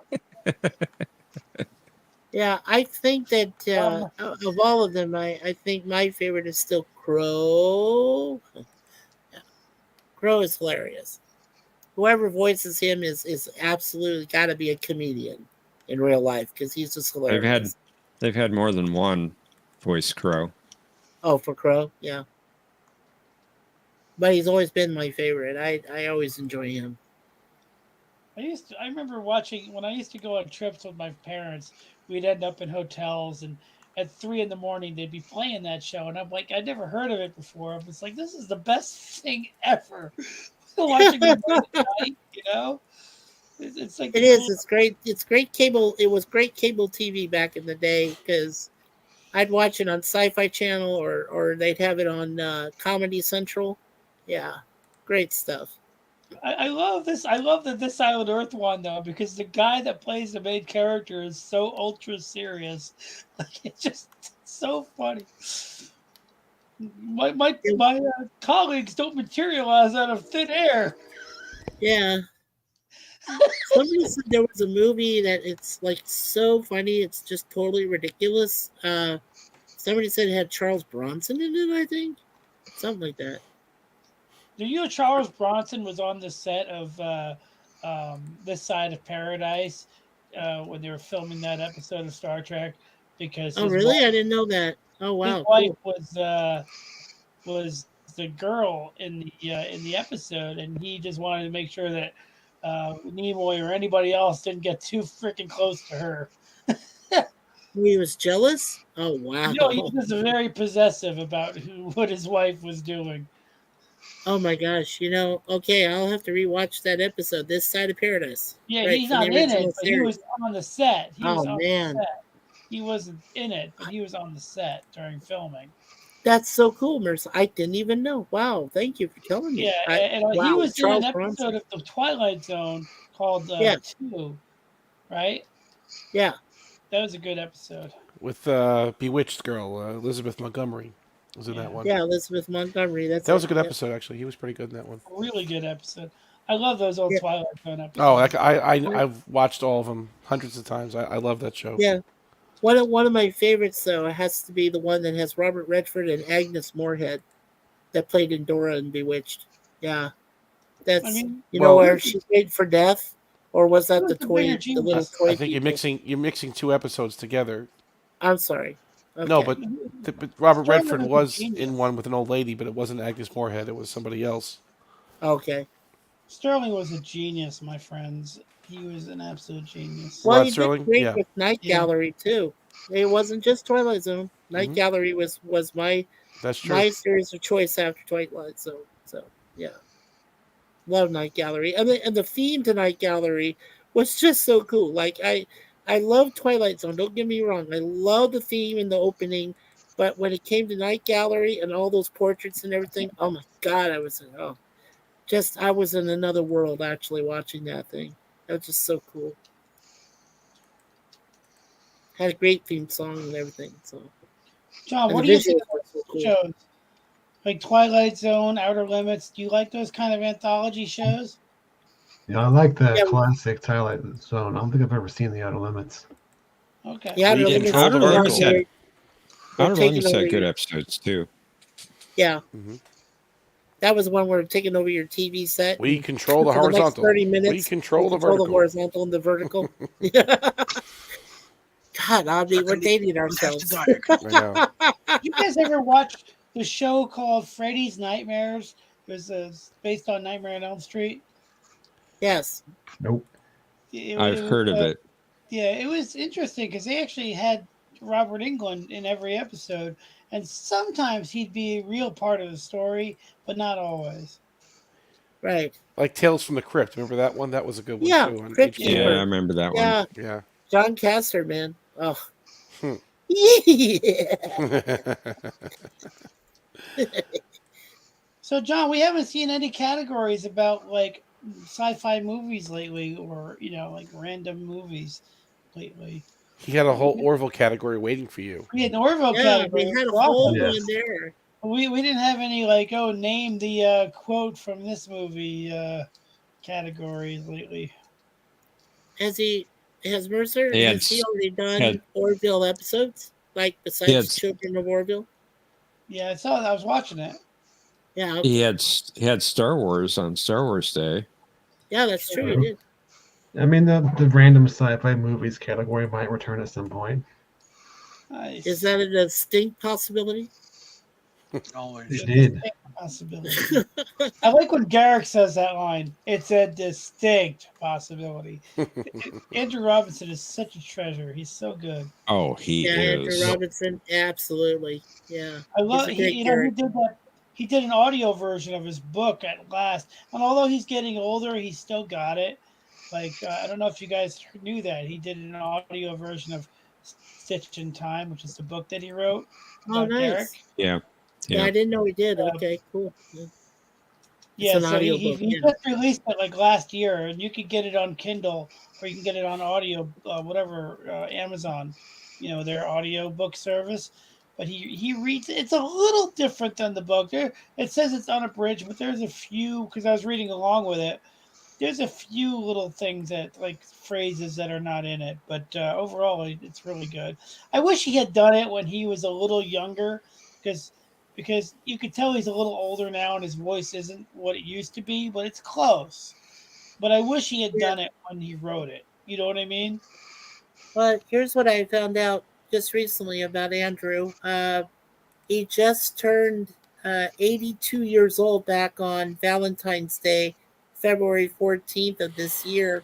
He's still married to the same woman he's been married to since 1970, Irene Robinson, and they have one child. And she was in a Deep Space Nine episode. She was, yeah. Yeah, she was in The Visitor. She is the girl that visits Jake. Yeah, that's his wife, right? Yeah, that's right. That's his Irene. daughter. Yeah. Daughter. Daughter, okay. It's always one child? Yeah, his daughter, okay. Yeah, I thought that's his wife daughter. appeared in something.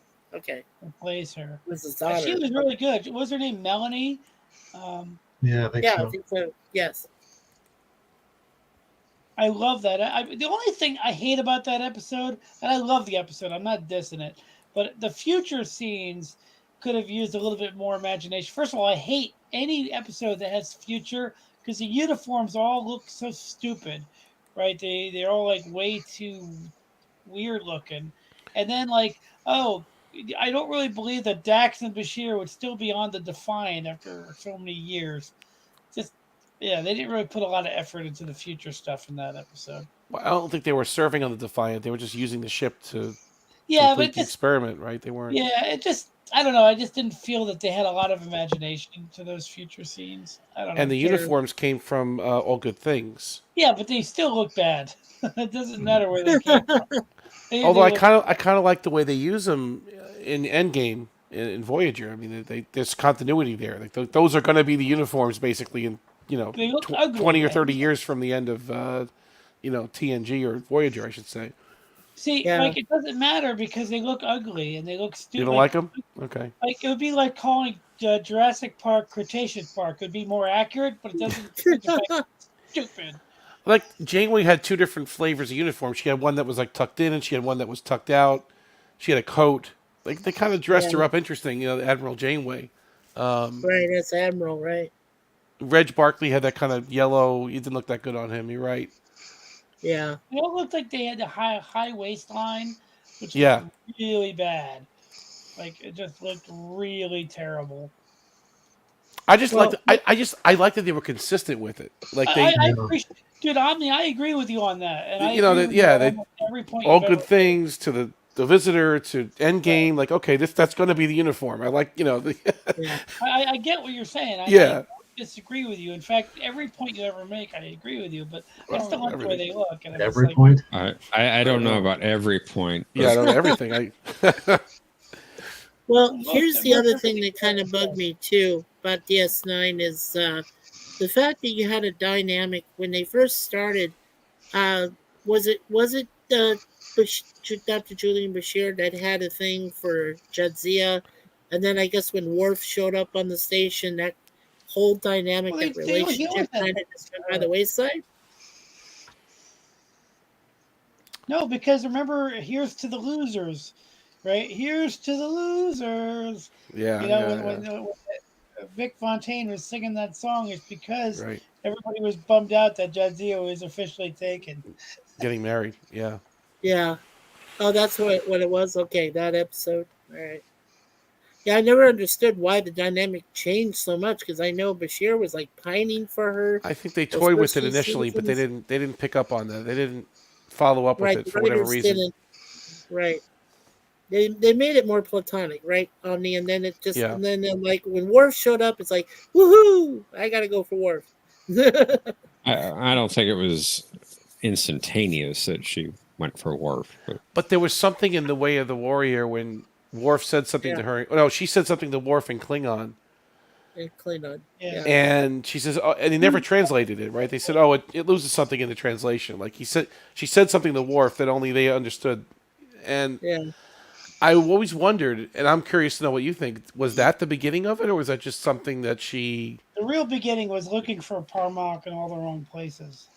Right. But it was leading up to that, though. They planted some seeds along the way. Yeah. Well, I think I want to hear what John thinks. Yeah, I'm very curious. Oh, I think in The Way of the Warrior, when they've literally just met, she's just flirting. I think because she flirts with everybody. But over the course of the season, they started planting some hints that they were actually attracted to each other. She said something to him in Klingon. I guess they were trying to show off that she knew Klingon too, right? At that point. Supposedly what she said in Klingon was something along the lines of, after Worf had mentioned Curzon, well, I'm a lot better looking than he was. Yeah. And he says, I suppose so, or something like that, right? Yeah. Okay, yeah. Yeah. It kind of makes you wonder the first time. Yeah, it kind of makes you wonder the first time when Worf comes on the station and they're coming out of a holographic suite, dressed up in, mid-Renaissance era, clothing, and it's just. What did she say though? Yeah. What do you think she said? Well, I don't know. I don't speak Klingon, but I've looked this up before, and she said something supposedly along the lines of, "I'm a lot better looking than he was." Well, you do speak Klingon, though. I mean, John. Well, a couple of phrases. Maltz. Yeah, just a few phrases. Oh, he chewed. I used to have a Klingon dictionary. I used to have a Klingon audio book, like an audio tape of how to speak Klingon. Yeah. I was a real geek back then, man. I'm totally not a geek anymore. But they deviated from that original Star Trek I 3. disagree. Yeah, Disagree, that's true. Mercer. That's I'm a true. total not a geek anymore. Mm-hmm. Well, But think about the guy that wrote the Klingon language, Michael Okuda. Oh my gosh! well, I no, mean, he that- didn't. It wasn't Okuda. It was a linguist. I forget No, his Michael name. Okrand. Yeah, Mark Okrand. Okrand. Mark But Okrand. Okay, I'm sorry. they used that You version should of be Klingon sorry. in Star Trek 3. Right. But they didn't use that same version of Klingon that he wrote in Next Generation or Voyager or DS9. They kind of just made it up as they went along, I think, on those series. Because it was hard to pronounce. I think the way he wrote that language is very difficult. And I think the actors had a problem with it. Okay. Yeah. Okay. Or the writers had a problem with it. Or both. Well, do you know what I mean? Like, it's not. They just kind of made it. They just made up the Klingon language as they went along in the later series, I think. yeah. But was it all in the translation, or was it just in the way that they wrote the words themselves? The Klingon If you words? read that book that he wrote, they Yeah. don't speak that language that's in that book on TNG. Right. They don't speak it in DS9. They don't speak maybe bits and pieces, maybe a word here or there, but not the way he wrote the Klingon language. Which he wrote a whole language. That guy. Right. Yeah. Maybe it was just too hard for the writers to execute, writing in a foreign language. So they just string words together that sound good, But I don't know. And who was and to ask another question, who was the writer that came up with the rules of acquisition for the Ferengi? That's a good Bear. question. Or was lots of Irish people, I'm Stephen sure. Bear. I believe it was Irish Stephen Bear. Well, Pillar had a lot to do with season 1 of DS9 too. It was Irish Stephen Bear, bro. It was? him? Okay. Doo-doo. Oh, very good. Okay, Or Stephen one Bear. of the other guys. Whoever wrote the 12th rule book, that's who it is. Okay, Mercer. So, how many rules of acquisition total are there? 285. 278, 285. Okay, Something like that. I know that in Enterprise there are less rules. That's true. Yeah. Yeah, that's right. And especially in the first time Archer encountered the Ferengi, right? So, yeah. But we haven't heard all 285. Like, you've only heard pieces of them, right? Yeah.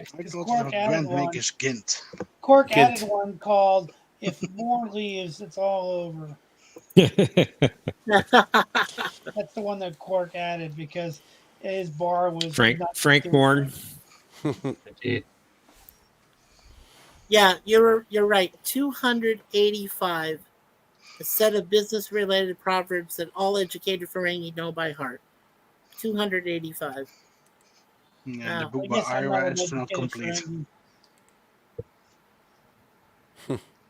Oh no, this is interesting. It said that while the exact number of rules has varied over time, there were originally 173 rules by the mid 22nd century, Yeah, that's and then Enterprise. later versions expanded. That's Enterprise. to include up That's to Enterprise. 200 Yeah, included up to 289 is what it says. So, but officially it's 285. So. And then Zach rewrote all the rules after he saw the prophets. Right. Yeah. The Zek. Zek. The Zek. So, wait, can anyone just go into the wormhole and talk to the prophets? Is that the way it works? Did they just bring an orb with them? They can go into the wormhole and talk to the prophets? That'll get their attention. Yeah. You just What's the best way to disturb them? Well, that's interesting, John. You just made that video. Was anyone else referred to as the except Cisco and Zek? Like, right. I can't think of anybody off the top of my head. Because even in your video, it was like you heard the Zek, right? They didn't call anybody else the except Zek and Cisco. Right. I don't know if they talked directly to anybody else. I mean, they talked to Quark about the Zek.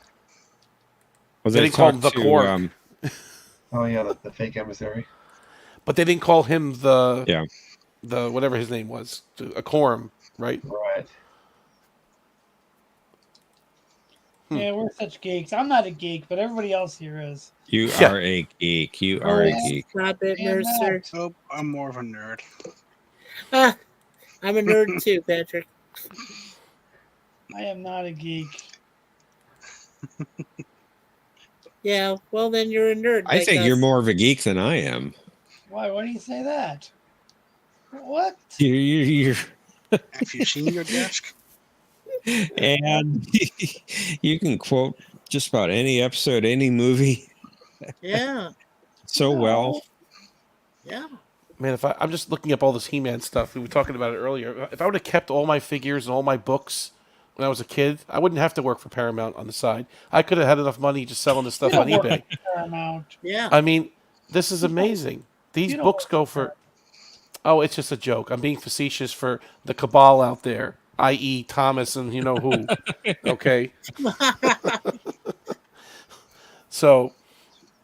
But I mean, it's amazing how much they sell these things for. I mean, these books that were $1, $2 books now go for $50, $100 for people that want to spend money. A Stitch in Time is worth $1,000. Yeah, that's what I'm talking about. Yeah, exactly. I have it on paperback, and I had that one too.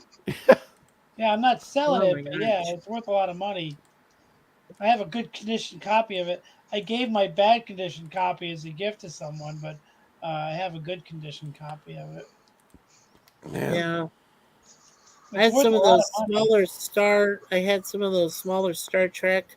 You know what do they call them? The little paperbacks they used to have. Oh, the Star Trek novels. books.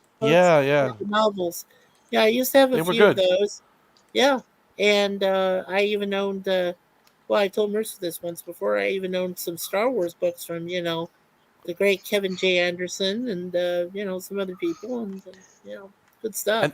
And they Jeff, had these I'm not a geek. record book things. Like you play the record and read the book at the Jeff, same time. I'm not a Yeah. geek at all. I'm a totally normal person. I I'm a disagree with totally you, normal Mercer. person. I disagree. Mercer, as far as Star Wars just goes, don't if see they it. had done Truce of Bakura after the Return of the Jedi, we'd have a better series. What's so great about being normal? Normal? Normal. Not Normal. normal. Normal's normal. Nermal's got the life. She lives how she wants to live. She's got the best life. But I don't know. I guess What is normal? Normal, right? Wouldn't that be Normal good? is Yeah. what everybody else is, and you are not. Right. You are not. I absolutely agree. The cats. Yeah. No, I absolutely agree. The cats have the best life. I mean, look at my avatar there. That's like I said, Moon Pie is on the left, Deja Vu on the right, and they have the best life ever. They don't have to worry about anything. Well, Nermal They just really has do. to. When Nermal's impatient, she likes to eat when she wants to eat. She's impatient. Well, same here. I mean, Deja Vu actually is the one who wants to get cookies all the time. We have like these little, things from what do they call them again? What's the name of that cat? The Whiskas, I guess. Yeah, Whiskas thing. Like she really loves Whiska cookies. She really wants to have them. Or Temptations. That's the other one she likes. So yeah. John, you have any pets? No, I don't. No? Okay, you should get one. You might like it. Well, I've had cats in the past. I just don't have any at the moment. Yeah. Aww. I didn't know Cats are a good cats, friend to have, John. I just had one cat, Nermal, when I was a kid. Yeah. When I was a kid, we had a cat named Fuzzbomb. Oh, That was Mercer, cool. you know what I meant to ask you? Did you go ahead and make Nermal your support pet? Oh no, not yet. But I did enter Oh, her you in need the to. contest. I'm just saying you need to do that because if you travel anywhere and you want to take Nermal with you, Nermal would be able to stay in most places that are pet friendly. She'd be able to stay for free, and you would get a discount also for being the support owner Which of the pet. definitely is a support pet in terms of like my anxiety. So I guess That's what I'm saying. So yeah, please register her. Ask your local humane society; they will guide you to a place in the United States that you know you only pay. I think it's like now. I think you pay less than $20, and that's for lifetime. That's a lifetime membership, and it's good for as long as the pet is still alive. So perpetuity, you know. And does Normal want to travel? That's the question. That's the thing, She right? doesn't mind being in the car, so she might want to travel. Just to Abu Dhabi. Yeah. Hi, Arabic Thunder. You've been waiting for that one, Omni. You've been waiting about that for Garfield used to always box her up and ship her to Abu Dhabi. I remember seeing it on the cartoon, right? That was it. There he is. Football guy We're in trouble now. We're in trouble now. I can't believe you guys are still on. I can't either. It won't be for much longer. I was going to say 4:30. 4 hours 30. Wow, John, you are really trying to get up there with Doomcock. Now we're talking about cat food. Yeah, we're Just just cat line supplement 53. I'm actually on Porch Day lot. You mean ground up Gormagander? Yeah, I'm starting to fade, so. Yeah. I have to say though, Patrick, Spot is one of the best looking cats on TV. Jeff, you're not even tired yet. Shit. I gotta prepare for a question of Trek yet. Yeah, he's got to prepare. God. We're coming up on 4.5, and the professor's got stuff to do tomorrow, so we probably should start winding it down. Okay. All right. Have fun Sorry, tomorrow. Mercer. That's fine. 10 hours for a question of Trek. Have fun tomorrow on Question of Trek. You mean there's actually going to be question of Trek tomorrow? Really? Oh, there will be, yes. Wow, hell is still frozen over. Well, we missed last week, but we were on for a good stretch for a while. Yep. Until Conti had to go and ruin it. 5 or 6 And then- episodes in a row. Yeah, and then after Question of Trek, you guys are all invited to our Sunday Topic Time stream, starting at 3 p.m. Eastern, 2 p.m. Central time, and Jay and I host it, and it's open panel, open chat. You know guys what can talk about Question just of about everything. Trek needs? I'll tell you what it needs. Yeah. It needs whammies, like in Press Roll Up. It needs like animated whammies. You know, like you know, I'm gonna take all your points. Some version of whammies. What was that? No whammy, no That whammy, was no a whammy, no whammy. whammy, and That was a stop. whammy. There you go. Come on, big Latinum, big Latinum. Give me 10 bars, give me 10 bars, no whammies, Big and money, big stop. money. No whammy, no whammy, and stop. Yeah. There's that No brunt, and stop. No brunt. Yeah, there was that documentary that's on YouTube. I don't know if you guys have watched it, but it's about the guy who cheated on. Yeah, I've seen on that. the yeah. He cheated on what? Press your luck? How could they call it cheating and all he did was memorize the pattern? That's not cheating. That's being freaking smart. Oh, there was a pattern to the. There's a pattern to it. Yeah, there's a Right. pattern. Yeah. There was a To pattern to the board. Squares or whatever. Okay. And what's random? I tons of credit. You know, after he figured I it out, they changed the pattern. They changed the. They made it. They made it more random, I think. Mm-hmm. Right. But And then how there is was it that guy, they had the documentary they did about Price is Right, where the guy memorized the prices to all the items. And, Yeah, they said because they you didn't cheated. change. Right. They never changed. Yeah. Hear about the I've guy seen that both cheated of on them. Jeopardy? Yep. I've seen How? that too.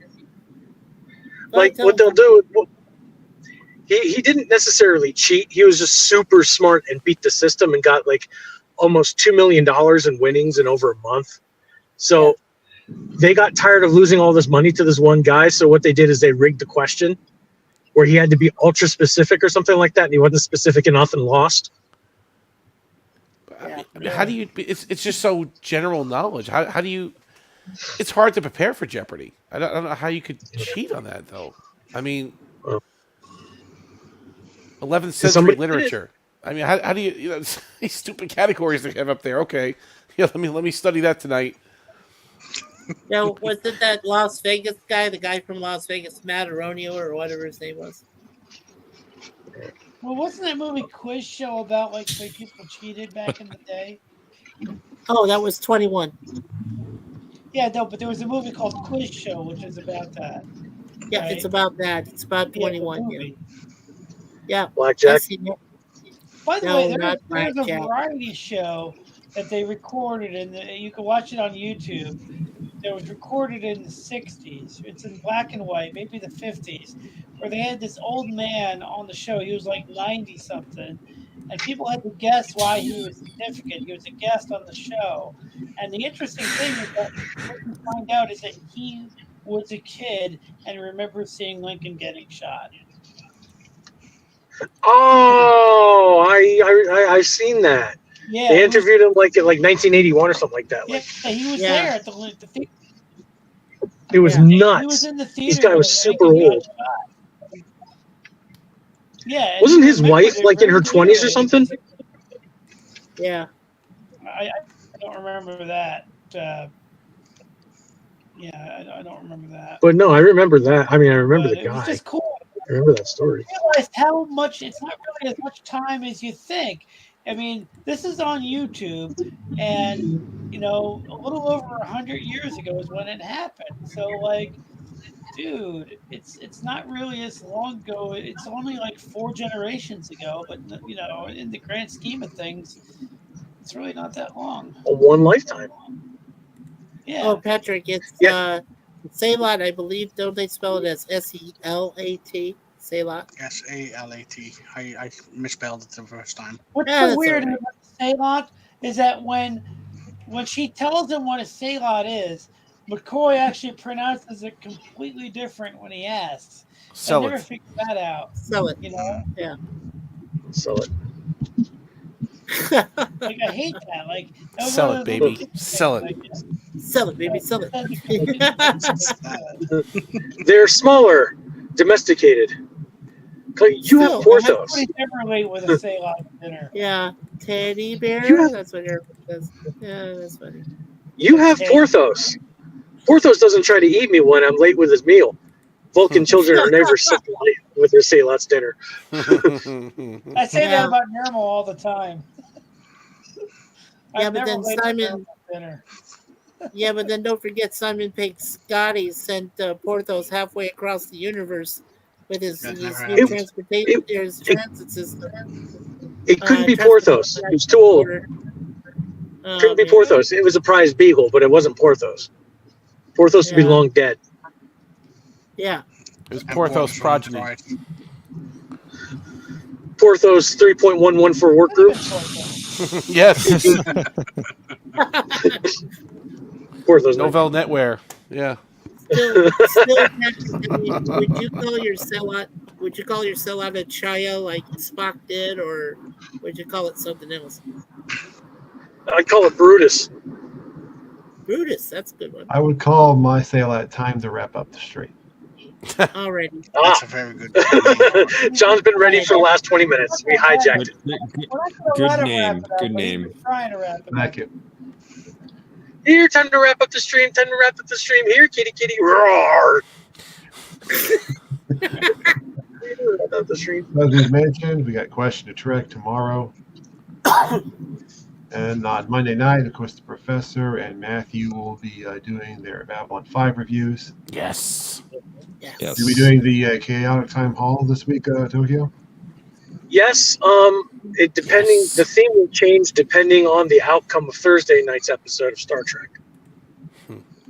Oh, sounds good. Wait a minute. Yeah. When are you having it? Hi, Normal. Oh, wait. Sorry. No. Forget it. Yeah, this will still be a Hell is Still Frozen Over stream of. Okay. Part 2. Guys, I was going to say, we're not having another episode before Chaotic. No, we're not. Yeah, no, I'm backwards. Say Stupid. Oh, I hate temporal mechanics. My Normal. Good night, Normal. Good night. Bye-bye, Normal.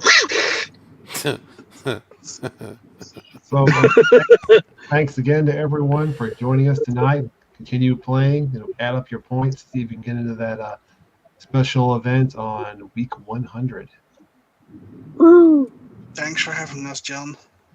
And thanks for the questions. Yeah. Good night, great everyone. Thanks for questions joining always, us. John. Applause. Thanks, guys.